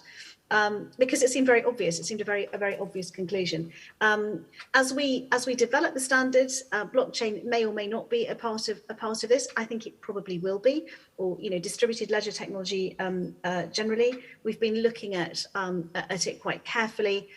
We're also looking at a part of the ecosystem where perhaps you may not need to use it. So it's definitely in there as a contender. I don't think it's necessarily essential to every aspect of what we're doing, but I think we should expect to see it as part of this ecosystem. I think it just feels like too obvious a use case for it, given the substantial work that blockchain sort of does with other provenance issues. I'm going to hand to Georgie for the question on the more detailed deepfake work, because I think that's a really interesting one and where he'll have much more expertise than me. Sure, it's so it's a matter of attribution, right? So which essentially means, and I think that's where the question is coming from. So can we attribute a fake piece of media that already been verified, certified as perhaps a deepfake to someone as a physical person or maybe organization? I think we are quite far from that, even hypothetically with technology. There's been some attempt, and we have also worked on that quite widely over the years on giving attribution to the tools and the software that were used to produce a piece of media. And again, this is very different from the approach that Laura is championing about provenance. So we do it post-hoc without knowing anything except the content, right? So it's much more difficult. You could imagine having, again, a sort of a threat intelligence approach where you are able to map your attacker, your adversaries, and people that perhaps around the world, the organization that already proved to have the capabilities to pull off these kind of creations and maybe attacks with them. And you could imagine a way to kind of cross-match between technological capabilities from the historical perspective, from intelligence, and individuals and organizations. We had some work on that, but I think there is still a lot to go before this becomes, in a way, operational and reliable, also from the point of view of some fundamental research. Thanks so much to you both. This next question gets a little into some of the nitty-gritty of certification. One of our audience members asks how realistic and effective it would be to have a certificate of authenticity literally implanted in the analyzed media, and if this would be issued by some kind of company, say, or independent body. And perhaps building on that, what is the likelihood or possibility of forgeries of these types of certificates? And if I may, here really abusing my privilege as moderator to take that even further, do you see any possibilities in the malicious use of the countermeasures themselves, i.e. faking a forensic tool in order to undermine a truly legitimate piece of media? Is this something that we should add to the list of things to worry about in this already rather worrying discussion that we've been having today? So I think certainly in this world you become a conspiracy nut yourself, because you know that there are people out there who are going to pretty much do anything to spoof or to fake or to get to get material out there that they wish to have in the ecosystem. So it does make you. I'm hoping it's not making us paranoid, but you do have to assume bad intent, I'm afraid, I think. And we have to make sure that, and I was reading through some of the early discussions we were having with C2PA today, which I'm really looking forward to everybody being able to see shortly. And some of the thinking that encompasses is exactly that. It's about, what's the worst that could happen? Could we actually, by trying to make this good intervention, make things worse by allowing really bad content to somehow, acquire the status of certification? Certification is one of the really big issues around this. And if you imagine that C2PA is looking at the wider problem space, certification is something that the Origin team is specifically trying to address. And there are many ways we might go about this, and it's very much an ongoing debate. One of the things we're very adamant about is that whatever happens, it must be a very reliable and pretty much shatterproof form of allowing people who have bona fide media credentials to make sure that they are exhibited and that they cannot be spoofed. Because when we first started this, we came to the very quick conclusion that it would be quite easy if we didn't have that very good process in place for somebody just to claim, sitting in a basement in Finland or Kazakhstan, no offense to either of those countries, that that they were the BBC or they were the Croatian Broadcasting Organization. And of course, it's really important that doesn't happen.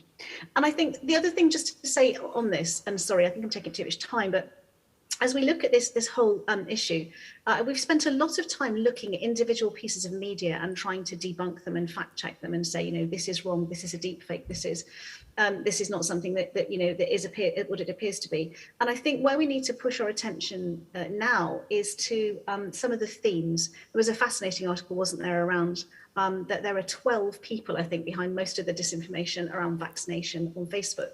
And Facebook are doing some very interesting work around image similarity and ways of kind of like really delving into what we're now seeing as themes and chunks of disinformation rather than singular pieces, atomized pieces of content. So I think, again, the work will now start to focus much more on things like themes and trends and intent, as well as, is this a piece of disinformation? And if it is, why?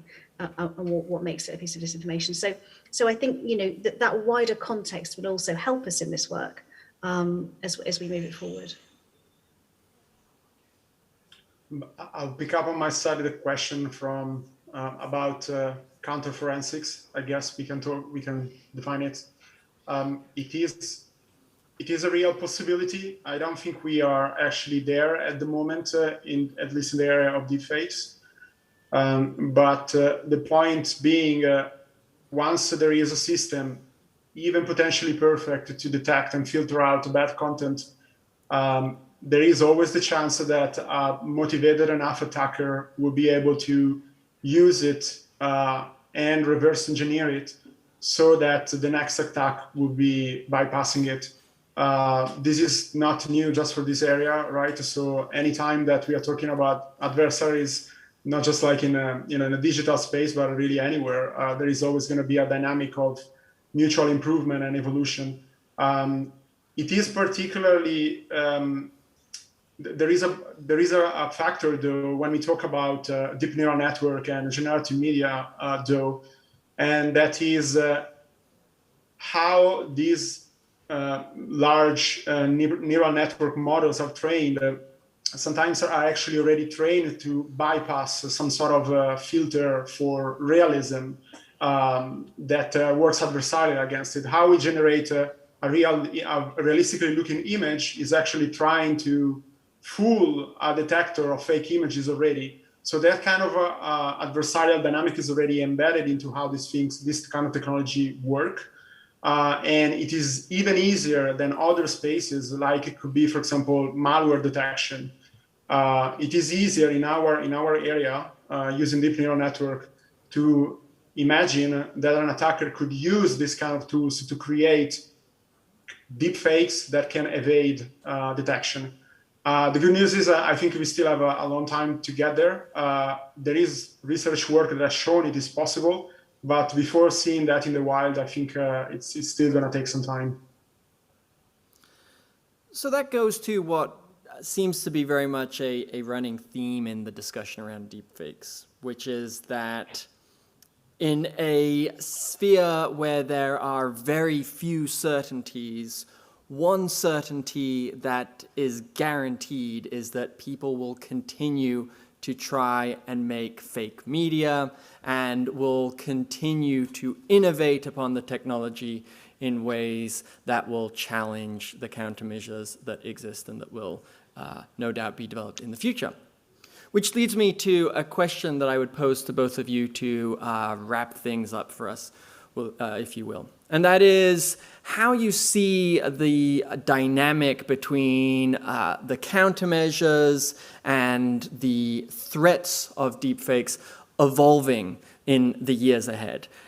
Is this going to be a perpetual cat and mouse game, if you will, between the offense and the defense, or do you see some endpoint of stasis or equilibrium that we are striving for?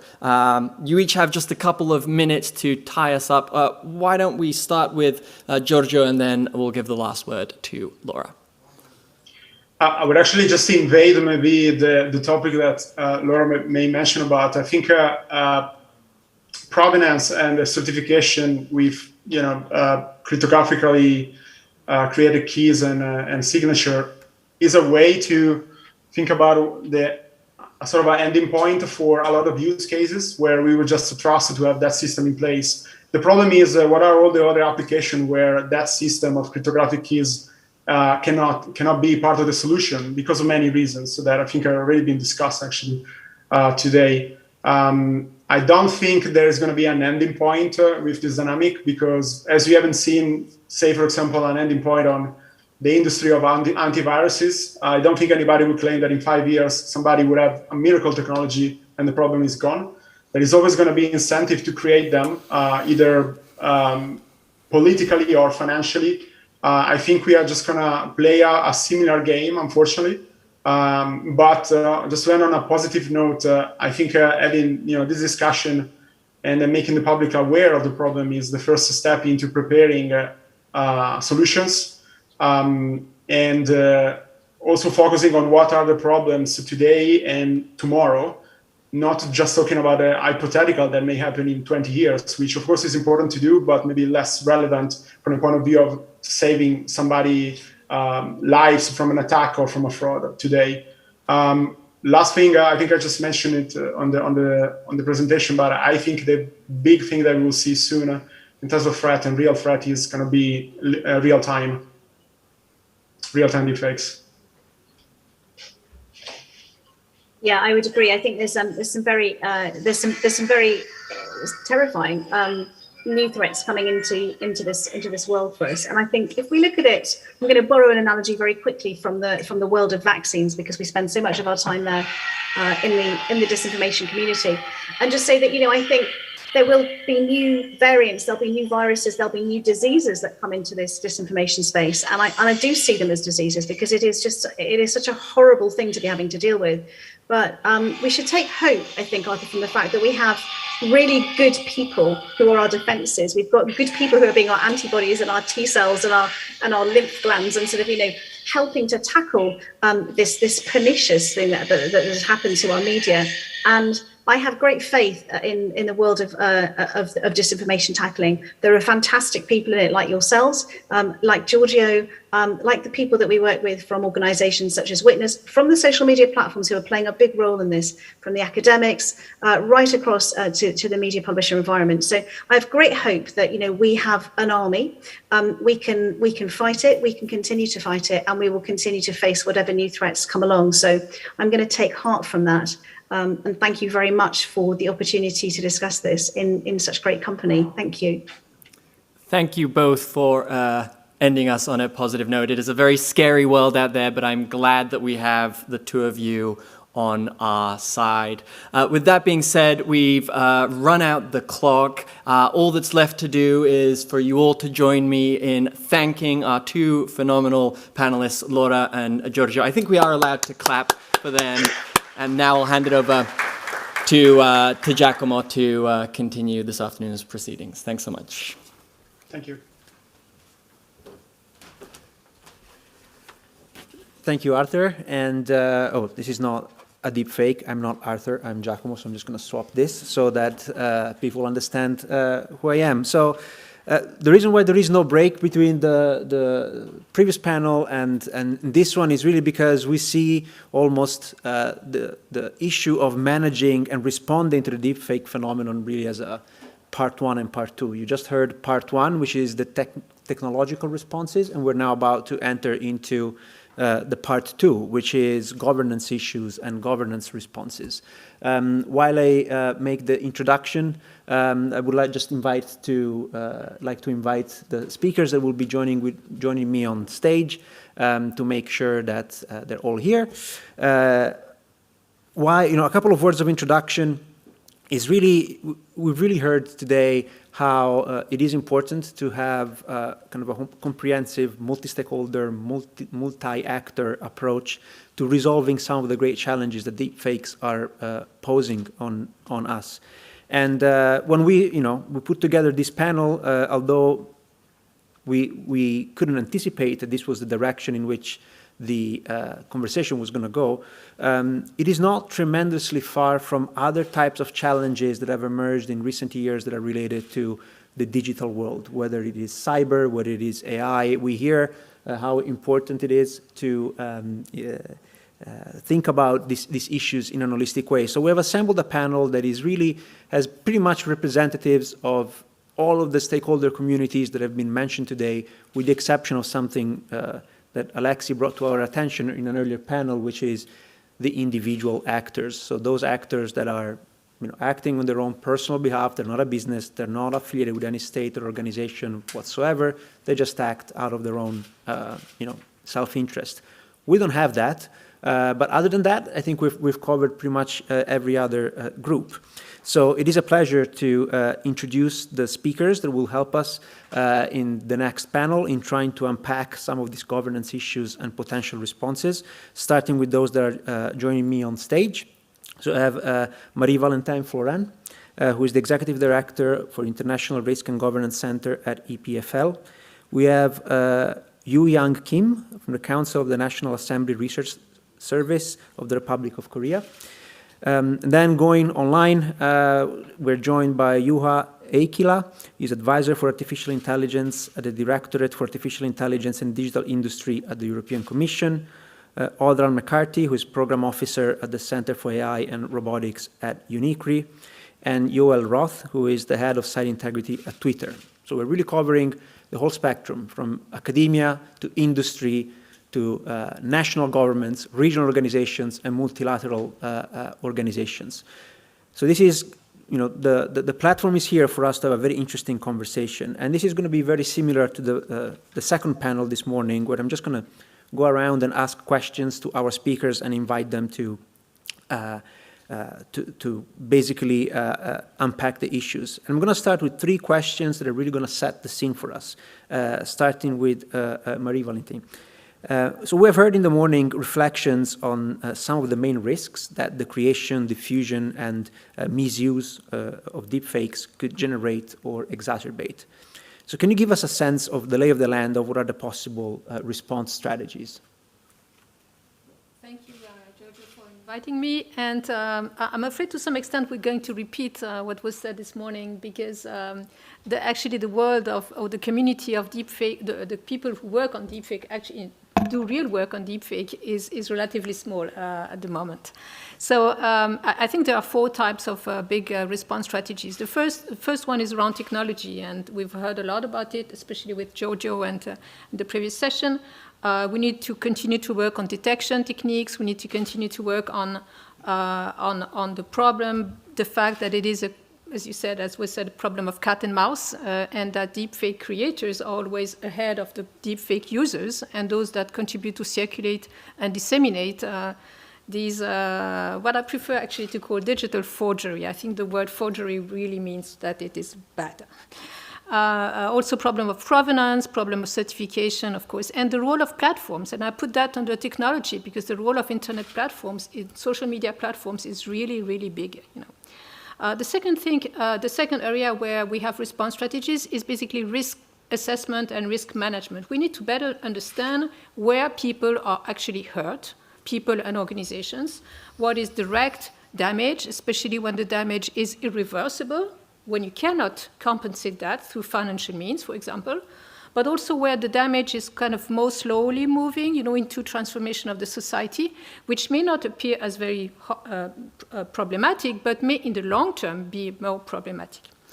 Then we have law and regulation, and I think the first thing we need to do there is actually to to receive legal guidance. We need some clarification of the ways in which existing legal frameworks, such as the European Global General Data Protection Regulation, GDPR, applies to deepfakes. In some cases it does, so let's use this. In some cases it does not, and we need to know that. And then regarding law and regulation, we have 2 streams of response strategies. One is around hard law, and the other one is around soft law. And concerning hard law, there is indeed a case for stronger legal restrictions. But when harm can be demonstrated as being clearly identified and cause damage, if the risk cannot be proved, if there is no evidence of risk, it will be much harder to develop a very specific regulation. For example, in the US, as many of you know, the First Amendment that guarantees the right to free speech makes it unclear whether a ban on convincing video forgeries is indeed constitutional. It is still unclear, And even if the state of California passed a law last year to ban deepfakes during election season, it's not clear whether this can be permanent. Now we have the whole area of soft law, code of conduct, self-regulation, private measures, and I think here again the role of platforms, the role of Facebook, the role of Twitter, as I hope we're going to see, will be very important. And then the fourth area of response strategies is society, of course.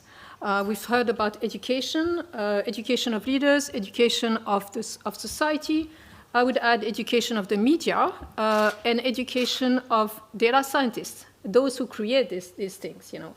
machine learning developers, because apparently in a lot of universities where this is taught, it seems that students, when they arrive in the curricula, they have some quite strong ethical background and moral references, which they tend to lose, as they go over their study, which is really bad. And I think we definitely should work on that and improve the education on ethics to all those who have an expertise or develop an expertise to create deepfakes.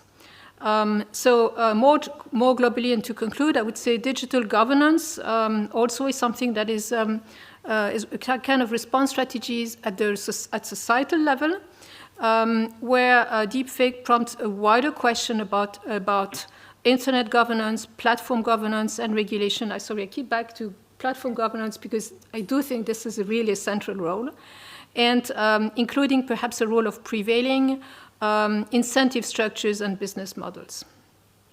I'll stop here. Thank you. Thank you. And don't worry about repeating, because I guess this is so new for everyone that the more they hear it, the better it is. Plus, we can repeat about regulation later. And we do have a global audience, so some of them might just be connecting now. So it's good to reiterate some of the messages.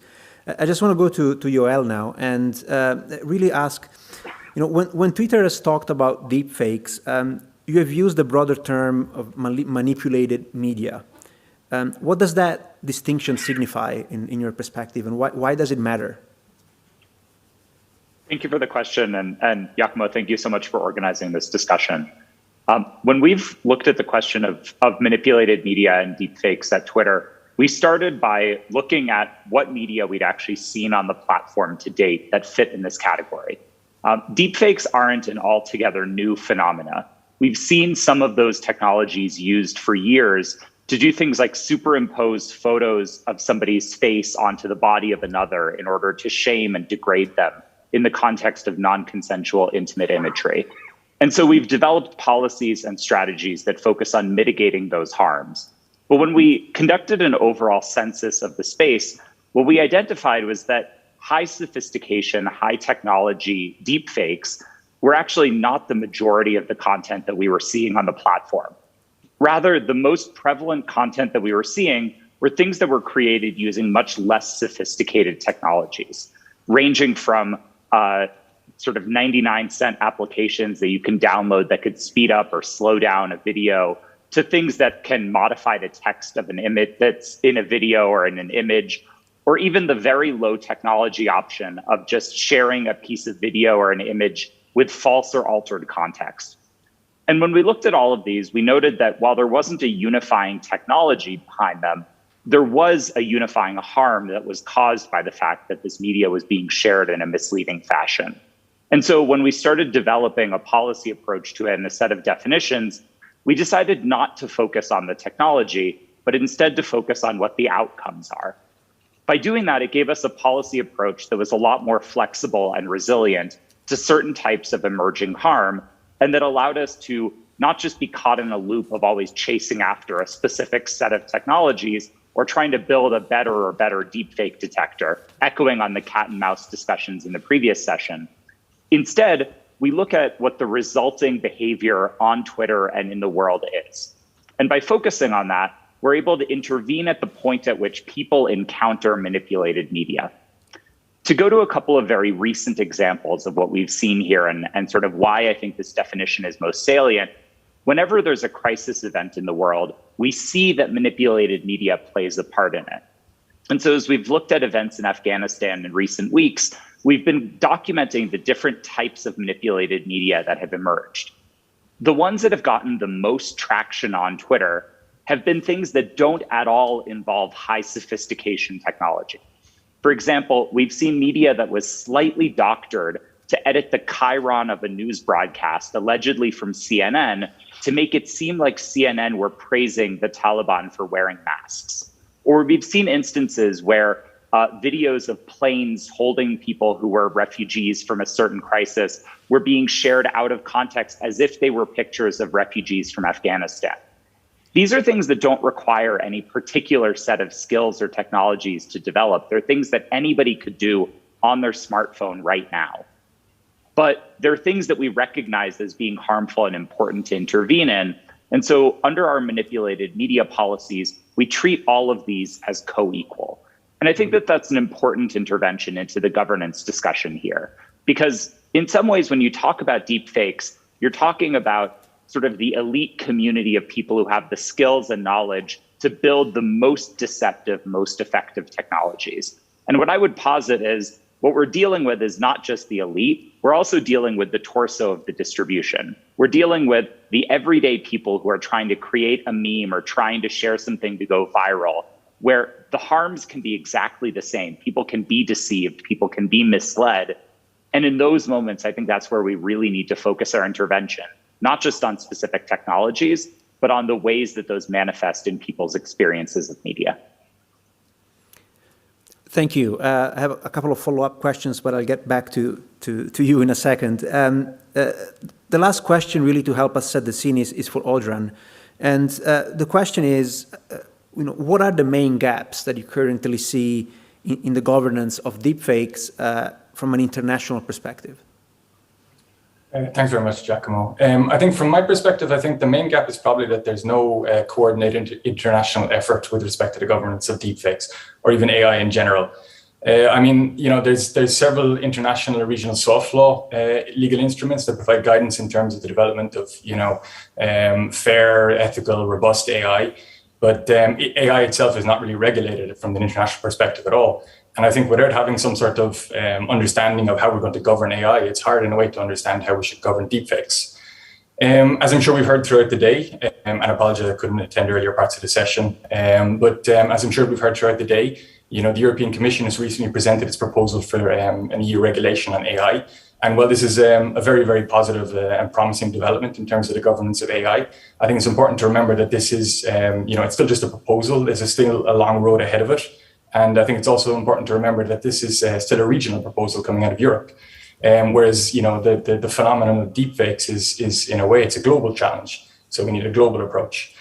Looking beyond the lack of an international governance framework of AI, I think another challenge is, and echoing Marie-Valentine here, I think is in terms of the enforcement of existing laws. When we're talking about governance, we don't always need to develop from scratch. There's a lot of existing international and regional treaties and legal instruments, for instance, particularly in the field of copyright law and data protection that can provide guidance in terms of combating the production and spread of deepfakes.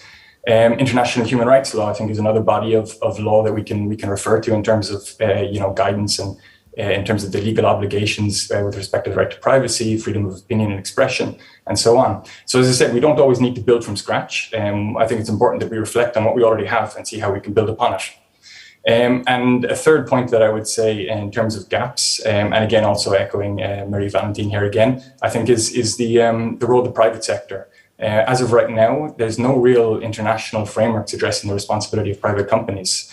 For example, for their role with respect to the spread of deepfakes, or for instance, with respect to notice and takedown procedures, or even cooperation between the public and private sector for investigation and so on. So I think this is a further important issue that we need to pick up going forward. So I think that those for me are the kind of three primary gaps: the lack of coordinated international approach, lack of enforcement of existing laws, and building more on the role of the private sector in this challenge. Thank you. And I'm actually going to use your last point as a bridge to the next kind of a segment of our Q&A, which is really about current responses. And because you've mentioned the role of the private sector, I'm just going to go back straight to Yoel and really ask you, how does Twitter deal with manipulated media and deepfakes when you encounter them on your platform? What kind of trends have you observed and you can share with us on the use of this technology? Because of course, we've talked a lot today about the generation or creation of these manipulated media at different levels of sophistication, but platforms, so any social media platform has, plays a key role in the dissemination and reach of these kind of manipulated media. So how is Twitter handling the situation? Sure. I'm going to go back a little bit to 2019, when Twitter first started work on developing our policy on synthetic and manipulated media. We recognized in 2019 that this was an area that was insufficiently clear in our policies and did require something more specific. The triggering event for us was actually a relatively low sophistication piece of manipulated media featuring Speaker of the House Nancy Pelosi. And this was a video of Speaker Pelosi it was a normal recording of her speaking, and it was doctored using an app on a phone to slightly slow down the cadence of the video. And so as a result of being slowed down, it appeared that Speaker Pelosi's speech was slurred, and it was circulated on Twitter and on other social media platforms saying, look at Speaker Pelosi, she's drunk on the job. And it was being circulated as an attempt at humor, but it raised a number of interesting questions for us, and I think for platforms broadly, about how we deal with these types of manipulations where it might not be clear from the context in which it's shared or from the video itself what it is that's going on. Is this true? Is this real? Our first step was to conduct a broad, open study of what it is that people wanted platforms to do here. I think in a lot of the governance and regulatory conversations, there's rightfully discussions about the roles of platforms, but platforms are themselves composed of millions of people who are using them worldwide, interacting with the technologies that we build within the company.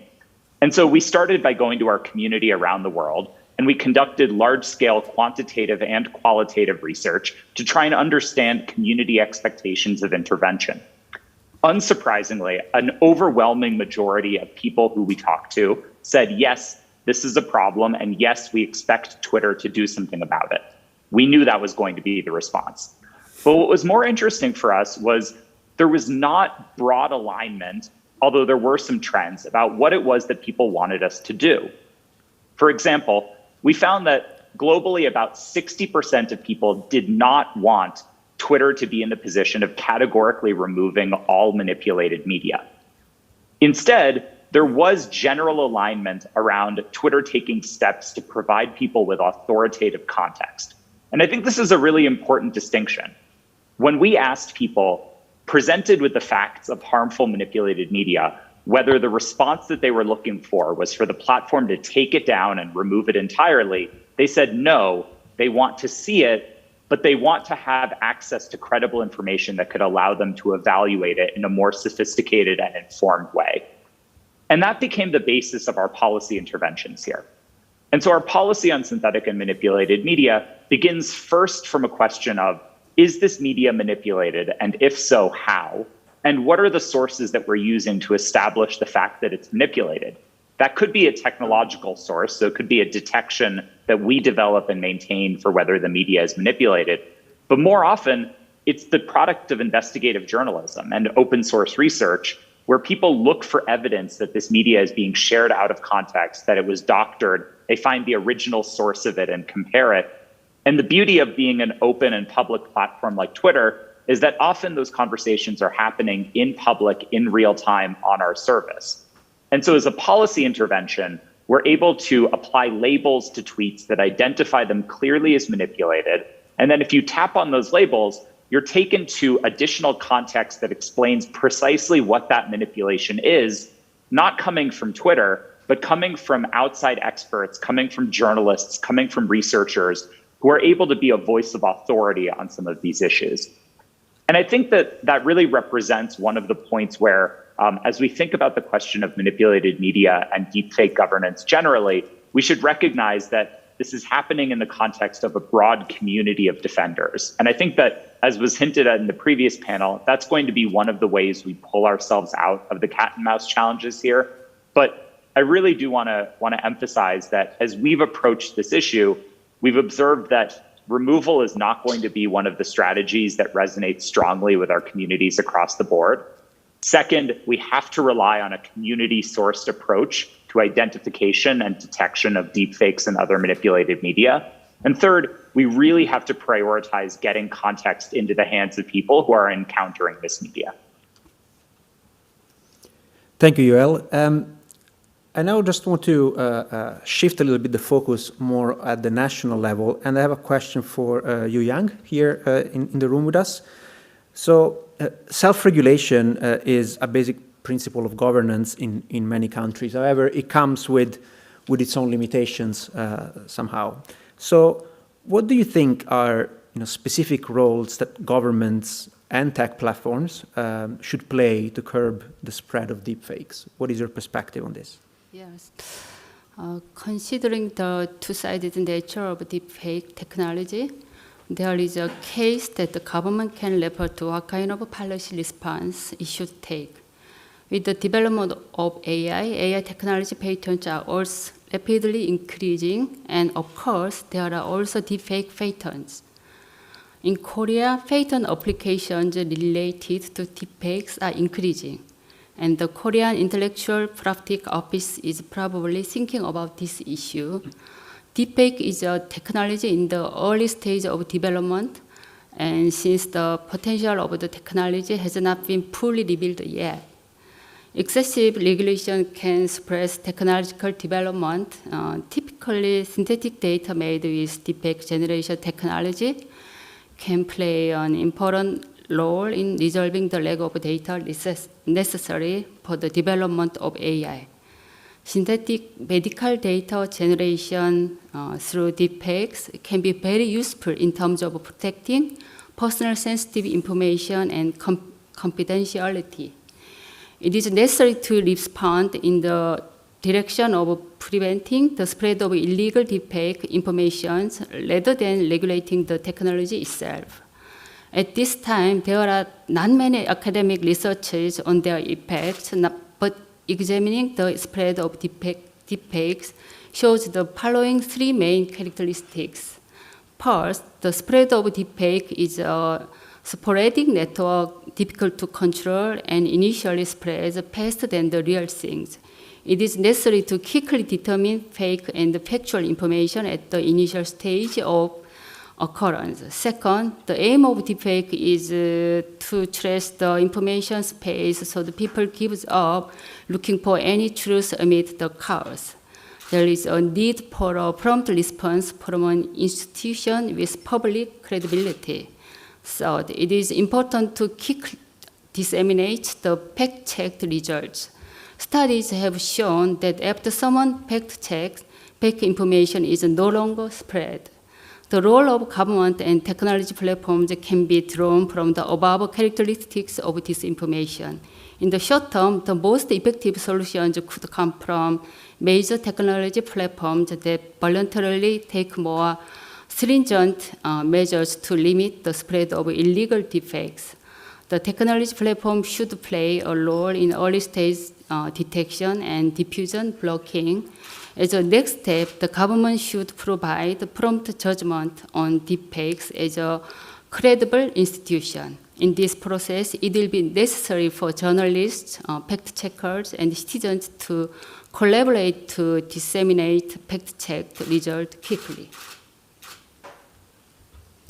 Thank you. I just have a quick follow-up while we have you on the microphone. So could you elaborate on some specific examples of policies or countermeasures that your government is developing to counter this threat? Yes. As revealed in the research results on deepfake, 95% of deepfakes distributed worldwide are deepfake pornography. And it turns out that many of them use images of popular idols and actors in Korea. Deepfakes pose a real threat to the people, including Korean celebrities. Looking beyond purely technological remedies, what legislative, political, and social steps can we take to defend against deepfakes' dangers? One tempting and simple solution is to pass laws that make it illegal to create or spread deepfakes. However, the total ban on deepfakes has both constitutional and practical problems. Korea is taking a more direct response to the specific point of damage, namely deepfake pornography. Korea has already passed a bill to prevent pornography and falsely manipulated information using deepfakes, and it is mandatory for technology platforms to prepare measures for the development and dissemination of deepfake image identification technology. Also, a bill to facilitate the deletion of deepfake pornography is currently being proposed in the National Assembly. The bill stipulates that the victim's representative can request support for the deletion of deepfake footage, and if necessary, the state can delete it. Regarding the effects of deepfakes in election held in some regions, Korea has a very strong election law, so no separate legislative effort is being made. In the future, if the damage of deepfake is further expanded and become a reality, there is a possibility that election security-related policy responses and laws that strengthen the obligations of technology platforms in relation to deepfakes will be discussed. Thank you. So if we move now from the national to the regional level, and I go now to Juha, I mean, we've already heard the proposal of the European Commission being mentioned by previous speakers. But if we put deepfakes in the broader bucket of potential harmful uses of AI, can you elaborate on what concrete measures are proposed in this regulatory framework that the European Commission is working on? Thank you very much. Yes, indeed, I can give a quick overview of what it entails. So first of all, I should, by way of clarification to those who do not know what it's about and what it contains, so the proposed regulation, AI regulation by the European Commission, it has a risk-based approach. And it addresses basically what are considered to be harmful use of AI. So it does not target AI directly as a technology as such, but it will tackle certain uses of AI which are considered to be harmful. And in this proposal that we made, we published in April, there is, if you like, a risk pyramid, a sort of hierarchy of risks. So at the very tip of the pyramid, we have those uses of artificial intelligence that we consider to be so harmful that they should in fact be banned. And this includes, there are sort of four main things. One is subliminal manipulation resulting in harm. And of course, this could well concern deep fakes and the kinds of effects that they have. Secondly, there is the exploitation of children and other vulnerable groups. General purpose social scoring is the third category. And then remote biometric identification for law enforcement purposes. So those are the kind of banned uses of AI that we consider to be so harmful that they should not be accepted at all. But then there is the next category, which is the high-risk systems, which then is interesting perhaps for many reasons. And they are uses of AI which are possible as long as certain conditions are met and certain requirements are fulfilled. And there are a number of these, sort of two main categories. One is safety components in regulated products, so products that have are already subject to legislation, and safety components involving AI. This would be, for example, medical devices. And then certain standalone AI systems in a number of fields, which include, for example, biometric identification, categorization, management of critical infrastructure, law enforcement, and a number of others. And for these high-risk systems, then, there is a certain number of requirements that are introduced in this proposal. They concern data, training, validation, and testing data, documentation and design locking features, transparency, and the need to provide information to users as to how to use the systems, human oversight, and robustness, accuracy, and cybersecurity. So these are the kinds of requirements that are put on the high-risk systems. And then, of course, there should be a risk management system in place, and these should take into account the intended purpose of the system and the use of the system. And I should emphasize that this is a life cycle approach. So there are certain requirements. The design has to be in line with what is stipulated in the regulation. Then there is the ex-ante conformity assessment, which is required in those cases where we have a high-risk system which cannot be put on the market as such. Then there is post-market monitoring that is provided for these kinds of systems to understand what is going on, to see how this works in practice, an incident report system, and potentially a new conformity assessment in case of modification. And there is a list of high-risk uses, areas of high-risk use of AI in that regulation. And I have to emphasize that this is something that can actually be revised and will be revised. So it's not cast in stone, but it is dynamic and can take into account the different systems that emerge and the changes in the existing systems, which of course, as we all understand, is very important. And in this area also, it is very important. So it does not identify this particular category of use of AI as such or any other, but it identifies areas of high-risk use of AI and then a small number of uses of AI that are completely banned. So that's how we go about regulating AI according to the proposal that is now in the political process. Thank you. And the last piece of the puzzle here is the multilateral level.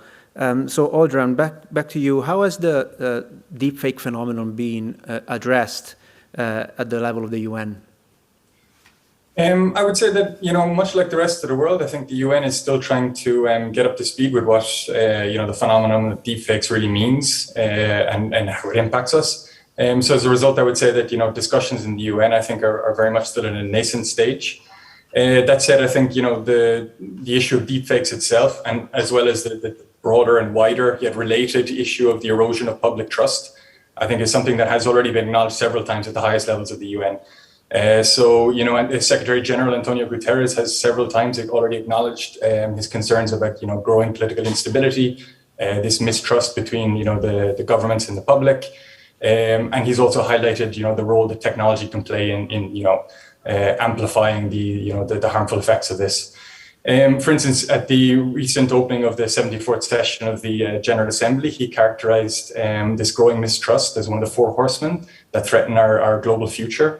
And alongside this, he also characterized the dark side of the digital world as being another of the horsemen. And so I think this kind of symbolic metaphors, I think, is quite powerful in terms of how he himself perceives this. Specifically on deepfakes, only a few weeks ago, there was the second United Nations high-level conference on the heads of counterterrorism agencies. And again here, Secretary General specifically flagged deepfakes in the context of counterterrorism, expressing concern about the potential for terrorist groups and violent extremist groups to be able to use the technology to, to spread conspiracy theories and so on. And he called upon member states to specifically take action to prevent these technologies from falling into the hands of malicious actors such as terrorists. Aside from these kind of high-level remarks from Secretary General himself, several other UN entities within the system have also recognized, I suppose, the challenge or the dangers related to deepfakes and already started taking action in terms of raising awareness about the effects of deepfakes and building kind of public knowledge, I think, as well, within our system and externally. So, for instance, earlier this year, the Special Rapporteur on the Promotion and Protection of the Right to Freedom of Opinion and Expression released a report in which she specifically highlighted the role of digital technology, in particular deepfakes and shallow fakes, in terms of distorting reality and amplifying the spread of false information. Aside from that, say, for instance, the International Telecommunications Union has been quite active flagging its concern about the growing proliferation of deepfakes. The UN University has also done in-depth analysis of the effects of deepfakes. My own organization, UNIDIR, so the United Nations Interregional Crime and Justice Research Institute, we've been looking at deepfakes for several years now. We've been trying to build knowledge and understanding about the different risks, how they could be maliciously used by criminals and terrorists. Today, we've put out a couple of reports. We did a recent report with Europol and Trend Micro, in which we highlighted, how AI in general can be maliciously used in cyber attacks. And we've had a specific kind of case study in terms of the use of deepfakes in this regard.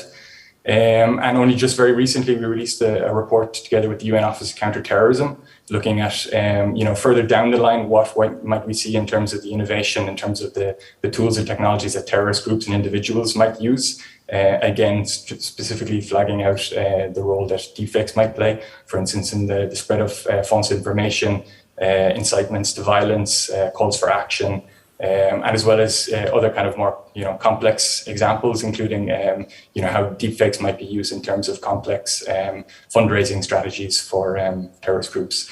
Beyond this kind of the general knowledge development, we've also been working in terms of supporting research and the development of deepfake detection tools. A couple of years back, we organized a challenge at the Hackathon for Peace, Justice and Security, challenging researchers from across the globe to come up with potential detection tools. And I think this was a promising, an initial but a promising exercise that we did.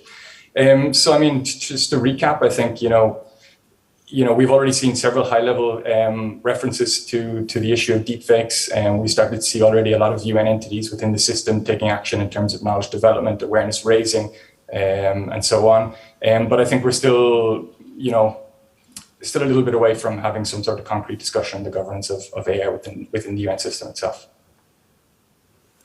Thank you, Oljan. And for the last kind of round of questions before we start addressing some of the very interesting ones coming from the audience, I really want you all to look ahead and be a little bit forward-looking.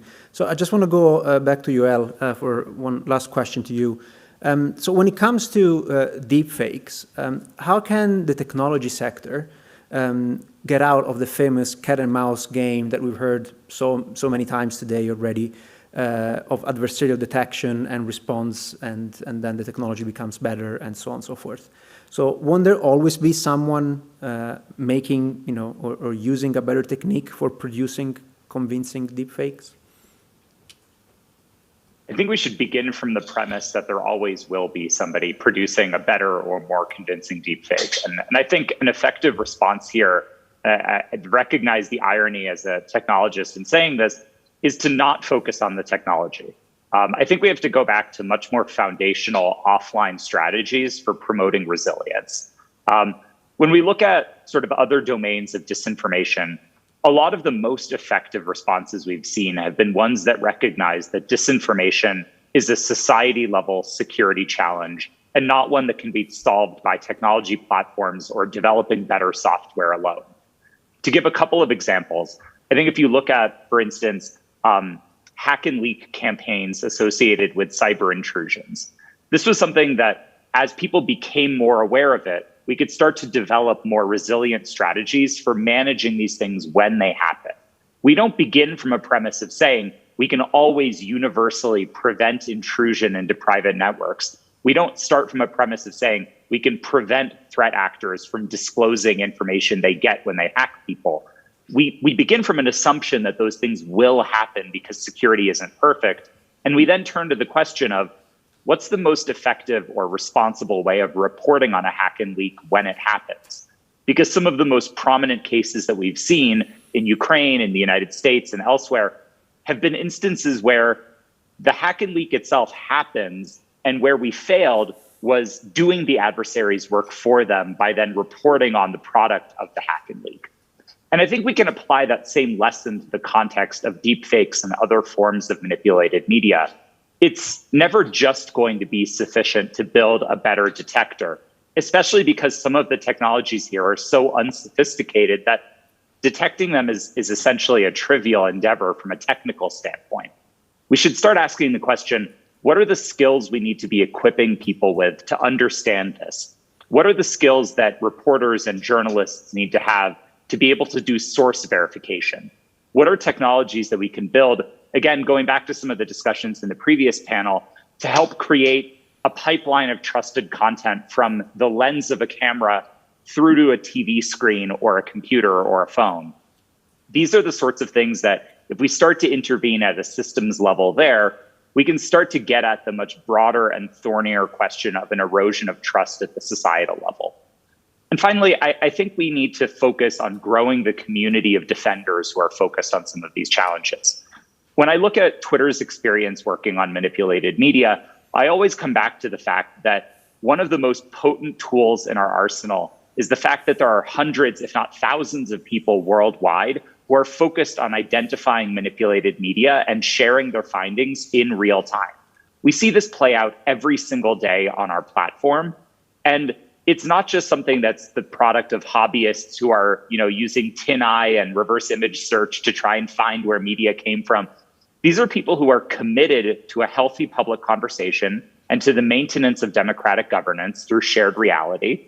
And they instantiate that by doing this research and doing it in public. The more that we can amplify their voices, the more that we can train people on how to use those skills themselves and engage in source verification as an everyday practice, the more that we take the management of manipulated media out of this space of being a governmental problem or a regulatory problem or a technical problem, and we move it into the space of being a societal problem. And I think all of the stakeholders represented here have a part to play in that, but I don't think we're going to be able to solve it by just looking for a magic bullet of technological detection. In my experience, we are always going to end up a step behind a creative and dedicated and sophisticated adversary. We need to think about what comes next. And I think that societal level resilience measures are the key to starting to get ahead of that. Thank you, Yoel. And this is actually a perfect segue. I have a question for Marie-Valentine about, how can or should governance be used to mitigate this societal impact that Yoel was referring to of deepfakes in the future? Yeah, so I assume in that context that we use the term governance as the kind of set of formal and informal arrangements to organize decisions, authority, and how things are made in society. So basically anything that, except the very technical ones. And indeed it starts with actually what is the harm and that is caused by deepfakes, harm caused to individuals, harm caused to organizations. And in that case, we need to show the intended purpose of damage or manipulation of people, organizations. At the third level, which is a societal level, we have to adopt a more broader, pervasive, broader view that looks at the pervasive slow change of society in response to technological change and vice versa, by the way. So we are now beginning to realize the power of machine learning. I mean, society is beginning to realize beyond science fiction, beyond specific use cases, the power of machine learning used to creating deepfake, the power of social platforms and social media to disseminate that to a broader audience, the vulnerability of people who are being affected and quite often who have absolutely no idea on how to detect that. I mean, yes, there are tools available to them, but I think that the majority of people are not even aware and not even willing or not even basically to some extent, they do nothing against it. They use it, they consume it as a consumer good. They find it's fun, we don't have the same perception as the majority of people. I want to remember that there is still a broad acceptance in society of synthetic media. People see it for the role in movies and entertainment, and the very narrow focus on deepfake is very unique in society. I mean, on the billions of people who live in this world. So we have a problem in the fact that many users do not even care about knowing the truth. The community of people who work around detection is we need to help this community to get broader traction and to have more role in society. So the role, the dramatic and potentially devastating consequences on society with could be. This is, I think, what we need to work on to make people understand that this is serious.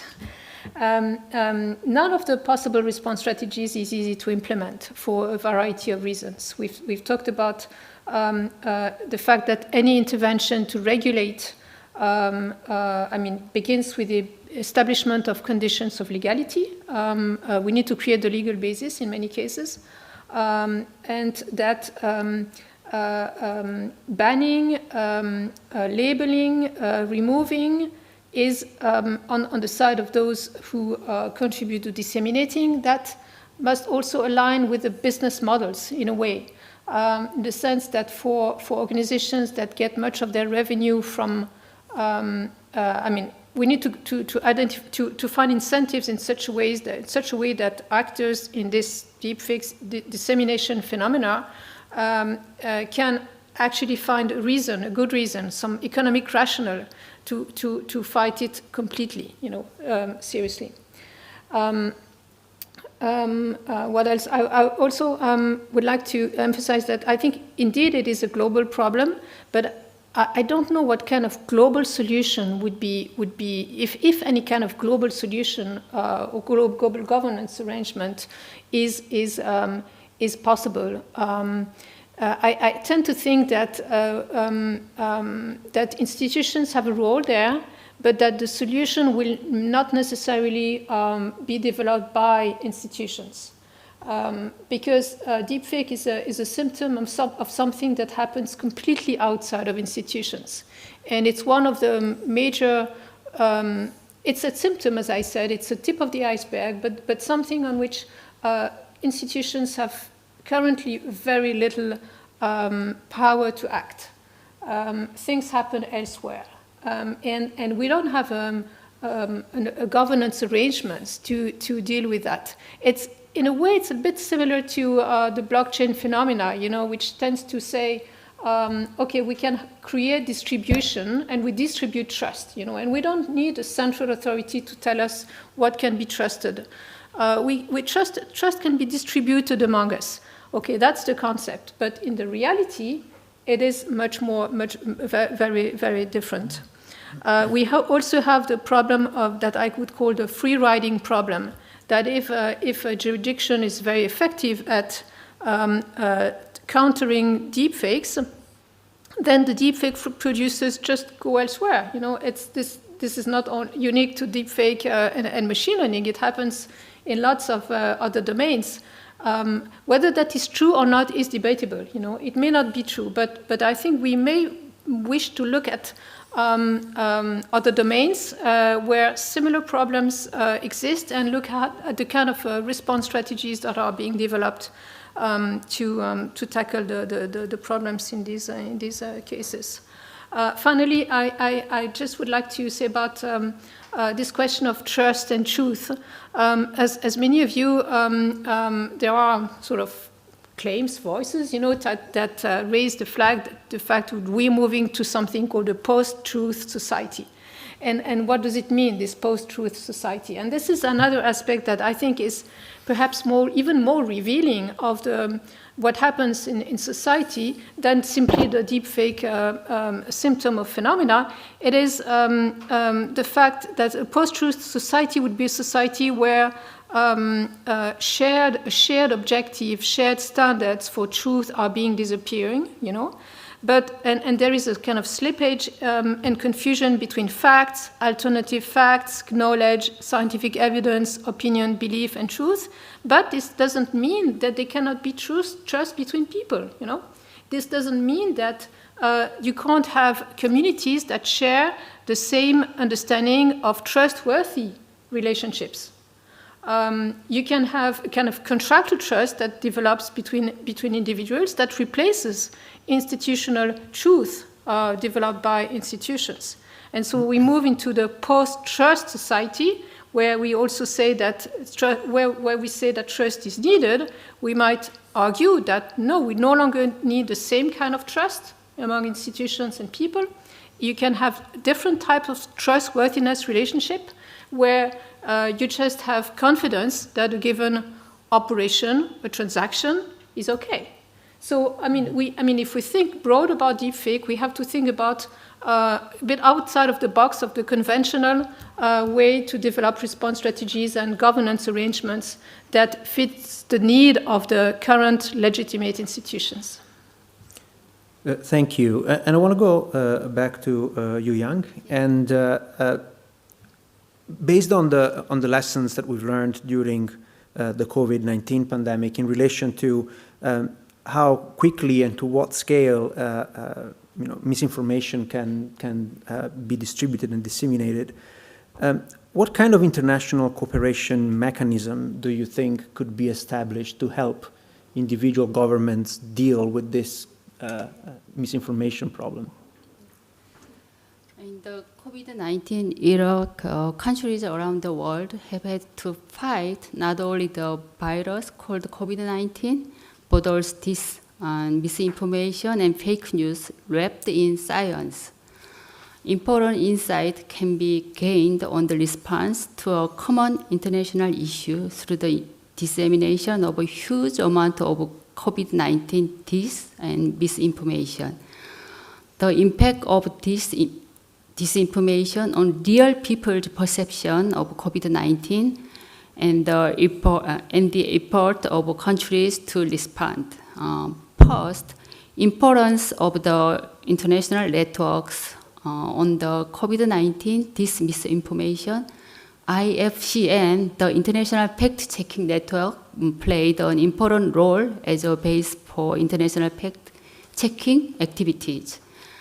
Their database united fact-checkers in more than 70 countries and includes articles published in at least 40 languages. As soon as disinformation about COVID-19 and vaccines are found in one area, fact-checkers from around the world, centering on IFCN, on International Fact-Checking Network, fact-checked disinformation in each area in real time. Such cases can be an important reference for future deepfake countermeasures. Deepfakes that are combined with various scientific information in various regions or are raised in political contexts are difficult to respond to without international cooperation on fact-checking at the regional level. Second, role of experts worldwide is important. When analyzing this misinformation about COVID-19, automatic translation becomes easier, so this misinformation translated through the internet is spreading. People are generally more inclined to believe information that impersonated experts such as scientists and medical personnel. Therefore, it is important for the expert group to correct each misinformation, and according to research, the spread of disinformation stopped once the experts correct it. There is a good example in Korea. This is a movement called Fact Before Rumors that scientists started in relation to the spread of various kinds of disinformation during the Corona period. Recognizing the importance of expert intervention in preventing the spread of disinformation, they delivered infographics in about 20 languages to over 50,000 people in 70 countries, with the voluntary participation of experts in each field. This means that in a reality where it is difficult to completely block the creation of deepfakes, prompt correction by experts is important to block the distribution, and the simultaneous provision of information at the international level is important when considering the rapid global spread. In response to deepfakes, cooperation between international fact-checking institutions and cooperation of experts should be considered. Thank you. And one last question for Juha. And I do apologize, I'm going to ask you to be as brief as you can, but yet as informative as you can. So the question is, what kind of added value does a regional approach to governance bring when compared to individual initiatives or measures that can be designed and implemented at the national level? Thanks. Well, I'll try to be brief. So first of all, it does, even if it's only regional, it does combat fragmentation of the framework, and it does help in that respect. When I'm thinking about that area of the world that I represent, the European Union, so of course for us it's important that we have a uniform, predictable and safe operating environment and legal certainty in regard to these kinds of phenomena. And although the kinds of requirements that we have for high-risk systems or ban systems, and by the way, I actually omitted to mention one thing I wanted to mention, which is the transparency requirements in the proposed regulation which concern deepfakes. So the transparency requirements are there and requires labeling of these systems. Now, of course, these will only work in our jurisdiction, and we have the jurisdictional problem here, which is already hinted at. Nevertheless, it does actually set an example, and that example can be very valuable, and then inspire and invite others to also take similar measures. And this is where we also then, as the European Commission, European Union, we work quite actively on the international scene in different international forums, but also bilaterally. I just mentioned, for example, the Global Partnership on Artificial Intelligence and the OECD, where we are active and where we then promote and advocate the kinds of principles that we are doing. And I can see this also from the reaction that is gaining traction. This, of course, does not solve the jurisdictional problem because we only have jurisdiction in that part of the world that we are in. But of course, the systems that are put on the market and are used, regardless of where they come from, they have to comply with these requirements. So these are the kinds of things that I think make it still worthwhile, the regional attempts, because they do still affect more than just an individual country or individual region even, or company or whatever. And then there could be this snowballing effect, which can be very, very useful. So that would be my short answer to that question.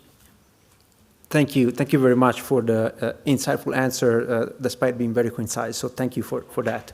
So Audran, I haven't forgotten about you, and I'm actually going to give you the privilege of being the first to answer this question that has been sitting on our platform since 5 hours ago. It was one of the first questions that was submitted, and it's also the most voted one. Basically, it reads as follows: countermeasures to deepfakes, or responding to deepfakes, is a multi-stakeholder responsibility. We heard that throughout the day.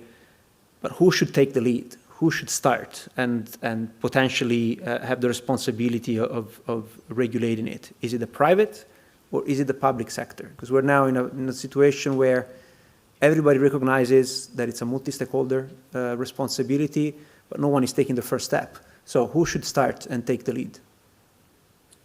Thanks very much. To be honest, I think, as I said before, I mean, deepfakes is a global phenomenon. This is something that's impacting us all across the globe. So I think in that regard, I think it's paramount that, everybody be involved. I mean, that we have to have all states across the globe involved. Because, I mean, also, the reality is that when we're talking about the governance of AI, we're talking as well at the same time about how do we, maximize the benefits of a technology and minimize the risks. So when we're talking about these kind of like trade-offs, we can't have this as an elite kind of discussion amongst a certain group of states or entities or organizations. This is to be an open and comprehensive, inclusive process. So, I mean, because if we start excluding people, particularly I'm thinking about developing countries, if they're not at the table involved and participating in the discussion, then we start getting into a situation where we start leaving countries behind. So I think, in terms of, how do we go forward and who does it, who takes the lead, I think this has to be a collective effort. Involving all member states. I think it also has to be a process involving all different stakeholders, because these are incredibly complex issues. The challenges that we're facing here are very multifaceted. So, I mean, we can't have this as a situation where a certain group of governments or authorities make a decision. This has to be an informed collective process involving all different stakeholders, national authorities, private sector, civil society organizations, of course, also very important, recognizing that, whatever measures we take in terms of the governance of AI may have an impact on the, for instance, the freedom of expression, freedom of thought, and so on, and opinion. So I think, we have to involve civil society organizations, academia, of course, also another important stakeholder that is to be involved, and any other stakeholders that play a role. So I think, hard to say who should take the first step. Very often people are reluctant to be the one who takes the first step. But I think, however we go forward, this has to be an inclusive, collective process. Thank you. Marie-Valentine, do you think you can try to, what would be your perspective on that? I would suggest there's no one in particular that should take the lead. The problem is fully distributed, so the solution should also be fully distributed. So everybody has a role there. Talking from governments, I would say there are a number of barriers and obstacles that need to be removed or overcome before the governments can take the lead, including sometimes creating the constitutional legal basis to act, which is not an easy job. On the side of the private sector, I would say some depend. I mean, some have their commercial revenues that depend on sensational news. I mean, as long as this removes like this, it will be difficult for them to take serious action. So we need to find incentives, business incentives, to take action. So, I mean, it's at various levels. The education system has also a huge role to play from primary school to university education, media literacy, learning what is the truth, and learning, teaching children that no, perhaps there are things that they should not believe in, that's perhaps something to begin with. So I think action should be distributed. Yes. Yeah. Thank you. I'm going to try with another question here, and perhaps, Yoel, this is one for you, but it reads, what would be the roles and responsibilities of cross-border digital platforms and global social media platforms in this regard, in the context of prevention and real-time combat of these threats for all nations? Sure. I can connect this, I think, to the previous question and say, well, I don't know who should take the lead. I think what we've seen in practice is that the largest technology companies and platforms have played a leading role in the management of deepfakes and manipulated media without waiting for regulation to compel us to do so. I think you've seen this from Twitter, from Facebook, from Google, YouTube, Microsoft. Each of us have taken specific technology and policy development steps to address deepfake issues without needing to be compelled legislatively to do so by any one of the jurisdictions in which we operate. And so I think there is a leading role for technology here to first build the technologies that help us find and detect and mitigate deepfakes and manipulated media at scale. It's an area where we can also help build institutions that allow us to collaborate on a number of these issues. There are models that we've deployed effectively in spaces like countering terrorism through organizations like the GIFCT to allow industry to collaborate and share information about these threats so that these efforts aren't happening within specific silos. And then I think there's obviously important spaces for collaboration between technology platforms and the public sector, NGOs, civil society groups, researchers, to promote sort of public education strategies. The one sort of caveat I'd throw out here is when we talk about the role of the private sector, oftentimes attention focuses rightfully on the biggest platforms. As the representative of Twitter here, I'll note Twitter is sometimes the smallest of the big platforms, or maybe the biggest of the small platforms, but we should recognize that there's a very large distribution of what it means to be a part of the private sector. And while I think that you've seen the biggest technology platforms take a leading role on this issue, there are a lot of other platforms out there, some of which intentionally do not intervene in some of these issues and take it as a point of ideology that they don't have a responsibility here. And so when we're thinking about what the role of regulatory or legislative approaches is, I think we certainly want to protect and promote an open internet that fosters competition, but we should also recognize that the biggest actors are often the ones who are acting the most responsibly. And we're dealing with a much larger ecosystem within which harmful and misleading content can circulate. Thank you. I'm going to go with a question to all of you, and please do raise your physical virtual hand so I can see you. Are there any initiatives that are specifically built to establish bridges between civil society, academia, the private sector, and governments to educate and prevent the misuse of deepfake? Are you aware of any dedicated initiative that is being put together with the purpose of connecting the various communities of stakeholders? I see a lot of heads shaking, so I'm assuming there's no such a thing that people are aware of. Well, here we go. We have identified a gap and a very interesting research question for us to take forward at UNIDIR. there is a question that perhaps Juha can shed light on, and it's really about, I'm just going to read it from the platform. It says that there is an EU code of practice on disinformation, which has been adhered to by Facebook, Twitter, Microsoft, TikTok, and Google. How effective will the code be, and respected and implemented, so that the social media are accountable and at the same time preserve the freedom of expression? So I'm not able to provide any numbers or any kind of, if you like, research results on that and how effective it is.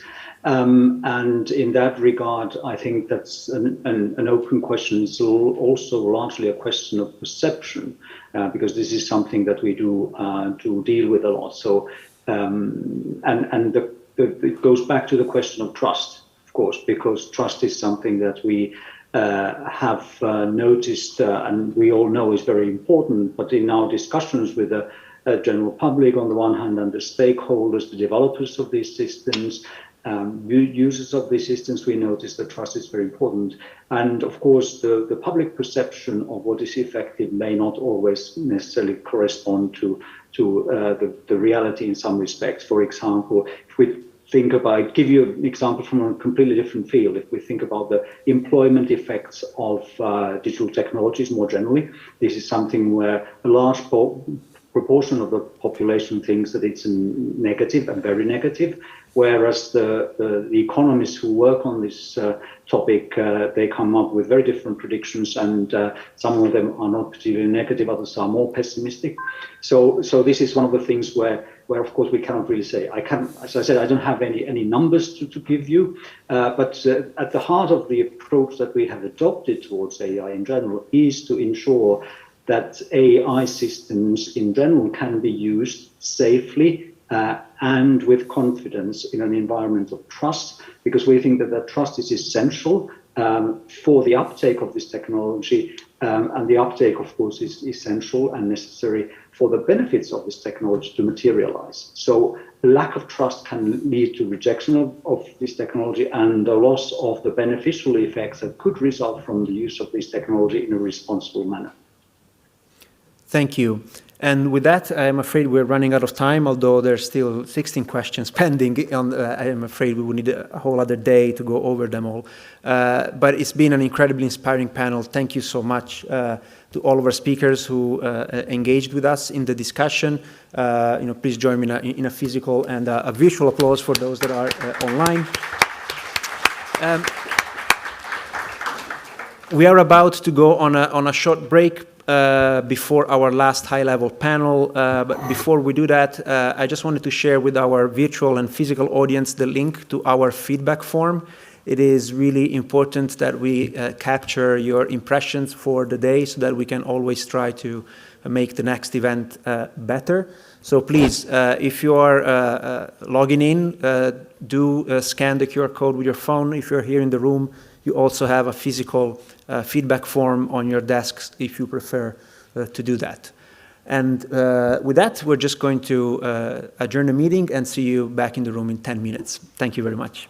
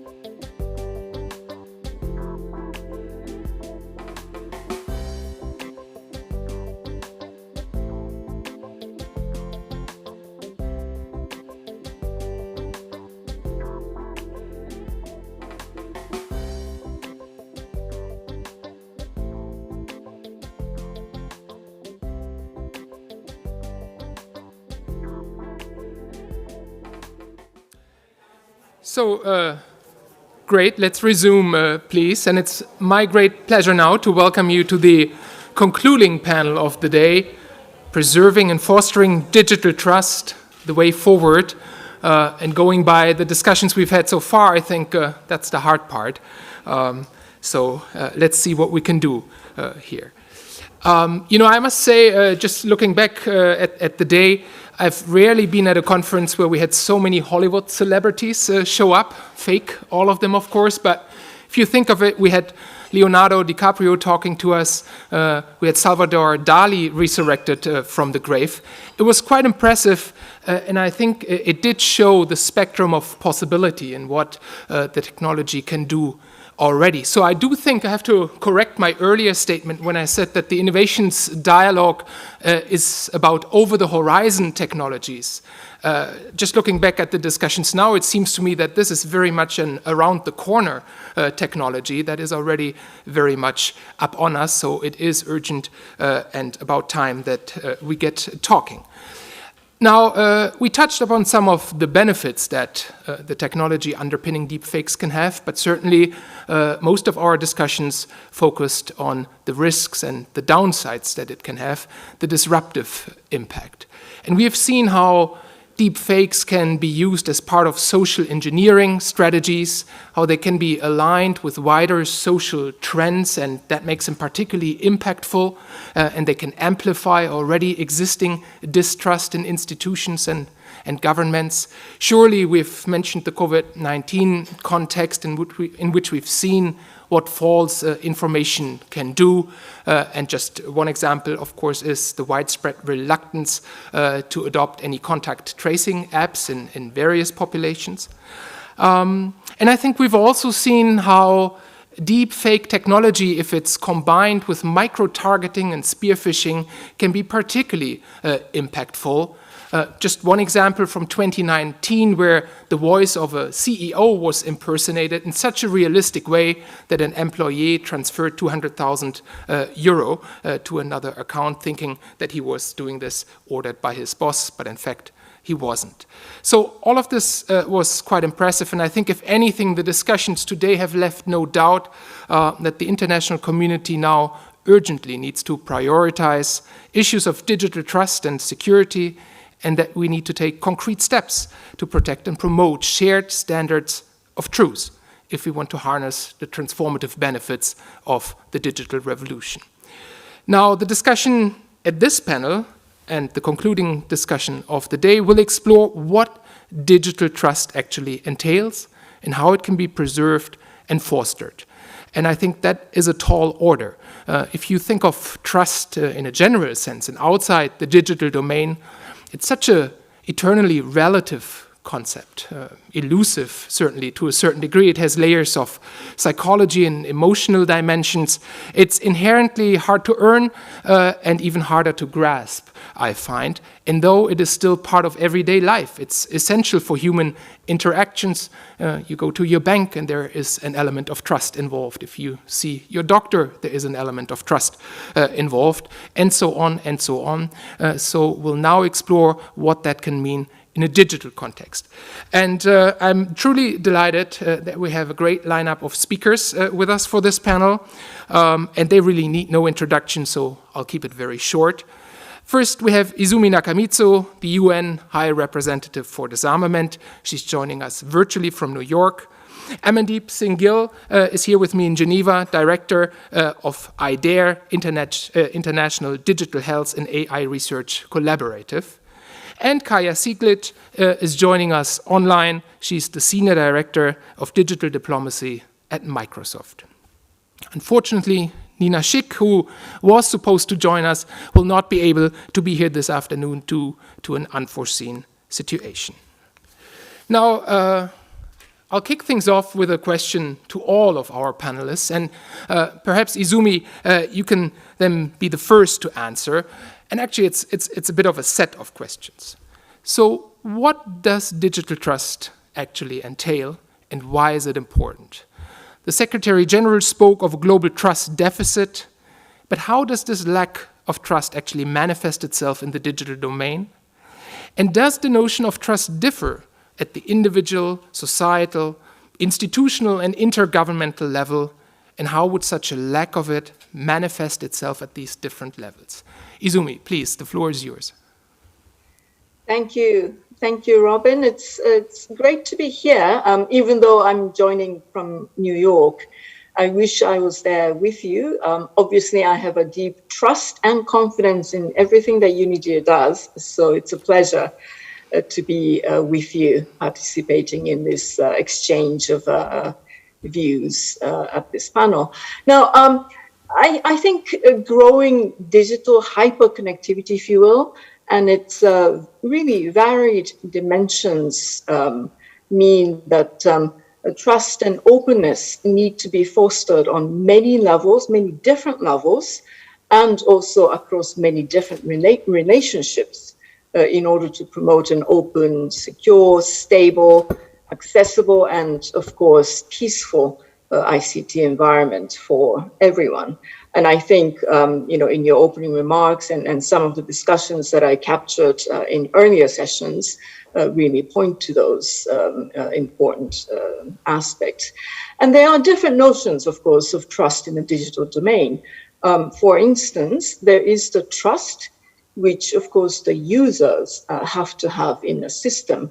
The user needs to be able to trust that the network they are on and the software that they're using will support their need to communicate with the person they intend to communicate with, while, of course, ensuring that the privacy they expect to maintain. And, of course, this there is increasing concerns that security and integrity of personal data really need to be prioritized.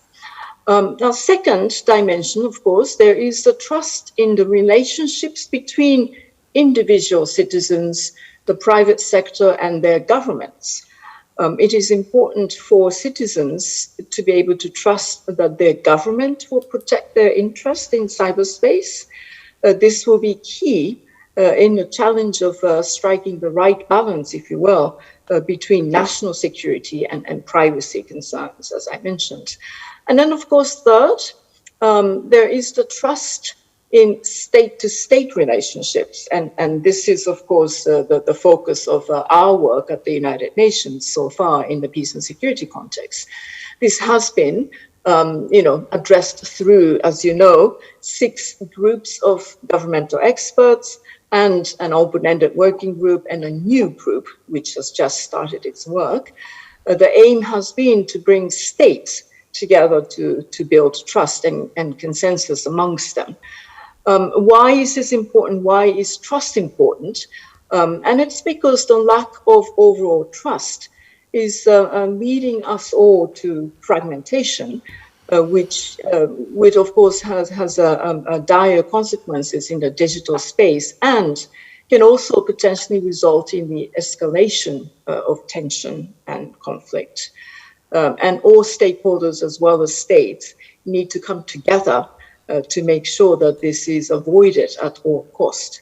Now, there is a great quote from Secretary General Antonio Guterres about war and peace. He said, "War is never inevitable. It is a matter of choice, and often it is a product of easy miscalculations. Peace, too, is never inevitable. It is a product of hard work, and we must never take it for granted." So I would definitely apply this quote. We have to really work very hard to make sure that we will be fostering trust and therefore avoiding potentially catastrophic consequences in the digital space. Thank you, Izumi, and thank you in particular for pointing out that this is going to be quite a process and hard work, as you say. It's going to be continuous, and I fully agree. And thank you also for, disentangling these different layers so clearly for us. I think in some of the previous discussions, there was a rather strong focus on the user perspective and in commercial applications and so on. And I think we still have a way to go to really explore what the trust deficit and lack of trust and the rebuilding of trust in the interstate dimension can actually mean. Now, Amandeep, over to you. And the same question, what is digital trust, what does it entail, and why is it so important? Let's thank you, first of all, Robin, for this opportunity. Pleasure to be here. Let's take the COVID-19 pandemic. So why is trust important? And how is it important at different levels, not just at the user level? So if we do not trust the data that's coming to us as policymakers, as respondents to this crisis, then we cannot plan the allocation of resources from hospital beds to vaccines. If we cannot engage our citizens in a trustworthy manner, so more than trust, it's the notion of trustworthiness. And we've seen that across different countries, there are different levels of trust in governments. So when governments ask citizens to do something, if they don't trust the rationale, the basis for those decisions, then obviously their cooperation is going to be less than enthusiastic, and that has consequences. So at different levels, you see this importance of trust. At the international level, interstate level, we have the need for alerting the world to outbreaks. So if we do not trust the data that another state or a region passes on, then obviously our actions are going to be less than optimal. In the future, I mean, we've set ourselves targets for being able to respond to pandemics in a different manner. So rather than 300 plus days that has taken us to develop vaccines, we want to do this in 100 days. We want to be able to pinpoint where the outbreak begins, so that day zero, our race to get the right diagnostics and vaccines begins at the right point in time.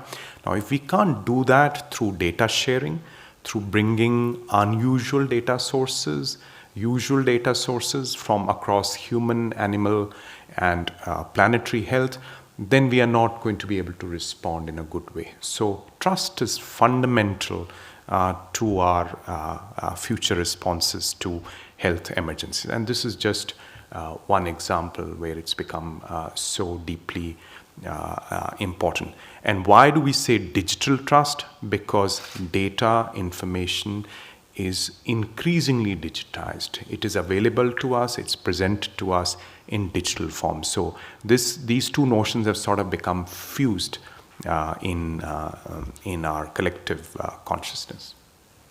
Thank you very much, Amandeep. And I take it from the intervention so far that none of our panelists up to here is advocating a post-truth kind of scenario where we would ascribe a lower value to trust potentially in our relations. Quite the contrary, I take it, and I share that point. Now over to you, Kaya. And thank you. Also, that would be terrifying. So I really hope that none of us think that a post-truth environment where we can just all make up stuff is something that we should strive for. But thank you so much, first of all, for inviting me. And thank you, Robin, actually, too, for posing some fairly challenging questions. I think I must admit I went down a rabbit hole thinking about this one, just trying to not understand, but almost clarify in my head, what is the difference between digital trust and just normal trust, and how does it manifest itself across the different stakeholder levels, as Izumi has so well explained and sort of categorized. And at the end of the day, I think I've come down on the point that trust is fundamentally a human emotion, and it then kind of, as we operate within these larger organizations, obviously it adds different layers and different aspects to it. But clearly, there should be no difference between how we treat it digitally or how we treat it in the real world. For me, it's a foundation to all of our interhuman relationship, whether as Amandeep talked about the relationship within government and the citizen, where the trust has very demonstrably been needed over the past couple of years to make sure that citizens are able to endorse, believe, and then act on sort of COVID information that the governments have been giving them. And that clearly varied drastically and dramatically from country to country. Similarly, in international relations, in disarmament, as Izumi was saying, I think we struggle, currently in terms of geopolitics in building not rebuilding the framework. As you said earlier, Robin, I think this is a continuous effort, not a one-off thing that needs to be done. And the digital world adds new challenges effectively. In international relations, for example, it's much more difficult to see and understand what states are doing. And that's where confidence building measures, traditional ones, and then we need new ones between states, and then between states and private sector actors are something that needs to be elaborated on. I think the one thing for me, and obviously it manifests itself and can be tested and tried in the digital world differently. I'm sure we're going to talk about it, but authenticity and reliability and all of security, all of privacy, all of these things get a different component in an online environment.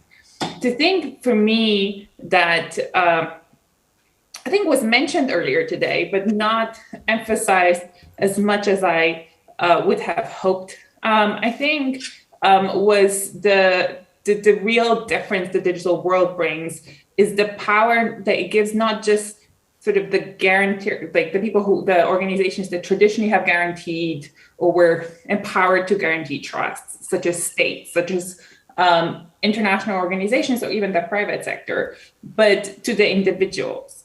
It's not just that the individual is often the target. Individuals, we all need to almost turn our mindset around and become one of those linchpins that actually foster trust. I think no one before has there been as much potential power put in the hand of the individual to share accurate or not accurate information. So I think the one thing that I would just keep in mind is, the vast majority of the digital content is user generated, and we need to shift to start engaging as individuals on how we actually interact and generate trust with that content. I'll stop here. Thank you very much, Kaya. And, I think we all share this almost overwhelming sense of complexity that we feel when dealing with this notion of trust. As I said, it's inherently difficult to grasp. And I think I also agree with you. I'm not sure we need the digital qualifier here. I think we were testing the waters a little bit, also provoking interventions from your side, our speakers. I'm not sure there really is a distinction between trust and digital trust. And maybe it's even the case that when thinking of the digital ecosystem, the anonymity that it brings, the speed with which we communicate in the digital sphere, that, as a counterweight to that, we need to revert to rather traditional measures of trust building, more localized measures of trust building. Just an idea. Let's see. Amandeep, I have a specific question to you, and that follows right in the shoes of what was just said. So what are the challenges to preserving and fostering digital trust? What initiatives can be taken by the international community? How can we make them inclusive? And at the end of the day, build digital trust and mitigate the potential destabilizing effects that digital technologies can, of course, also have. Thanks, Robin. Maybe just to link back to what you said about local level trust. So I think the issue is hierarchies of trust. So again, with COVID, we've seen that people trusted the local general physician or someone close to them, sometimes much more than government messages. They trusted WHO messages. So we need to work on these hierarchies of trust. So I think this is a consequence of the digital age in some ways, but it's just also a very human tendency given the connectivity across the globe today. Now, you've asked me a tough set of questions about, what can be done to foster trust. In a sense, we need to have more trust brokers and more trusted brokers. So we need to expand, and I think this was mentioned before, need the institutions, the platforms where trust can be mediated. A lot of digital platforms, the big digital companies are almost automating this through consent management, where sometimes consent and data sharing are fused together. Now we need to move to a new era in which individuals have more agency over what they are signing up for, what they are sharing, etc. So they start to trust these platforms much more than before. We also need to bring in more interdisciplinarity into the trust brokers. So the institutions, whether they are multilateral institutions or other institutions, multi-stakeholder institutions, they need to expand to take in the private sector, to take in academia, to take in civil society. And your point about inclusiveness, lower the barriers to entry into policy discussions.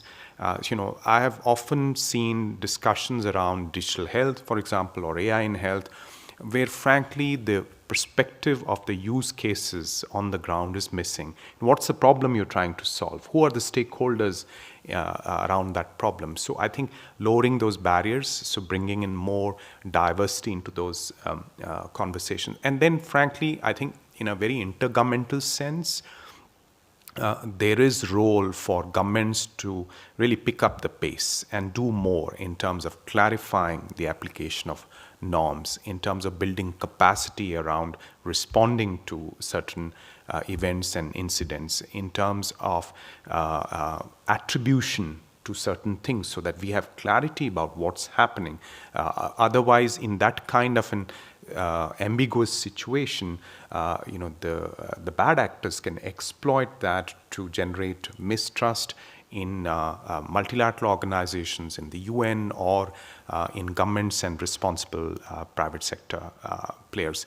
So I think it's all of those. And frankly, if I was to just point to 3 ways to organize this, one is interdisciplinarity, bringing in different actors together.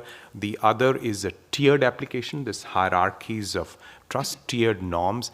And the third one is a modular construction, where you start with guiding principles and you build around that and add in aspects around attribution, around response to incidents as the consensus grows. Thanks. Thank you, Amandeep. And maybe just as a quick follow-up on the point you made that at the intergovernmental level, we need to step it up, really, and I agree. A lot remains to be done. The high level on digital cooperation, they recommended development of a global commitment on digital trust and security and to shape a shared vision. How realistic is that, and how can we achieve that, Amandeep? I think it's a fairly low-hanging fruit. So it's a global commitment to building digital trust and security. It's in some ways a reiteration of the 11 principles that the first 5 GGs, Izumi mentioned, all 6 of them have worked up to, and the latest one has been, the latest discussions have been very successful. So it's capturing that into a high-level political commitment and then putting some pieces around that in terms of capacity development, attribution, etc. So that, for example, the liability of the private sector is clarified in some cases and some kind of response capacity builds up. We don't have, at this point in time, the political agreement around policing for a UN or a multilateral organization, just as the IEA does on the nuclear side.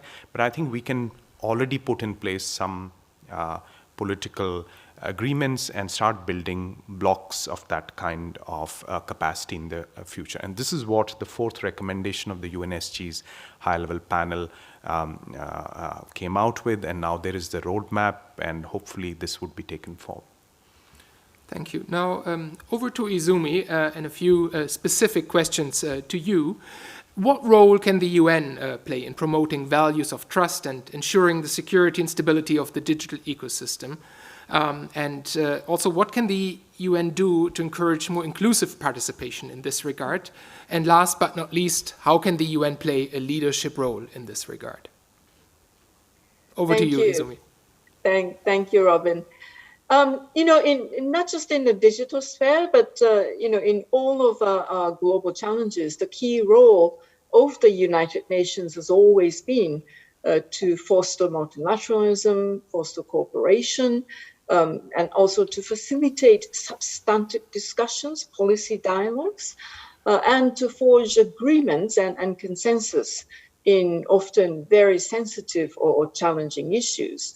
And the cyber issues, the topic of ICTs has been one of those issues. And I think, you know, as I touched on already, this has been really clearly demonstrated over the last 1.5 decades, if you will, where under the auspices of the UN, a series of a group, you know, there have been 5, and then most recent one, the 6th one, the GGEs, have studied and, you know, existing challenges and threats and made recommendations in terms of measures to address those challenges. Now, the most recent process or processes, the further UN processes, one is the Open-Ended Working Group and the 6th GGE, the recent ones, both of them established in 2018, as you know, have, as Amandeep already said, successfully concluded their work, taking, I think, in my view, important steps forward on the topic through adoption of very concrete and I must say quite action-oriented recommendations.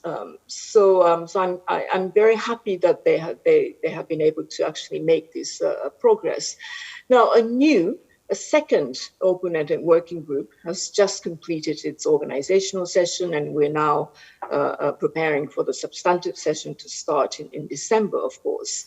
In addition to being a convener and a facilitator, which is our role, the UN, I would definitely like to see the UN also playing a role of providing substantive inputs, new ideas, options for addressing these new challenges, in addition to, of course, the political facilitation and being a convener facilitator.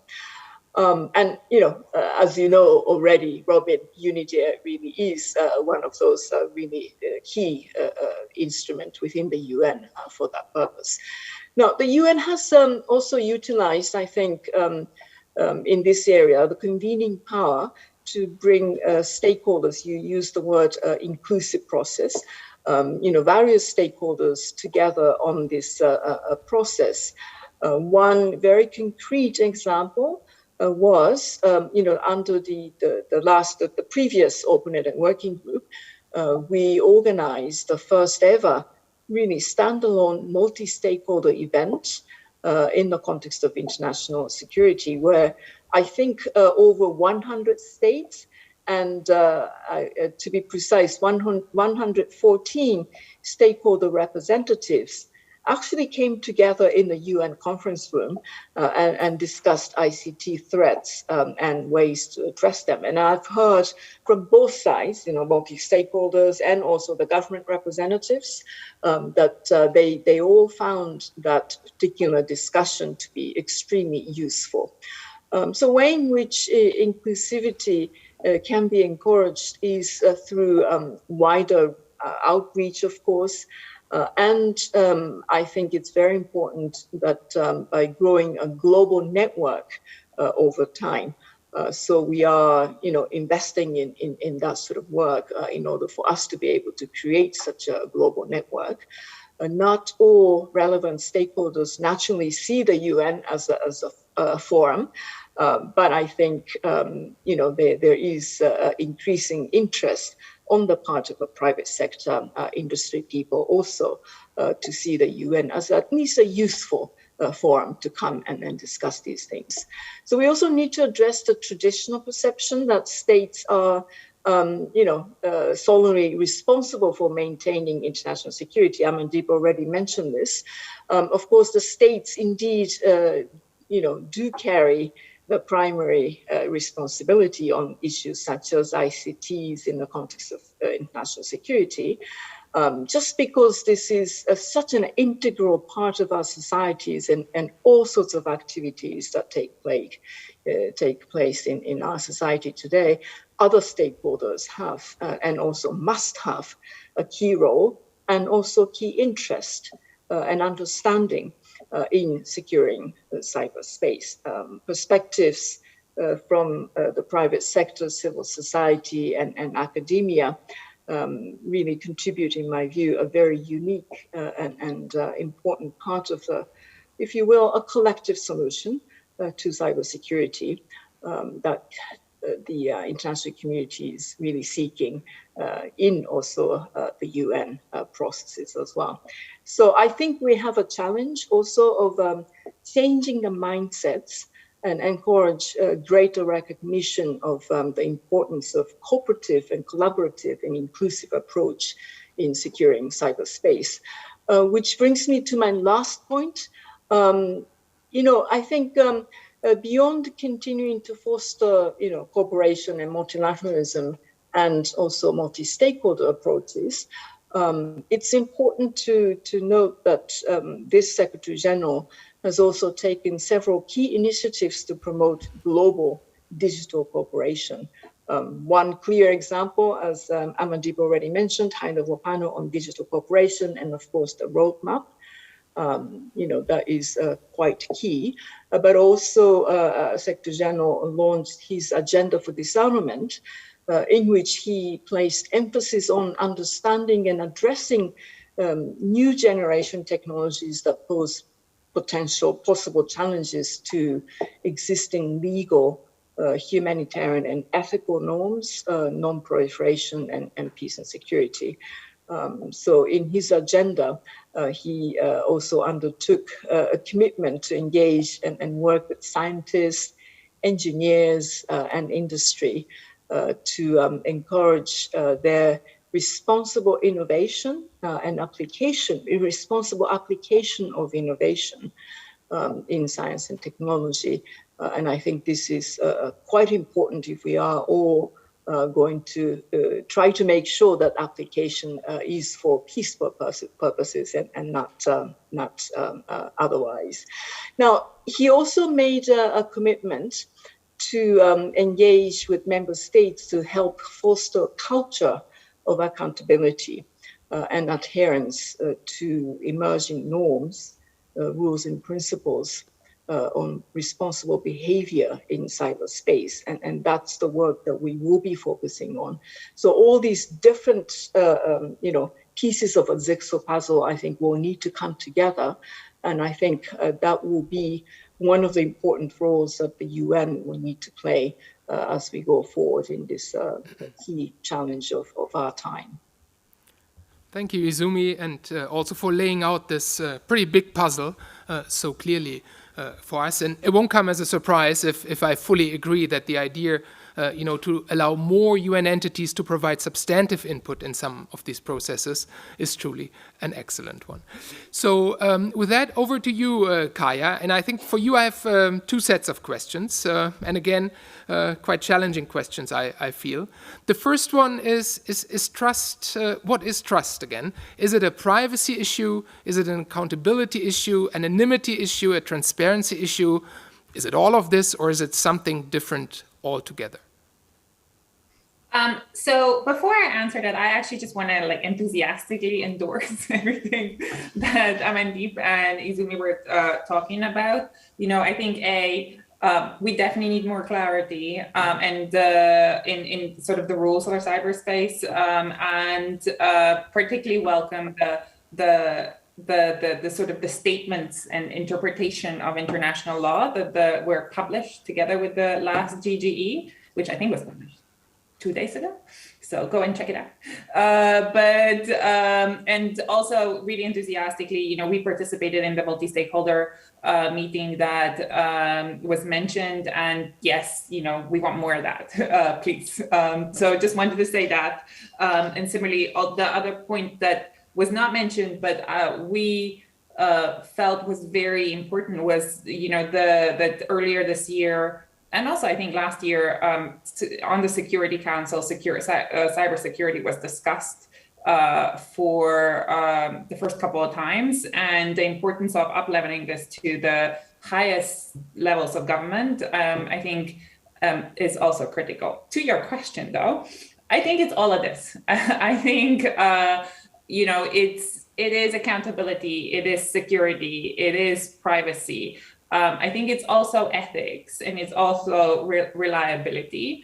I think it then depends a little bit on each individual, on how much emphasis you put on any of these concepts in your assessment of whether you trust a particular entity, individual, or organization. Based on your background, based on, for me, I work on cybersecurity, so security is probably higher up the list than some of the other issues. But that is just a personal tick more than anything else. So I would say it's all of this. For me, the other ethics is also a very important. I think I feel lucky, that to be able to work for a company that takes it seriously and takes a principled approach to all of the things that I've just mentioned. We have a ethics committee that looks at the technology as it gets developed and as it gets deployed in what might be a controversial environment. So, when the committee decides that maybe this is not good for human rights, we do not sell it to the entity in question, for instance. And then we have a set of privacy principles that guide our decision making in terms of every technology-based decision that we make. And so I think those are the things that should be considered as part of what makes trust. And for the private sector, I think it's one of those things where it is a no-brainer a little bit, and particularly for tech companies. I know the gentleman for Twitter earlier talked about the steps the platforms made on disinformation, particularly ahead of the US election, I think, but without regulation. And I think this is largely because you're dependent on trust for your customers. In security, in particular, when there is a big data breach, I think there's surveys out there where if an individual's personal data is breached in a data breach, over 50% of the time they will change the provider. And similarly, it's self-interest to a large degree that drives the engagement to ensure that there is trust in the system as a whole, right? I think we are the providers, we are the operators of the online world in a lot of cases. So in Microsoft's case, the decision to actively engage in the UN discussions on cybersecurity is also, an issue of ensuring that this environment remains stable, or as stable as possible, and obviously also that in the process limit the amounts of attacks in this space. So for me, those are kind of core issues at the heart of the trust in the private sector. And hopefully, through multi-stakeholder, private, public, civil society, academia engagements, we can work together to find concrete pathways forward, whether on the UN, under the UN framework, or through sort of initiatives that kind of live outside it. It's, the Paris Call for Trust and Security, I think, is one that comes to mind, where there's now working groups that have been established under the principles that look at each particular, a challenge. So election security, for example, and governments, industry, civil society come together to create possible good practices to secure that environment. And I think these can over time then feed into the UN processes, which, in all honesty, are probably a little slower. And I think that's where some of the frustration with the industry comes from. But we do need to move, and we do need to move fast, because technology evolves fast. So I think there's a lot of opportunity to work together on finding solutions and sort of investing and continuing to build and rebuild trust, like, day by day. Thank you very much, Kaya. And I think, you've already covered my follow-on question, in a sense, which, of course, given the keen interest that we have in bringing the private sector into these discussions, really was about how can we make the private-public sector relationship work when we're looking to the preservation of trust.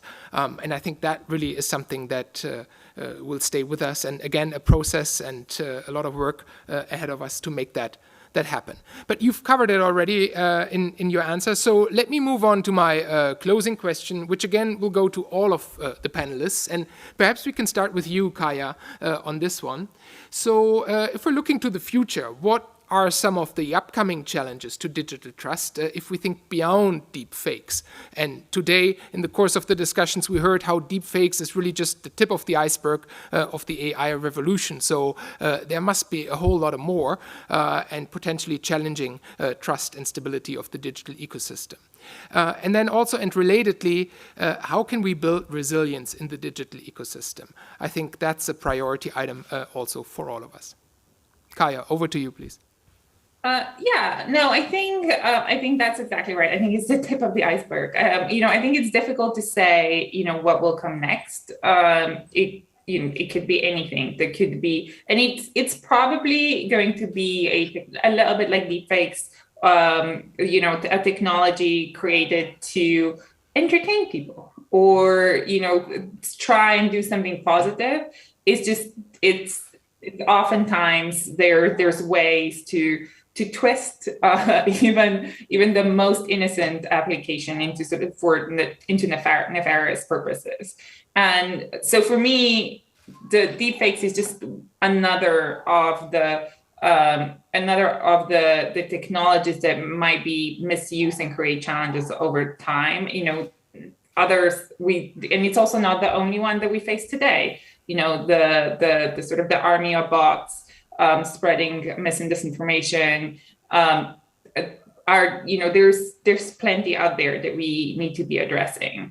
And as a result, I don't think there's one simple solution to actually resolve these challenges. I think we will need to work together, because there will be so many. I think we will need to work together. We will need to work continuously, and I think that's the bit that is, I think, very difficult in the online space, because it's never and then at the end of the year we will finish and everything will be resolved, because there is continuous innovation, and there is continuous innovation on behalf of bad actors as well. So I know for us, from a security perspective, you see new and kind of impressive ways to hack and get into systems on a daily basis. They are very creative. So for me, it is a combination of industry taking responsibility, finding ways to use technology to address some of these challenges. Whether it is through, if I think of spyware, which is another one that's been in the news a fair amount, whether it's finding ways to ensure that the really bad actors that clearly abuse human rights are not able to use the power of cloud computing to do their work. I think that can be an action for responsible private sector actors to take. I think there are ways to spot. I think we talked about this earlier. To use technology to spot, for instance, deepfakes, whether it's through, again, cloud-based tools that let the individual know, or sort of automatically using AI again.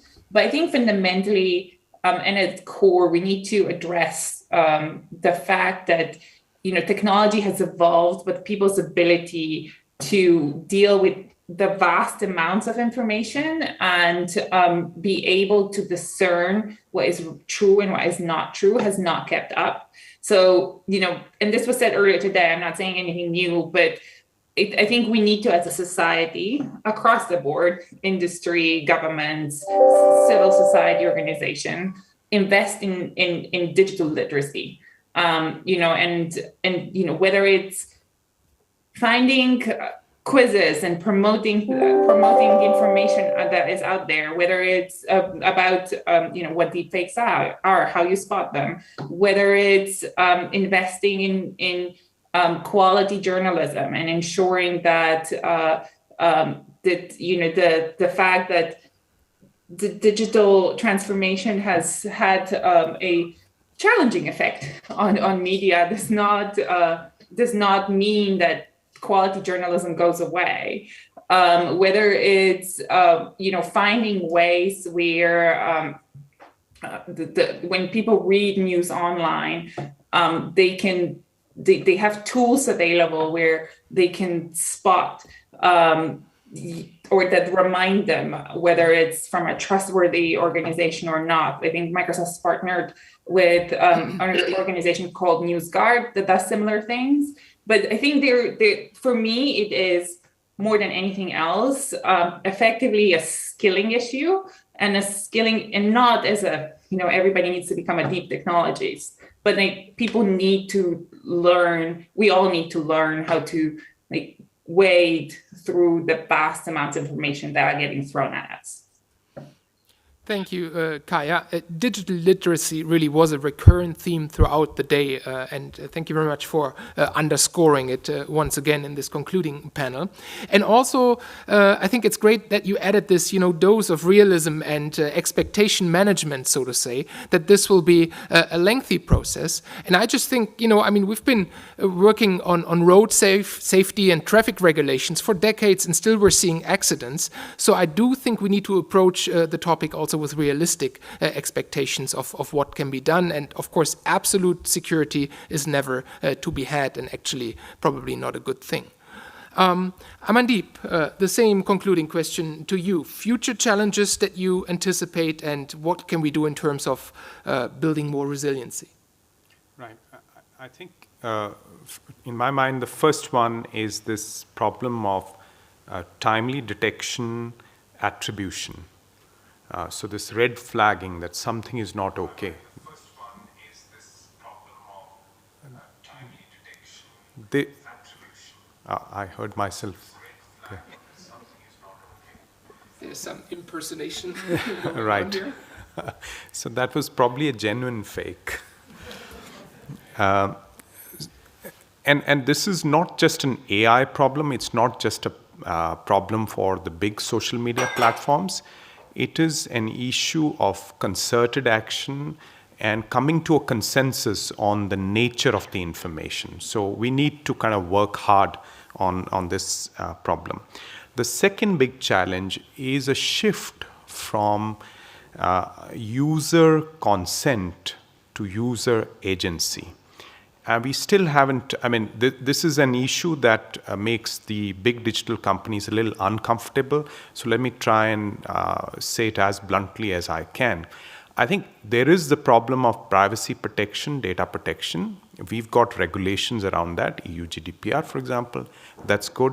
But we now need to kind of break apart this fusing of data sharing and the consent aspects. So this is about, having more agency over how your data is used. It's going to be a hard one, but I think this is an urgent priority. The third one is around transparency, because we looked at some of these aspects of ethical conduct. We trust some people because we know they won't throw us under the bus. They tell the whole story to us. They don't hide things from us. So I think not just transparency, but also being able to communicate things. One of the things about digital is it levelizes, it democratizes the debate. So you may have, just studied high school biology, but you can debate on Twitter with the professor of epidemiology. And you can't just, as a professor, just throw your PhD at this person. You have to be able to debate. So it's a question of developing new ways of communicating science and data and evidence. So this is not just a journalist problem, it's a science problem, it's an academia problem, it's a general experts problem. So, talking down at people is not going to work. So find new ways of communications, being transparent. And the last thing I'd say is, I think we build trust when we work together on big challenges, when we stand shoulder to shoulder, whether, we are in a sports team, we're trying to score a goal together, or, trying to repair a water body in a village in India. So if in the digital domain, we do not get together beyond the marketplace where people take care of themselves, beyond the international security space where we can trust the UN and UN institutions to keep doing their stuff, there is a space, the SDG space, let's call it, whether it's SDG 3, SDG 4, SDG 16, the climate change crisis. If we cannot get together and use digital technologies to enable our responses to the SDGs challenges, then we won't be able to build that much trust. So I think this collaboration piece, I think Izumi, you mentioned that, and I think Kai, you talked about the private sector working together with the public sector. So these kind of broader collaboration, these kind of moonshots, whether it's solving the pandemic surveillance problem, or it is building the next generation of chatbots that can address the 18 million health worker shortage. So those are the kind of areas that would, we can work, we have differences on the cybersecurity side, but we can put together our resources around compute capacity, around algorithmic expertise and data sources together at the service of a larger cause. Thanks. Thank you, Amandeep. And over to you, Izumi, your take on future challenges and how we can build better resiliency in the digital ecosystem. Right. Okay. Thank you.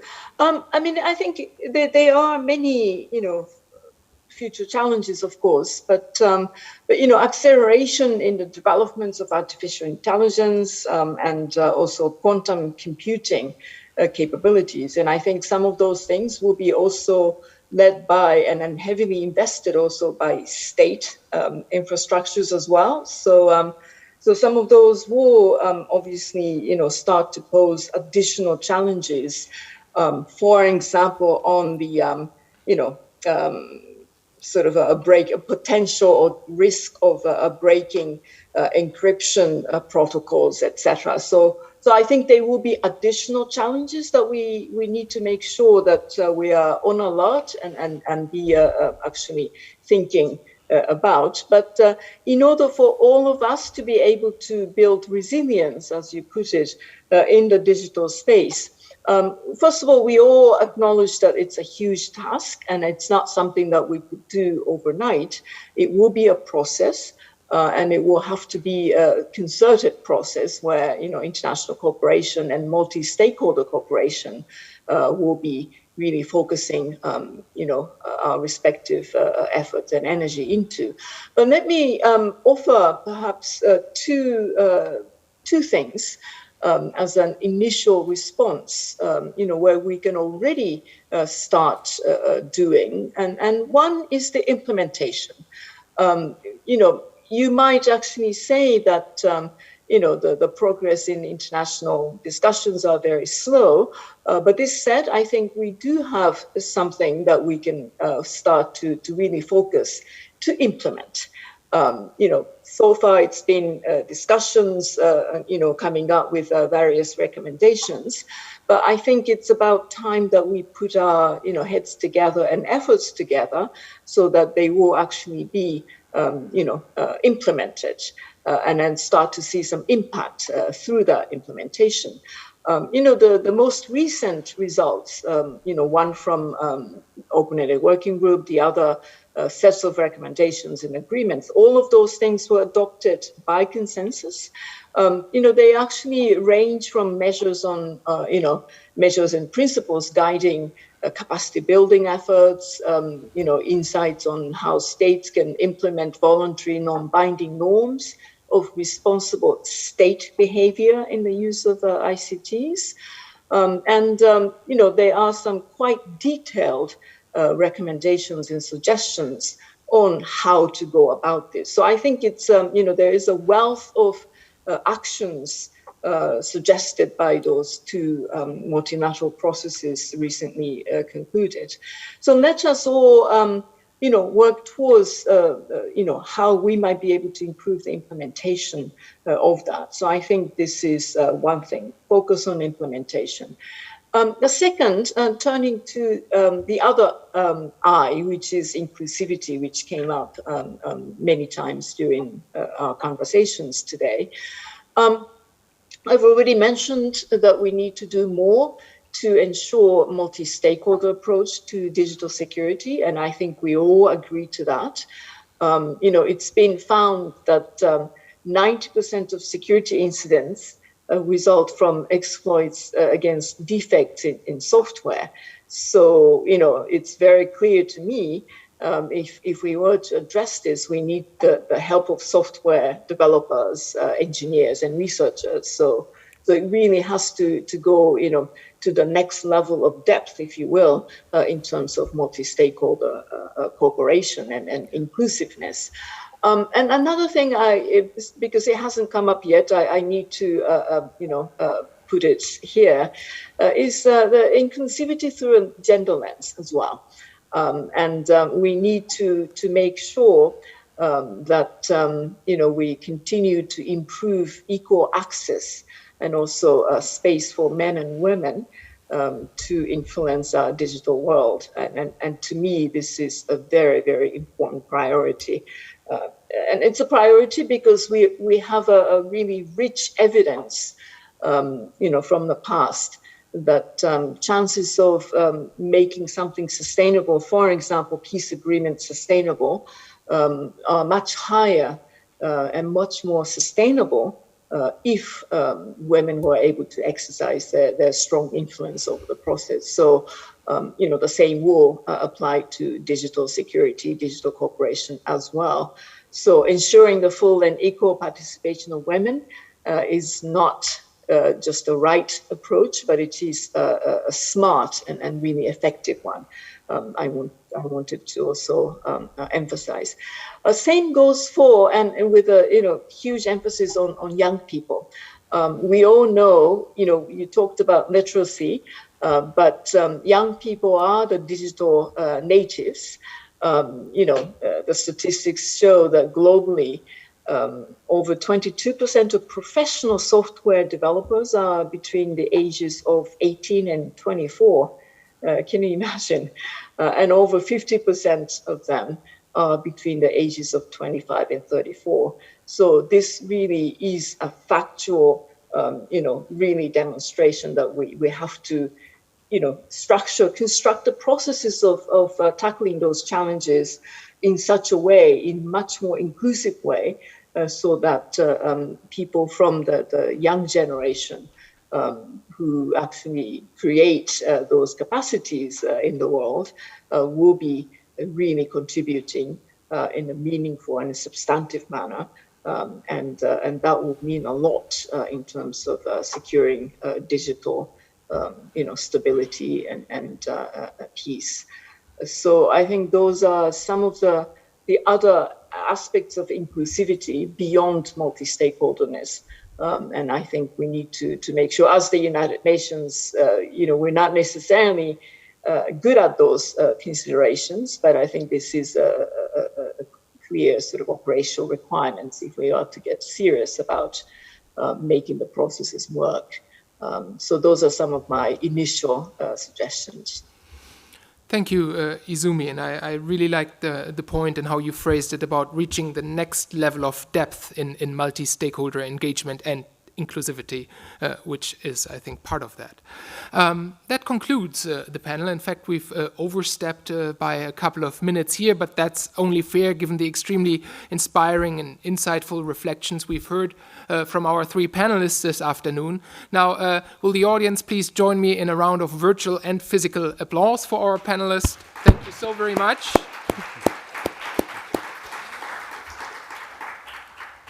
And in fact, that also almost concludes the day. And I really, in concluding, would just like to share a few very, very brief reflections.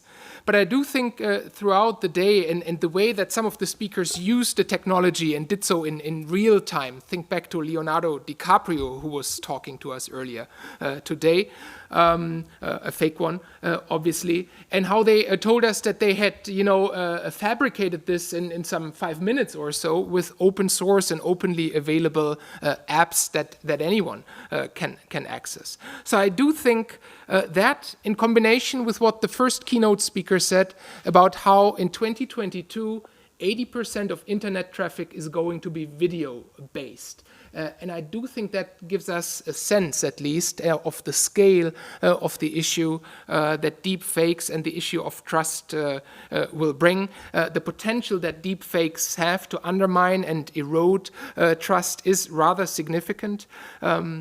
And indeed, I have to say, when we first came up with the topic of deepfakes and discussed it internally, I thought it was rather technical and quite specific, and I wasn't quite sure it could carry the day.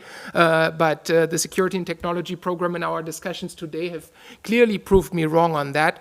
I think we had a dense day of discussions. There is so much, I think, that we opened up touching on deepfakes, and again the potential to corrode and erode trust and communications in the digital ecosystem, I think, has become very, very clear, and with it, of course, the geopolitical implications and ramifications that this could have. So for me, that's one main takeaway from our discussions today.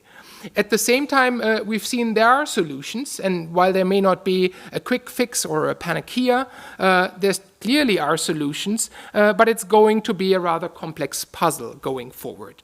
We will need comprehensive, multilateral, multi-actor, and multimodal approaches. And as I said earlier, one recurrent theme throughout the day has been the importance of the role of education, media literacy, and capacity building in this regard. And I think also for UNIDIR, this is something to take back and continue working on how can this be delivered globally and in an inclusive manner. Clearly, if we're to tackle the risks that result from deep fakes more generally, then we need to go beyond the conventional models of governance. And again, I think there's a lot of homework for all of us to be done. As we said earlier when we opened the day, the innovations dialogue really means to start the discussion. It is hopefully part of the wider media literacy discussion that we all should have. And I think in this regard, the discussions I've seen today have been extremely inspiring, but a lot of work still needs to be done. Now, on that basis and against that backdrop, I would like to extend a very warm thank you to all of our speakers today for truly engaging and stimulating presentations that we've seen. I would like to thank our audience, of course, for the many excellent questions that we've been receiving online. Deep fakes certainly is a hot topic from all the interaction that we've seen digitally today. Of course, I would also like to thank my colleagues, the Security and Technology Program, who've put all of this together and made an excellent day, I think. And of course, last but not least, again, extend our gratitude to our donors, without whom we would not have been able to deliver this conference to you. We very much hope to see you again soon. Our cyber stability conference is upcoming later this fall, as is our outer space security conference. And clearly we're planning to having another innovations dialogue next year, and we look forward to seeing you again there. Thank you very much, and all the best.